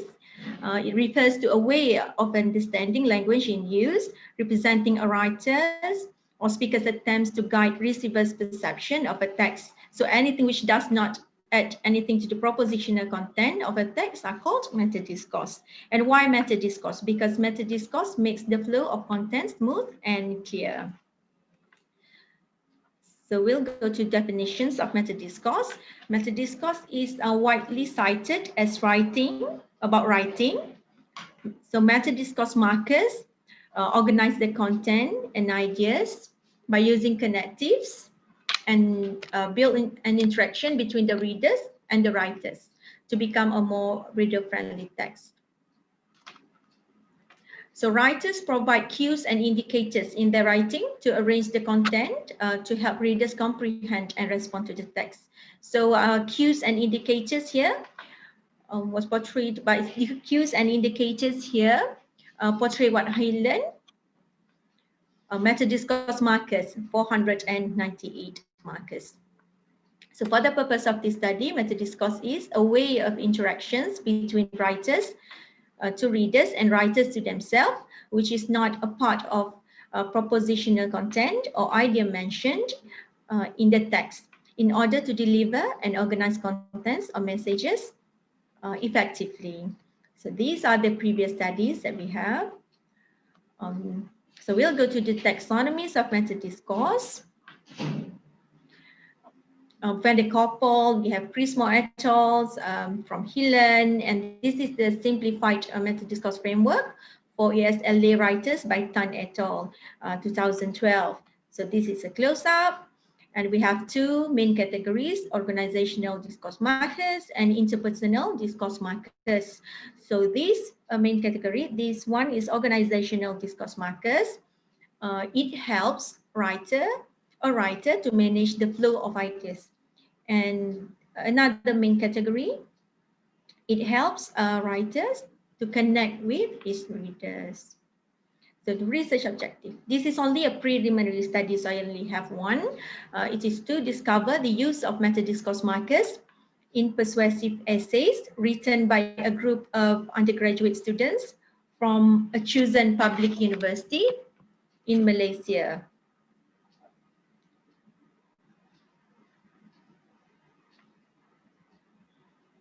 So the present research must be conducted to investigate more of the use of meta-discourse markers in Malaysian undergraduate persuasive essays written by undergraduates who are from a local public university, particularly in Malaysia.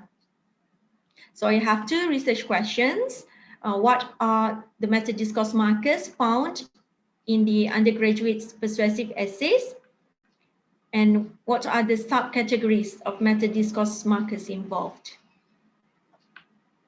So the methodology, this preliminary study involves collecting, analyzing, using quantitative approach of descriptive numerical analysis. And the samples consist of 295 English essays. And the essays were collected as a corpus of Malaysian undergraduate persuasive essay and divided into two subcorpora, good and weak subcorpora. So as for the procedural methods, the essays were analyzed sentence by sentence for identification of meta-discourse markers. And 3 experienced readers from the field of English language were involved. And the meta-discourse markers in the essays were electronically searched using a concordance software called Wordsmith Tools. And only sentences which contain meta-discourse markers were thoroughly analyzed and classified into subcategories. So here are the findings. Both good and weak subcorpora recorded a higher frequency of use in interpersonal discourse markers as compared to organizational discourse markers category. And in comparing the good and the weak subcorpora, interpersonal discourse markers category in a weak subcorpus has a higher frequency of use based on occurrences per 10,000 words. And meanwhile, organizational discourse markers category in both good and weak subcorpora is similar based on occurrences of 10,000 words. And although the difference is not significant, which is lower, but the number is slightly higher. So it can be concluded that weak subcorpus generally recorded more meta-discourse item or markers as compared to the other one. And it can be concluded that weak subcorpus generally recorded more meta-discourse as compared to the other one. So these are the examples that we have from the students. So this preliminary study is very important as an experimental revision to analyze the meta-discourse used in a corpus of Malaysian undergraduate persuasive essays. So although the findings of this study are limited, but this study is hoped to assist researchers to make comparisons and suggest more improvements to look at in the future. Thank you. Thank you. Okay, thank you for your excellent presentation for Ms. C. Amal Fadlini bin Mohammed. And we are, please end for your share screen. Okay. Amal? Yes, yes. Share screen? It's quite slow here, I'm sorry. Okay, okay. We still have a time. Yes.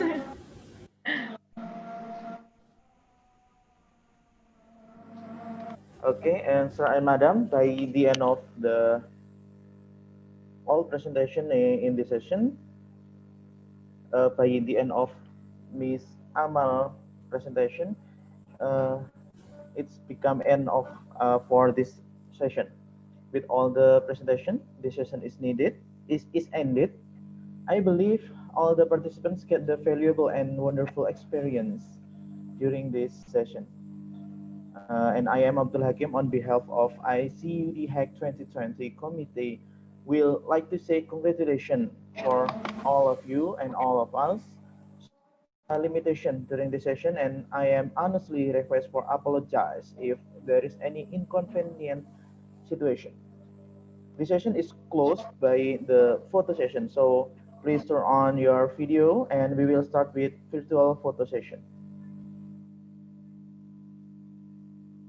Please turn on your video, madam and sir.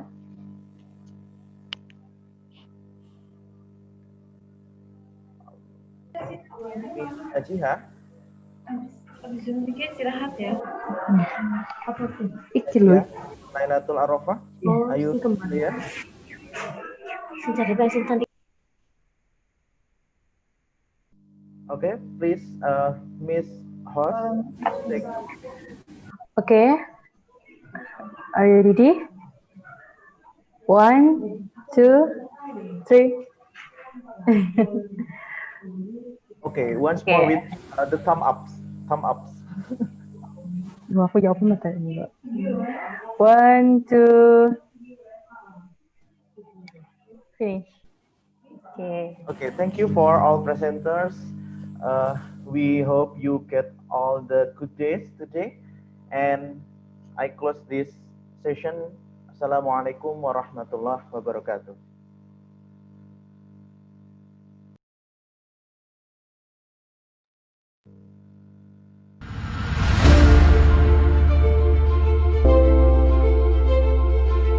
Nahdlatul Ulama University of Surabaya was born from Nahdlatul Ulama Islamic Community Organization. The existence of UNUSA under the auspices of the Surabaya Islamic Hospital Foundation.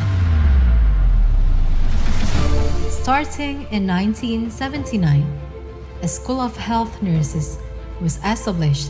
Then successfully in 1985, the Nursing Academy was established. And in 1997, the School of Health Nurses was changed to the Midwifery Academy. In 2006, the two institutions merged into Yarsis Health Sciences College, STIKES Yarsis. Being with more than 33 years of experiences from 1979 to 2013 in managing educational institutions, especially in the health sector.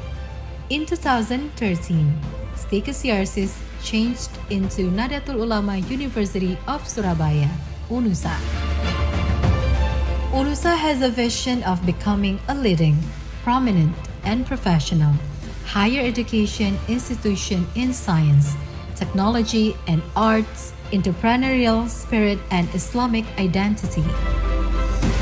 Currently, UNUSA has been accredited with 6 faculties and 20 departments. One department has been accredited A, and another 19 departments have been accredited B.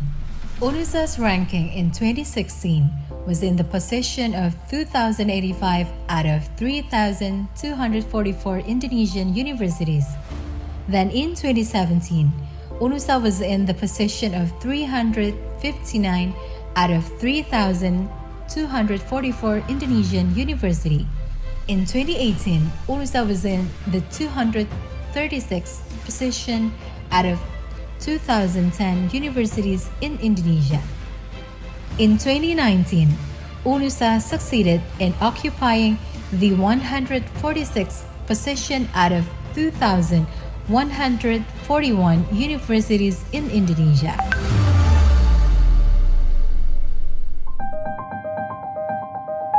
UNUSA is supported by 224 lecturers and 120 education staff who are competent and professional.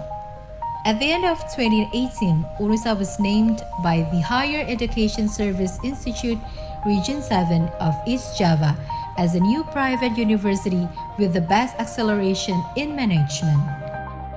In the early of 2019, UNUSA succeeded to get the title of the first best NU higher education in Indonesia in implementing the internal quality assurance system provided by Nahdlatul Ulama Higher Education Institution. UNUSA has 2 campuses with complete and modern facilities. UNUSA is supported by 3 owned hospitals: Ayani Hospital Surabaya, Jemur Sari Hospital Surabaya, and Nyai Ageng Pinati Maternity and Child Hospital Gresik. The function of the hospital, in addition to being a health service facility, it is also a practical tool for students to support the achievement of their competency targets. Various laboratories and modern equipments have been owned by UNUSA, namely Cadaver Lab, CBT Lab, Child and Growth Lab, Nutrition Lab, Anatomy Lab, Biosafety Lab, Biomolecular Lab, Microbiology Lab, Immunology and Serology Lab, Hematologist Lab, and UNUSA Medical Center. In the middle of 2020, medical faculty of UNUSA obtained a grant from RT-PCR and PCR reagents from the Ministry of Education and Culture as a diagnostic effort for COVID-19. UNUSA cooperates with various parties both at home and abroad. Until 2020, UNUSA has signed 114 MOUs of domestic institutions and 44 MOUs with foreign institutions. In academic year of 2019-2020, number of students of UNUSA are 4,516 students. Various national and international achievements have been achieved by UNUSA students.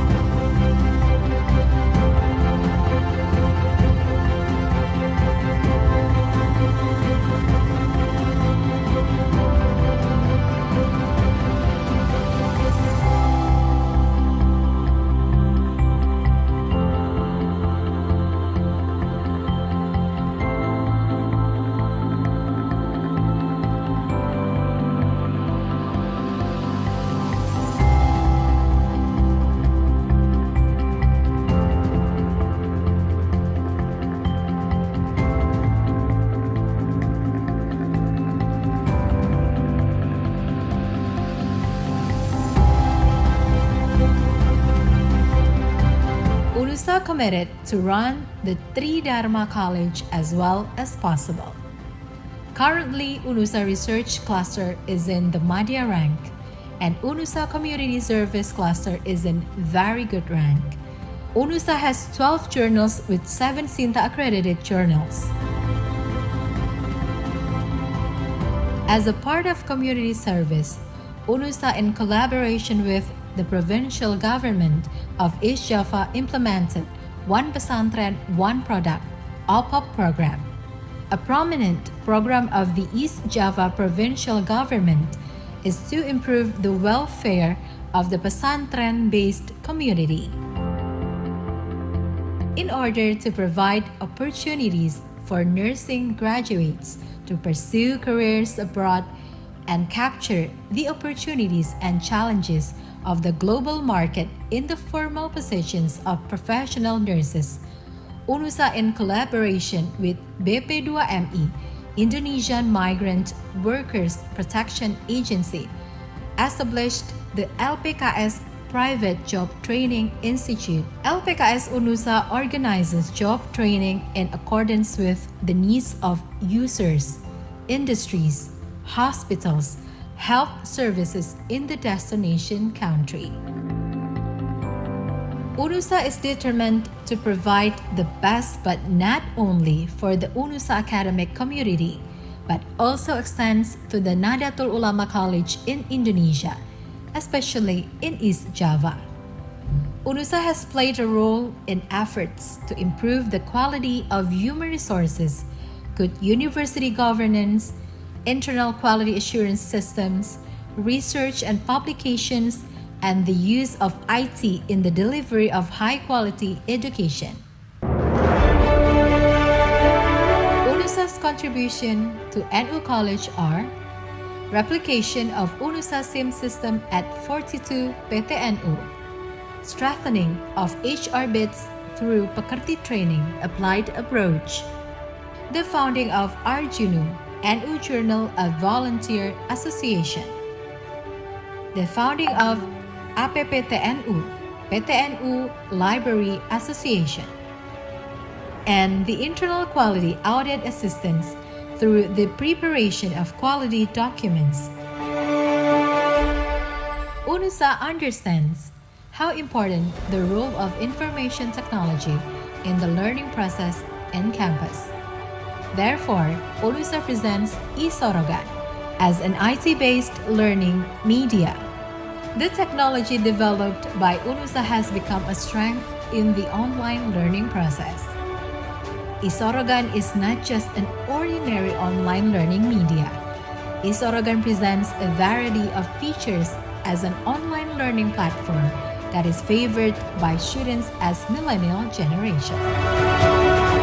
With all the resources and potential, UNUSA is confident to make ID-based adjustment, reinforcement, and acceleration in realizing a bermutu campus running towards leading and outstanding universities.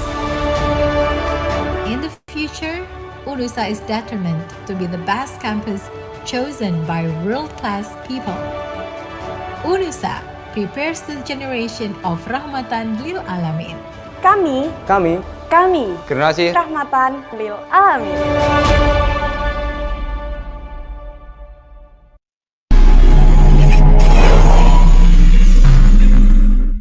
University Malaysia Kelantan, UMK, is an entrepreneurial university.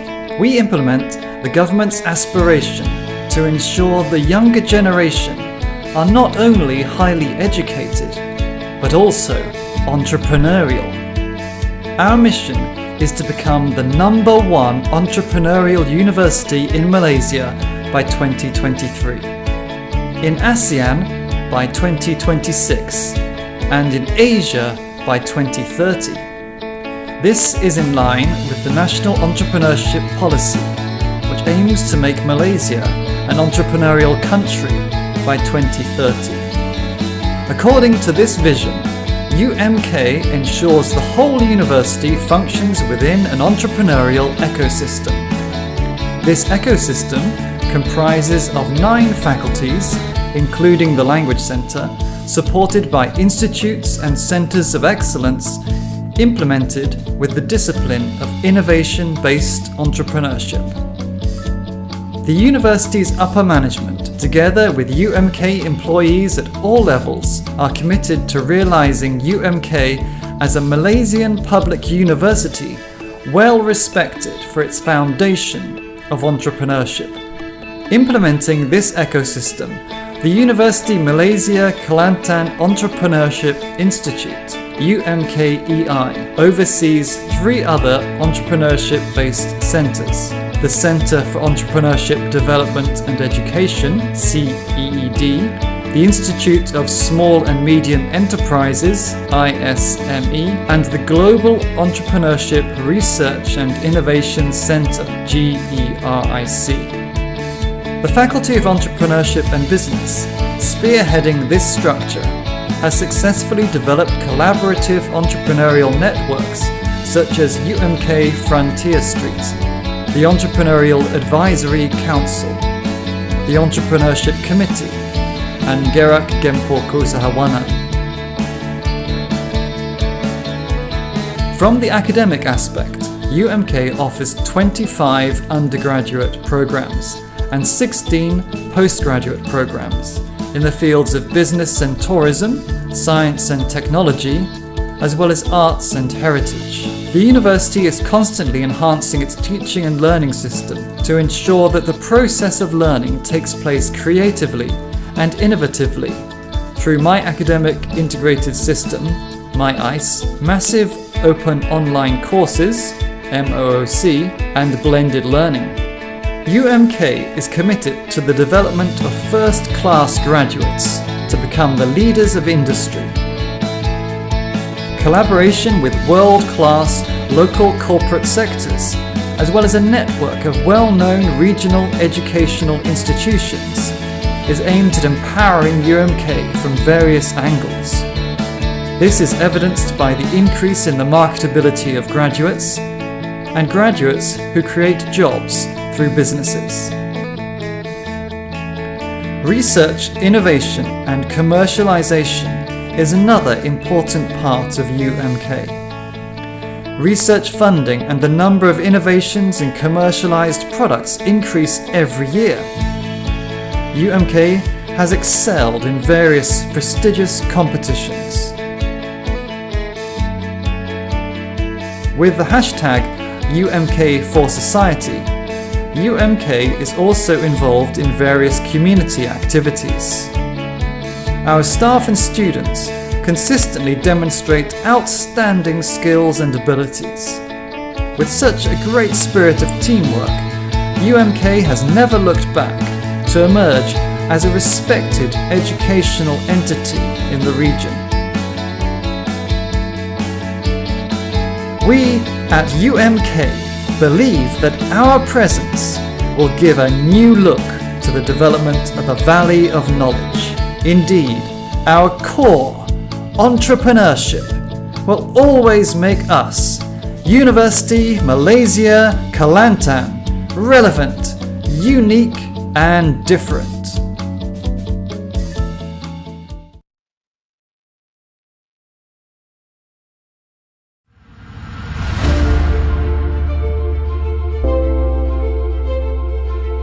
Nahdlatul Ulama University of Surabaya was born from Nahdlatul Ulama Islamic Community Organization. The existence of UNUSA under the auspices of the Surabaya Islamic Hospital Foundation. Starting in 1979, a School of Health Nurses was established. Then successfully in 1985, the Nursing Academy was established. And in 1997, the School of Health Nurses was changed to the Midwifery Academy. In 2006, the two institutions merged into Yarsis Health Sciences College, STIKES Yarsis. Being with more than 33 years of experiences from 1979 to 2013 in managing educational institutions, especially in the health sector.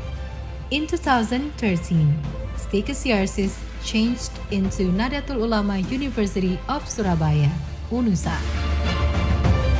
UNUSA has a vision of becoming a leading, prominent, and professional higher education institution in science, technology, and arts, entrepreneurial spirit, and Islamic identity. Currently, UNUSA has been accredited with 6 faculties and 20 departments. One department has been accredited A, and another 19 departments have been accredited B. UNUSA's ranking in 2016 was in the position of 2,085 out of 3,244 Indonesian universities. Then in 2017, UNUSA was in the position of 359 out of 3,244 Indonesian university. In 2018, UNUSA was in the 236th position out of 2010 universities in Indonesia. In 2019, UNUSA succeeded in occupying the 146th position out of 2,141 universities in Indonesia.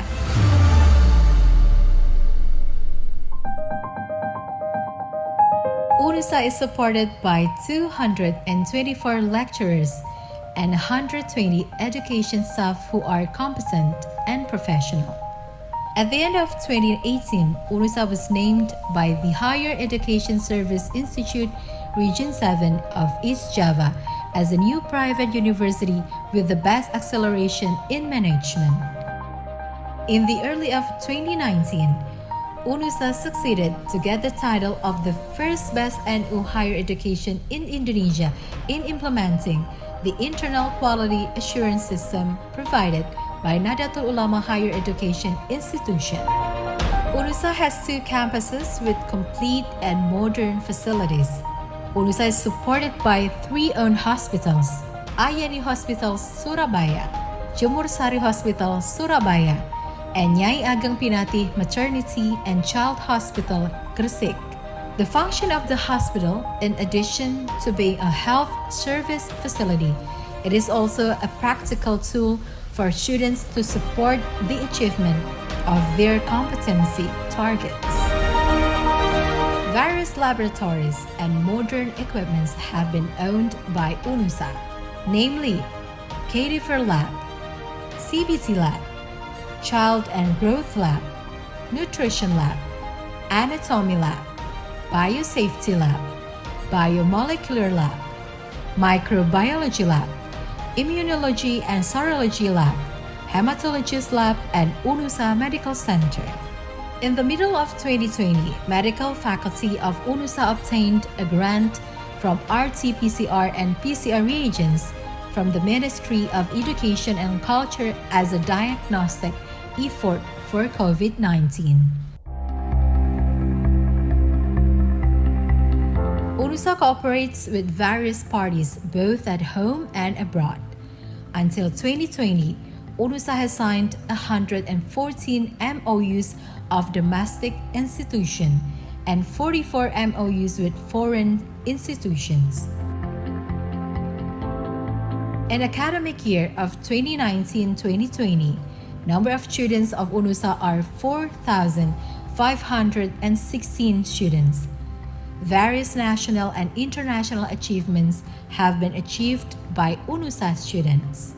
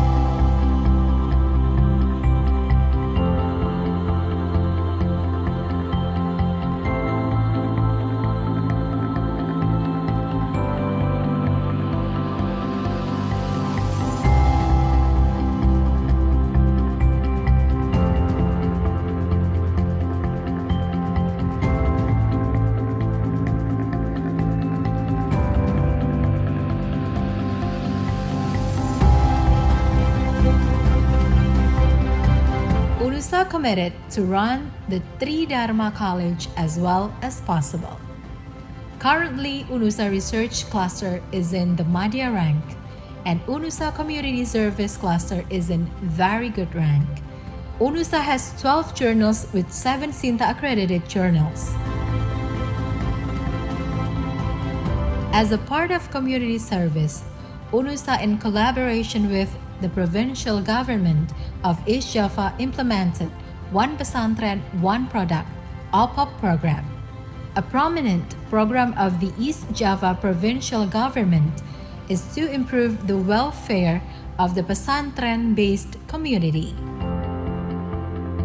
In order to provide opportunities for nursing graduates to pursue careers abroad and capture the opportunities and challenges of the global market in the formal positions of professional nurses, UNUSA, in collaboration with BP2MI, Indonesian Migrant Workers Protection Agency, established the LPKS Private Job Training Institute. LPKS UNUSA organizes job training in accordance with the needs of users, industries, hospitals, health services in the destination country. UNUSA is determined to provide the best, but not only for the UNUSA academic community, but also extends to the Nahdlatul Ulama College in Indonesia, especially in East Java. UNUSA has played a role in efforts to improve the quality of human resources, good university governance, internal quality assurance systems, research and publications, and the use of IT in the delivery of high-quality education.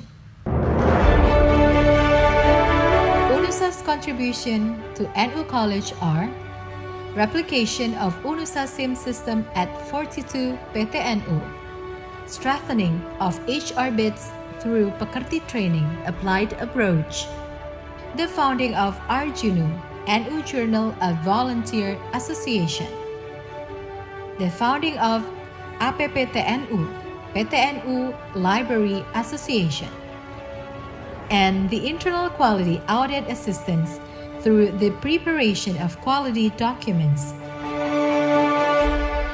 UNUSA understands how important the role of information technology in the learning process in campus. Therefore, UNUSA presents eSorogan as an IT-based learning media. The technology developed by UNUSA has become a strength in the online learning process. eSorogan is not just an ordinary online learning media. eSorogan presents a variety of features as an online learning platform that is favored by students as millennial generation. With all the resources and potential, UNUSA is confident to make ID-based adjustment, reinforcement, and acceleration in realizing a bermutu campus running towards leading and outstanding universities. In the future, UNUSA is determined to be the best campus chosen by world-class people. UNUSA prepares the generation of rahmatan lil alamin. Kami generasi rahmatan lil alamin.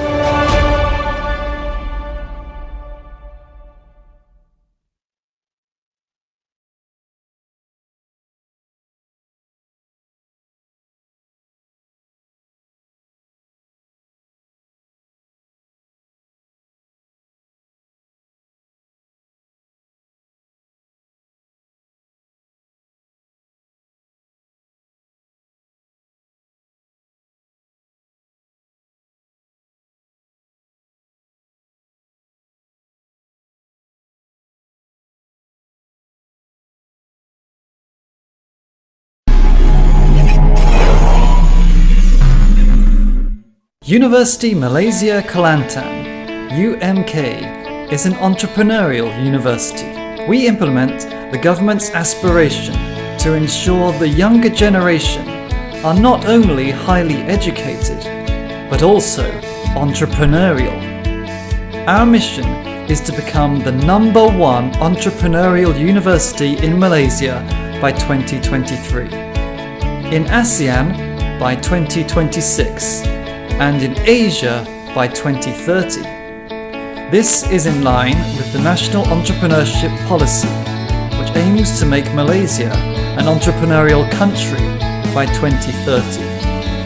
According to this vision, UMK ensures the whole university functions within an entrepreneurial ecosystem. This ecosystem comprises of 9 faculties, including the Language Centre, supported by institutes and centres of excellence, implemented with the discipline of innovation-based entrepreneurship.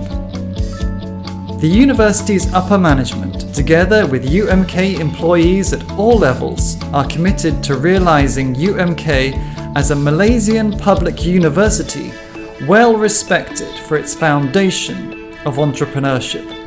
Implementing this ecosystem The University Malaysia Kelantan Entrepreneurship Institute, UMKEI, oversees 3 other entrepreneurship-based centres. The Centre for Entrepreneurship Development and Education, CEED, the Institute of Small and Medium Enterprises, ISME, and the Global Entrepreneurship Research and Innovation Centre, GERIC. The Faculty of Entrepreneurship and Business, spearheading this structure, has successfully developed collaborative entrepreneurial networks such as UMK Frontier Street, the Entrepreneurial Advisory Council, the Entrepreneurship Committee, and Gerak Gempo Keusahawanan. From the academic aspect, UMK offers 25 undergraduate programs and 16 postgraduate programs in the fields of business and tourism, science and technology, as well as arts and heritage. The university is constantly enhancing its teaching and learning system to ensure that the process of learning takes place creatively and innovatively through My Academic Integrated System, My ICE, massive open online courses, MOOC, and blended learning. UMK is committed to the development of first-class graduates to become the leaders of industry. Collaboration with world-class local corporate sectors, as well as a network of well-known regional educational institutions, is aimed at empowering UMK from various angles. This is evidenced by the increase in the marketability of graduates and graduates who create jobs through businesses. Research, innovation, and commercialization is another important part of UMK. Research funding and the number of innovations and commercialized products increase every year. UMK has excelled in various prestigious competitions. With the hashtag UMK for Society, UMK is also involved in various community activities. Our staff and students consistently demonstrate outstanding skills and abilities. With such a great spirit of teamwork, UMK has never looked back to emerge as a respected educational entity in the region. We at UMK believe that our presence will give a new look to the development of a valley of knowledge. Indeed, our core, entrepreneurship, will always make us, University Malaysia Kelantan, relevant, unique, and different.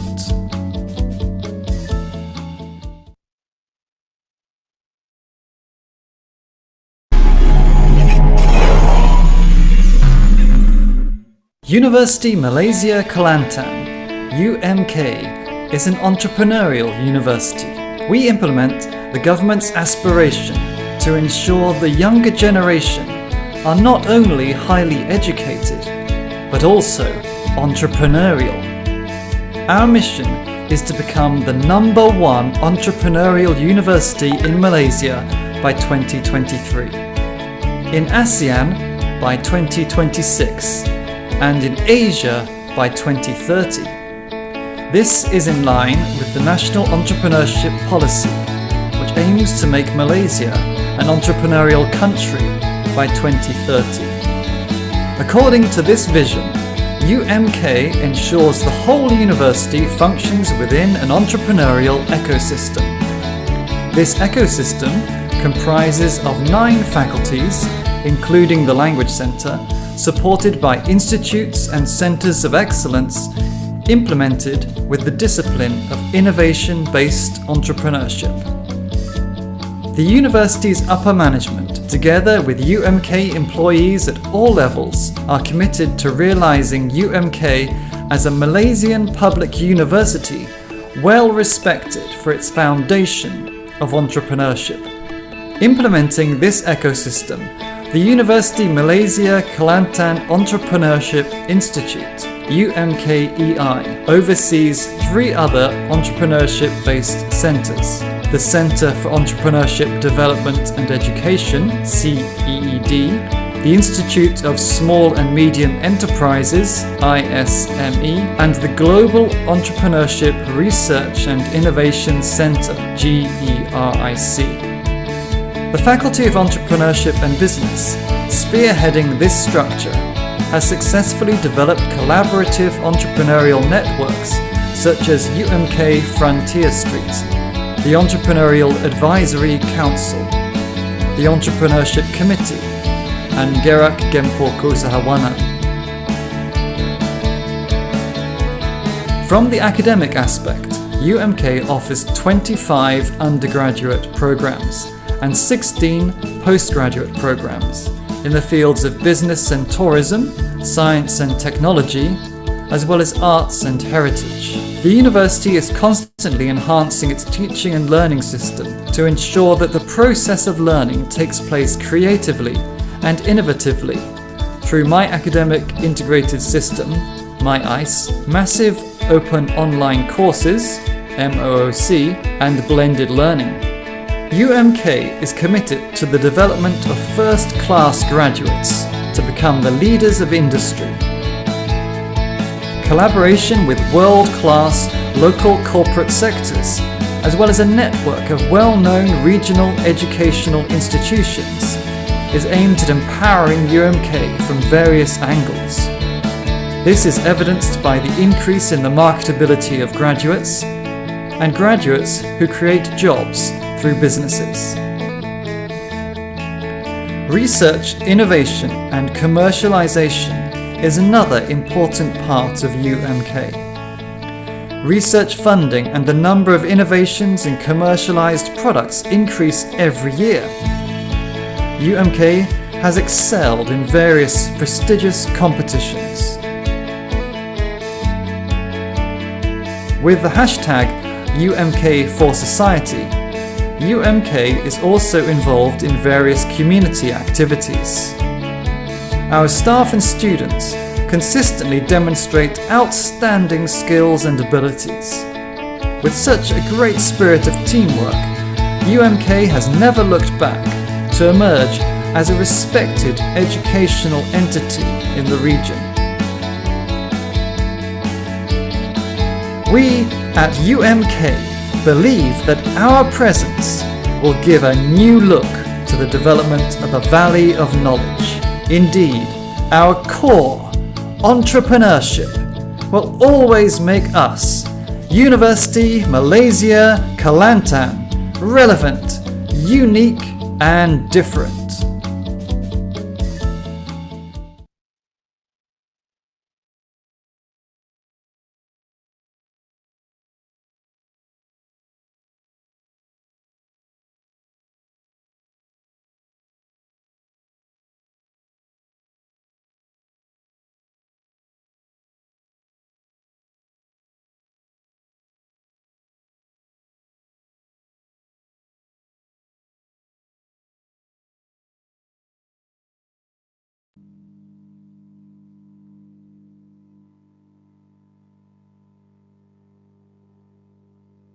Assalamualaikum warahmatullahi wabarakatuh. Good afternoon for all presenters.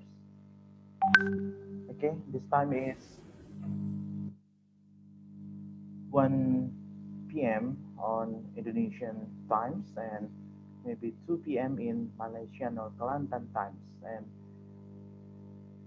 so we should start this 5 session this time. Okay, let me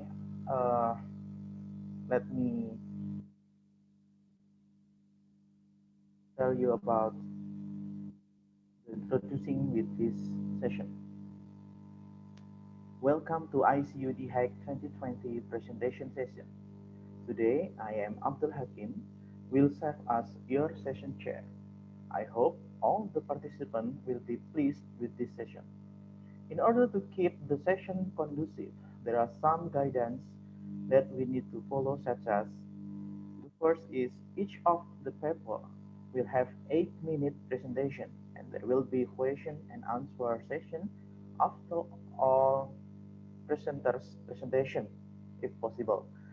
And then the next second is the certificate of presenter will be given only to the author who present their paper.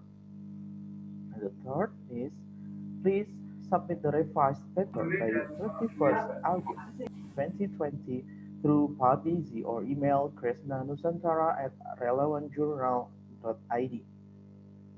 Number four, the paper will be published with two options. First, first option is outstanding selected paper will be published in international journal indexed by Scopus with fees of additional charge. The second option is proceeding with ISBN and without additional charge. With all the great contribution of authors in their expertise, I believe we will get much deeper knowledge and benefits through this presentation session. So, let's start with first presenter. We will go with Mr. Adi Prehanto with the title A Curriculum Development of Barista Training and Education. Mr. Adi Prehanto.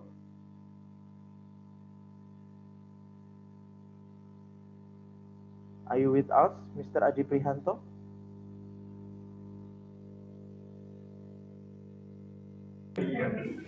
No, he is not here. Okay. Maybe we can skip this time and we jump to the second presenters. For the second presenters, we come with Miss Lailatul Arafah and Miss Santi Andriani and Mr. Guru Sukmahanggara. Are you here? With the title is A Study of Gender, Collaboration Between Men and Women in Life. Miss Lailatul Arafah, time is yours. Assalamualaikum warahmatullahi wabarakatuh. Warahmatullahi wabarakatuh.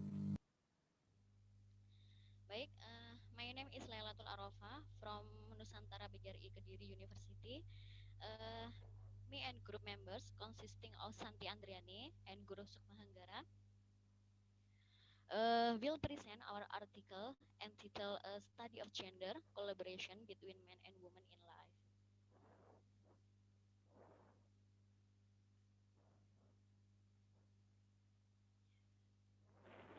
Often people say gender, equality gender, or even gender justice. But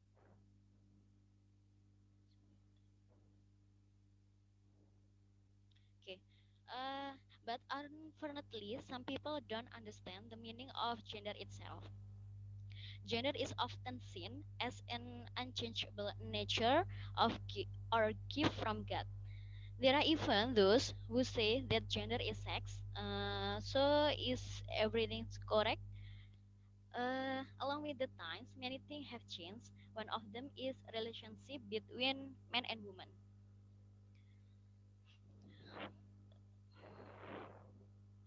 Okay, in the past, men were the primary breadwinners, while women only did domestic work. But now, a lot of men also involved in domestic activities, and women also earn a living. Is it strange for men to do domestic work? And is it also strange that women are earn a living? Okay, relation between men and women must be built on the foundation of equality and justice. The balance referred to does not mean the same treatment for each individual, but fair equality according to their own need. What is its goal? So that the relationship that exists between men and women runs harmoniously without dropping each other or demeaning one sex.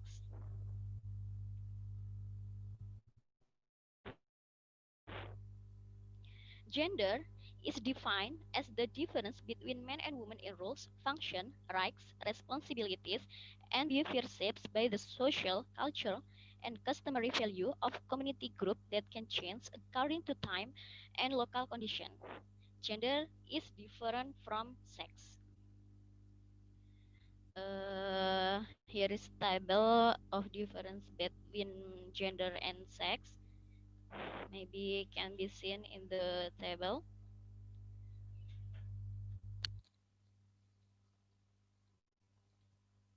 Okay. Gender can be found in family and educational settings. Gender in the family explained in his book Megawangi 1999 that a family can run harmoniously if it adopt a companionship system where the relationship is horizontal, not hierarchical. Such family relation is based on democratic principle. Families with the system will continue to think about how each member will continue to develop, help each other, and give the best. As I explained earlier, relationship in a family can be built in harmony with the principle of justice and equality.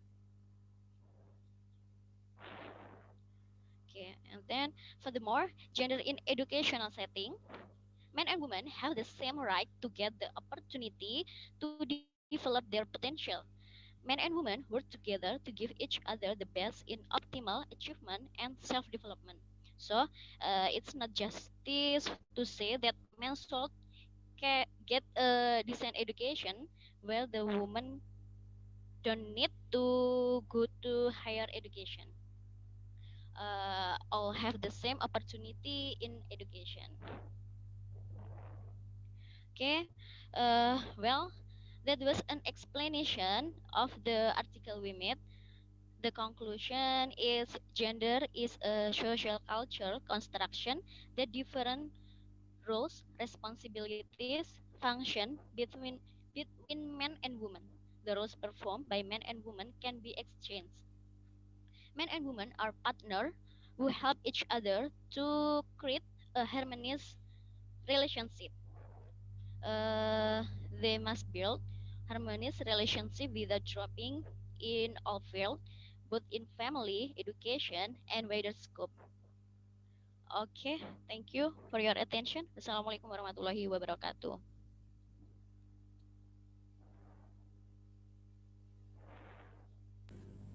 Okay, Waalaikumsalam warahmatullahi wabarakatuh. Thank you for great presentation, Miss Lailatul Arafah.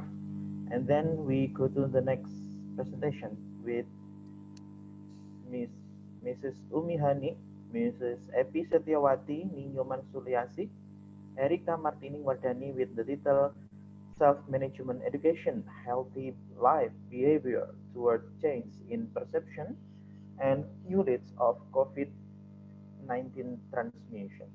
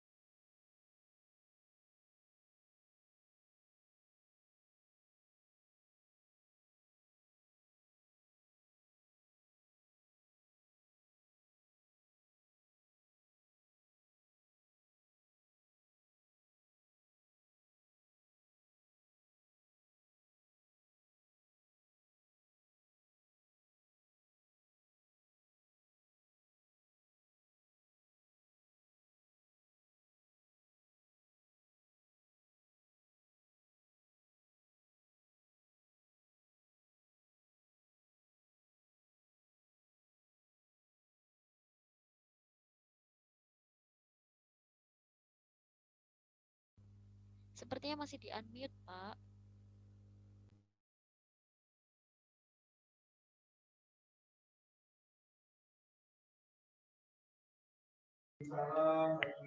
Pak, mohon suaranya.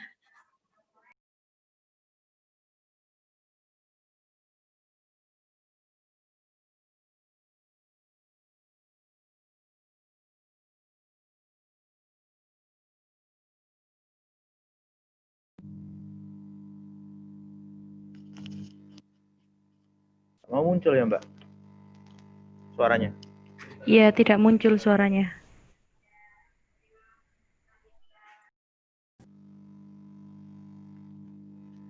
Bentar, tak coba lagi. Kalau gini muncul nggak suaranya? Method of the my research. Iya, muncul.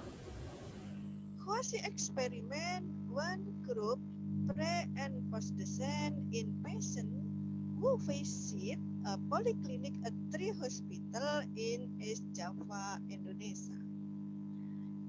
As many as 150 respondents were divided into two groups.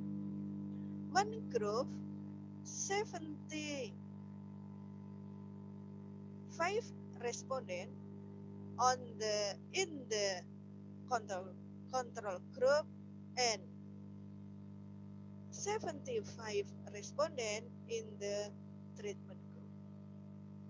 Sampling through a simple random sampling technique, pre-test data collection to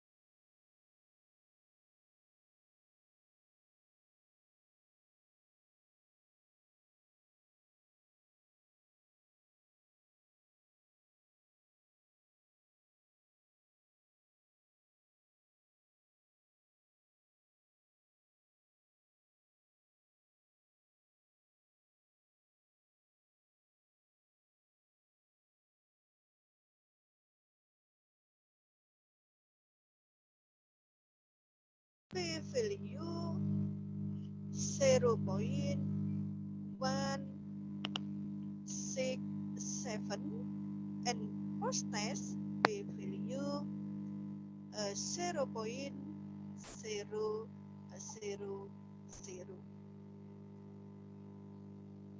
And the table 2, distribution of knowledge, analysis with Wilcoxon sickness rank test for the treatment group, p-value 0.04. And the control group p-value 0.15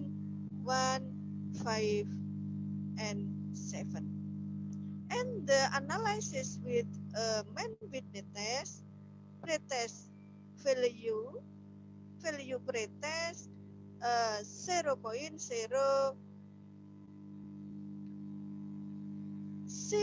and 1 and p-value post test 0.015. 5. Uh, this is two table uh, distribution of perception and distribution of knowledge after treatment self-management education of significantly perception transmission of conclusion self-management education able to change the perception and knowledge of patient about COVID transmission about transmission COVID-19 and the next time research and the future the research is necessary to research more like about the behavior of the community toward the breaking of the COVID-19. Thank you.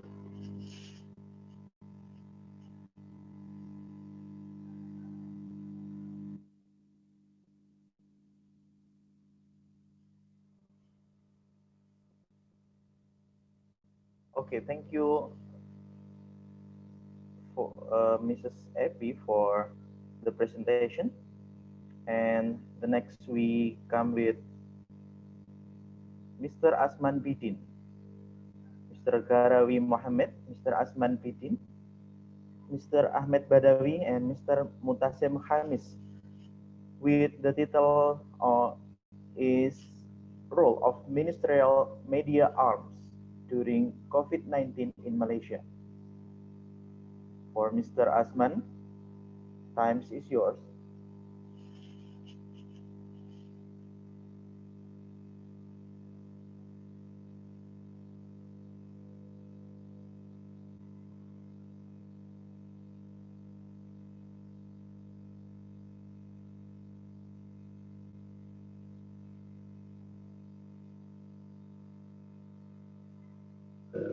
The topic about the role of minister media arms during COVID-19 in Malaysia.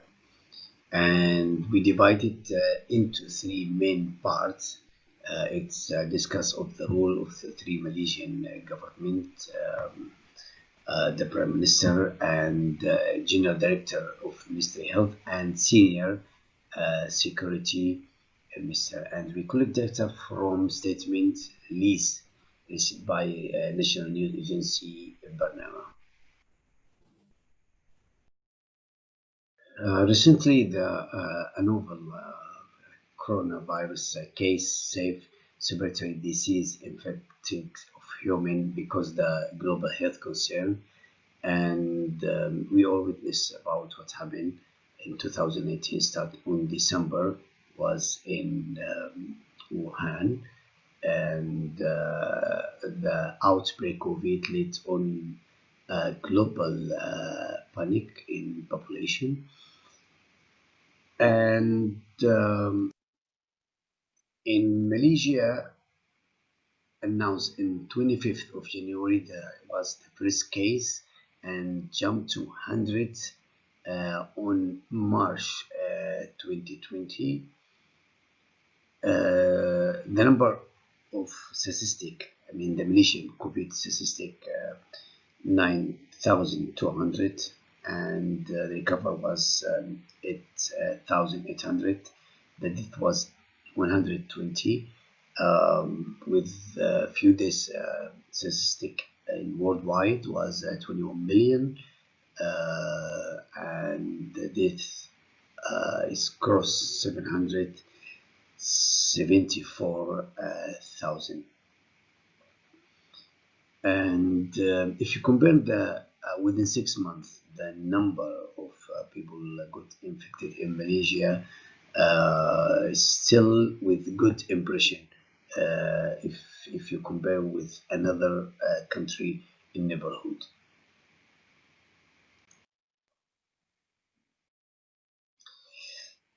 The most important in media, the most important in this crisis and pandemic, the media have powerful tools to disseminate the campaign of providing some relief, panic, and boost the morale of the general public. And during this crisis, media must ensure communication crisis information effectively to general public. Also, the public awareness is important to in the successful management to spare infection disease, and the media creates awareness define the three features: early awareness and strong awareness, and moderate the high relation of awareness. The method we tracking the analysis of Mr. Media Arms rule, the handling the situation, and we collect data from Barnama agency. The three specific governmental official we collect the data from Prime Minister and General Director, the General Director of Ministry of Health and Senior Security. On 16 March, the Malaysia announced about MCO, uh, Informist Movement Control Order, and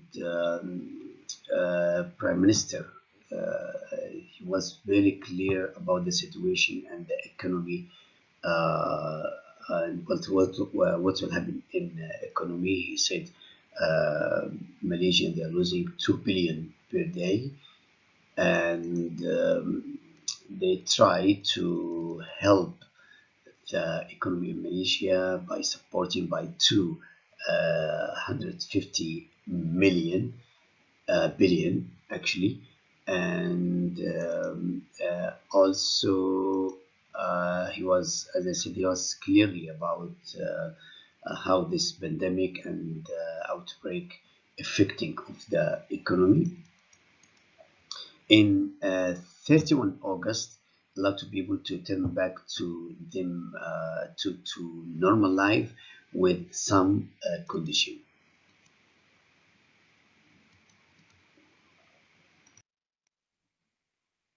The daily conference was from Health Director General source. It's follow about specific treatment and the condition of the specific medication treat the patient with infection symptoms.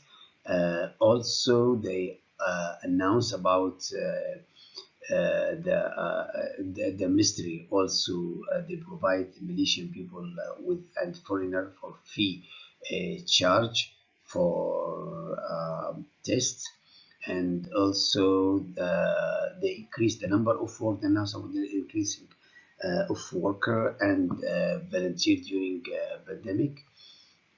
Also with free food, they were for the doctor and nurse in front lines. It was within 100 days of MCO. The recovery was very high and dropped to just to double digit, and the death rate was just 1.4.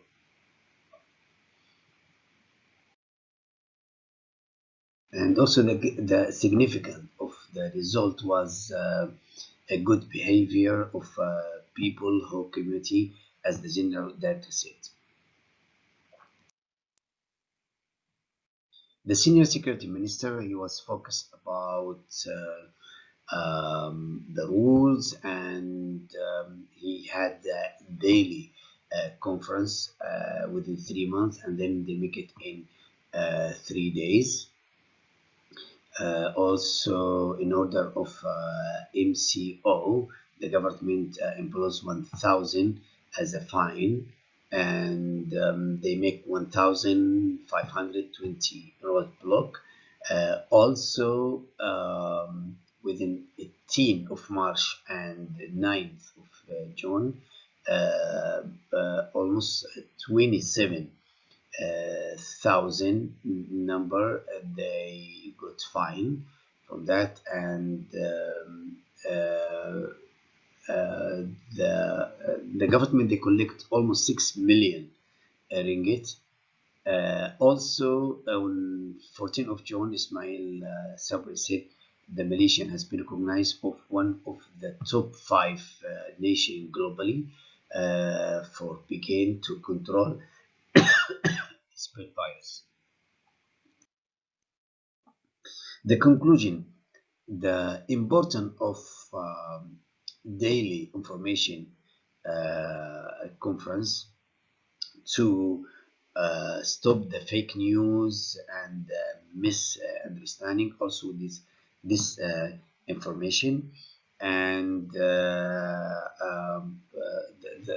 the rules which is the Malaysian foreigner and local Malaysian they follow was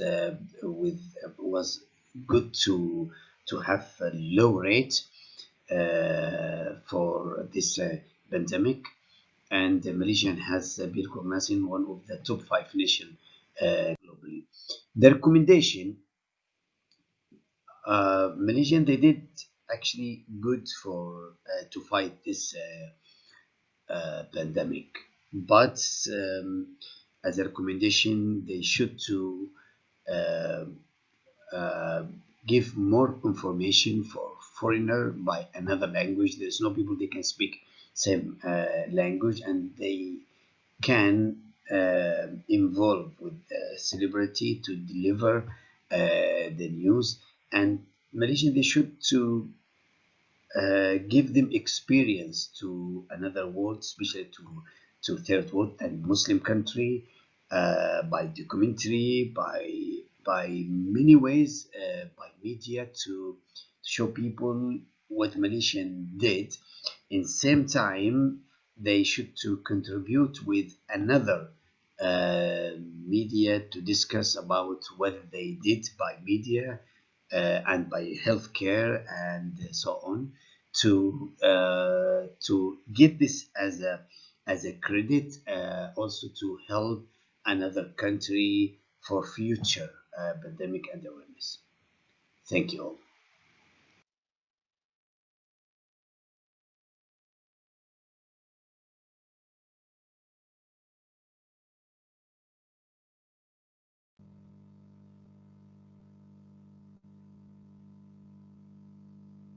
Okay, thank you, Mr. Asman Bidin, for the great presentation.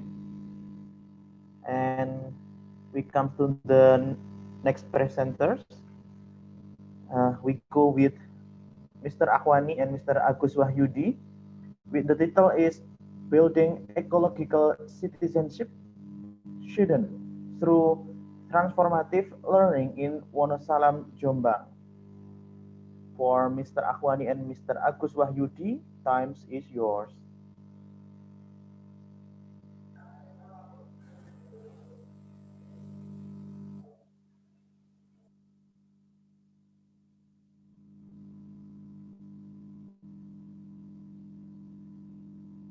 Mr. Akwani? He is not here. Oh, okay, looks like he's not here. So, that's all from participants. Thank you for your presentation. With all the presentation, this session is ended. I believe all the participants get the valuable and wonderful experience during this session. I am Abdul Hakim on behalf of ICUD Hack 2020 committee. Will like to say congratulations for all of us. So the limitation during this session, and I am honestly request for apologize if there is any inconvenience situation. The session is closed with the photo session. Please turn on your video and we will start with virtual photo session. For all presenter, please turn on your video.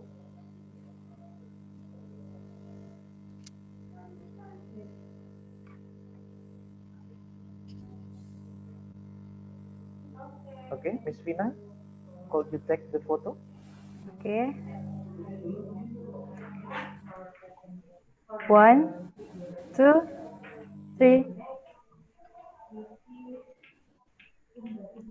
Okay, Nih. please give your thumb up, madam and sir. Please give your thumb up. 1, 2, 1, 2, 3. Okay.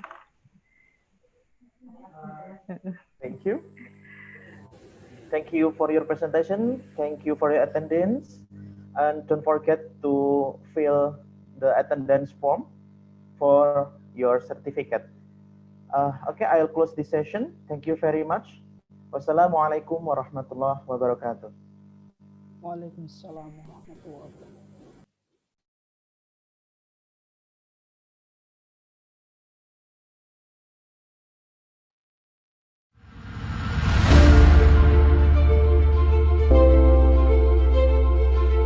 Nahdlatul Ulama University of Surabaya was born from Nahdlatul Ulama Islamic Community Organization. The existence of UNUSA under the auspices of the Surabaya Islamic Hospital Foundation.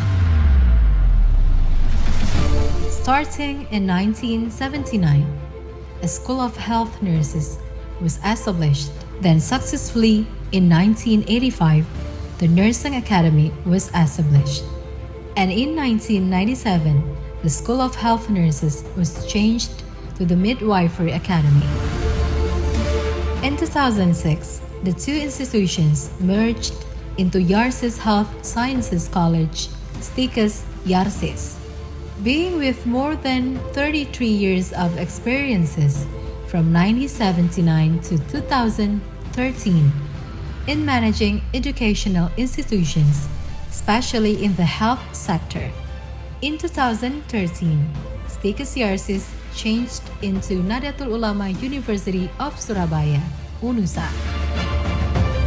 UNUSA has a vision of becoming a leading, prominent, and professional higher education institution in science, technology, and arts, entrepreneurial spirit, and Islamic identity. Currently, UNUSA has been accredited with 6 faculties and 20 departments. One department has been accredited A, and another 19 departments have been accredited B.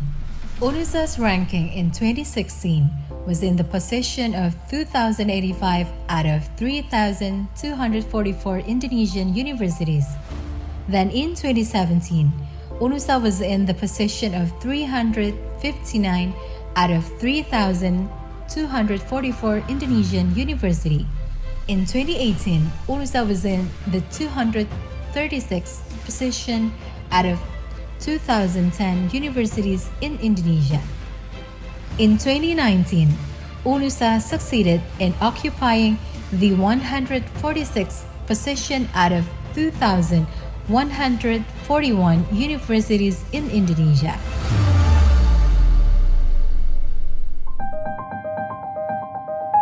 UNUSA is supported by 224 lecturers and 120 education staff who are competent and professional. At the end of 2018, UNUSA was named by the Higher Education Service Institute Region 7 of East Java as a new private university with the best acceleration in management. In the early of 2019, UNUSA succeeded to get the title of the first best NU higher education in Indonesia in implementing the internal quality assurance system provided by Nahdlatul Ulama Higher Education Institution.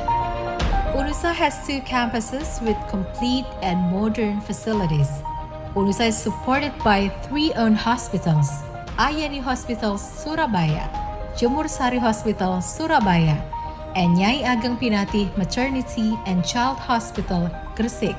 The function of the hospital, in addition to being a health service facility, it is also a practical tool for students to support the achievement of their competency targets.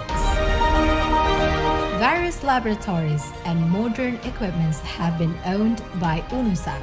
namely Cadaver Lab, CBT Lab, Child and Growth Lab, Nutrition Lab, Anatomy Lab, Biosafety Lab, Biomolecular Lab, Microbiology Lab, Immunology and Serology Lab, Hematologist Lab, and UNUSA Medical Center. In the middle of 2020, medical faculty of UNUSA obtained a grant from RT-PCR and PCR reagents from the Ministry of Education and Culture as a diagnostic effort for COVID-19. UNUSA cooperates with various parties both at home and abroad.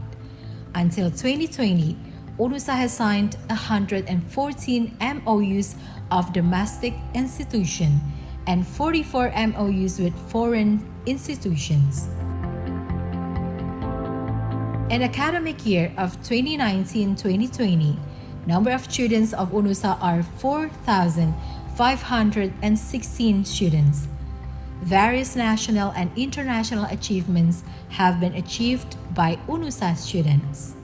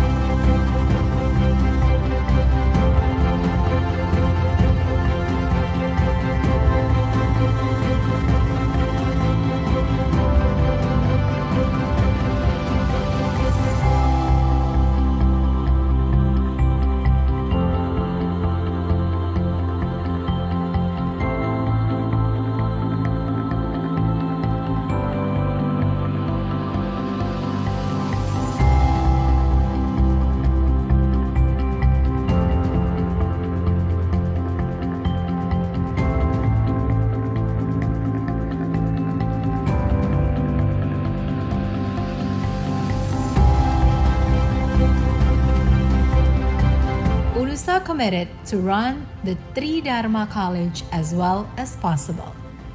Currently, UNUSA Research Cluster is in the Madhya rank, and UNUSA Community Service Cluster is in very good rank.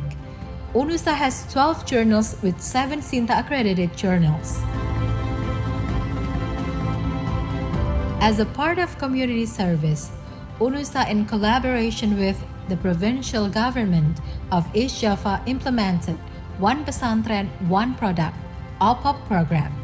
A prominent program of the East Java provincial government is to improve the welfare of the pesantren-based community. In order to provide opportunities for nursing graduates to pursue careers abroad and capture the opportunities and challenges of the global market in the formal positions of professional nurses, UNUSA, in collaboration with BP2MI, Indonesian Migrant Workers Protection Agency, established the LPKS Private Job Training Institute. LPKS UNUSA organizes job training in accordance with the needs of users, industries, hospitals, health services in the destination country. UNUSA is determined to provide the best, but not only for the UNUSA academic community, but also extends to the Nahdlatul Ulama College in Indonesia, especially in East Java.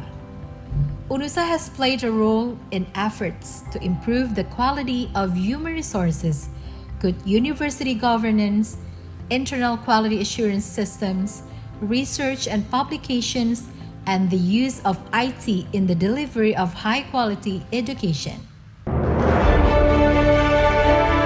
UNUSA's contribution to NU College are replication of UNUSA SIM system at 42 PTNU, strengthening of HR bits through Pekerti training applied approach, the founding of Arjunu, NU Journal of Volunteer Association, the founding of APPTNU, PTNU Library Association, and the internal quality audit assistance through the preparation of quality documents.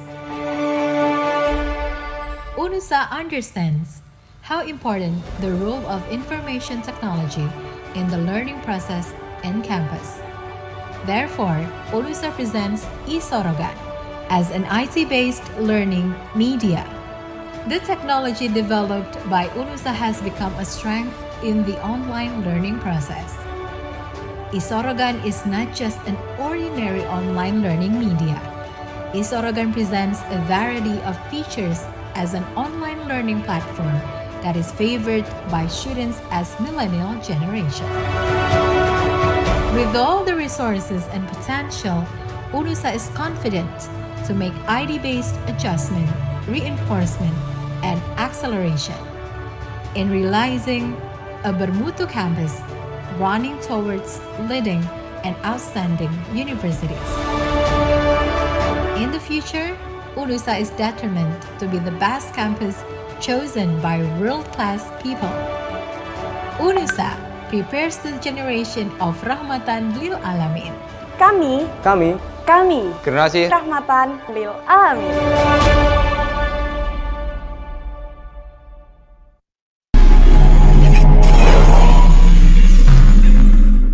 University Malaysia Kelantan, UMK, is an entrepreneurial university. We implement the government's aspiration to ensure the younger generation are not only highly educated, but also entrepreneurial. Our mission is to become the #1 entrepreneurial university in Malaysia by 2023, in ASEAN by 2026, and in Asia by 2030. This is in line with the National Entrepreneurship Policy, which aims to make Malaysia an entrepreneurial country by 2030. According to this vision, UMK ensures the whole university functions within an entrepreneurial ecosystem. This ecosystem comprises of 9 faculties, including the Language Centre, supported by institutes and centres of excellence, implemented with the discipline of innovation-based entrepreneurship. The university's upper management, together with UMK employees at all levels, are committed to realising UMK as a Malaysian public university well respected for its foundation of entrepreneurship. Implementing this ecosystem, the University Malaysia Kelantan Entrepreneurship Institute, UMKEI, oversees 3 other entrepreneurship-based centres. The Centre for Entrepreneurship Development and Education, CEED, the Institute of Small and Medium Enterprises, ISME, and the Global Entrepreneurship Research and Innovation Centre, GERIC. The Faculty of Entrepreneurship and Business, spearheading this structure, has successfully developed collaborative entrepreneurial networks such as UMK Frontier Street, the Entrepreneurial Advisory Council, the Entrepreneurship Committee, and Gerak Gempor Keusahawanan. From the academic aspect, UMK offers 25 undergraduate programs and 16 postgraduate programs in the fields of business and tourism, science and technology, as well as arts and heritage. The university is constantly enhancing its teaching and learning system to ensure that the process of learning takes place creatively and innovatively through My Academic Integrated System, MyICE, massive open online courses, MOOC, and blended learning. UMK is committed to the development of first-class graduates to become the leaders of industry.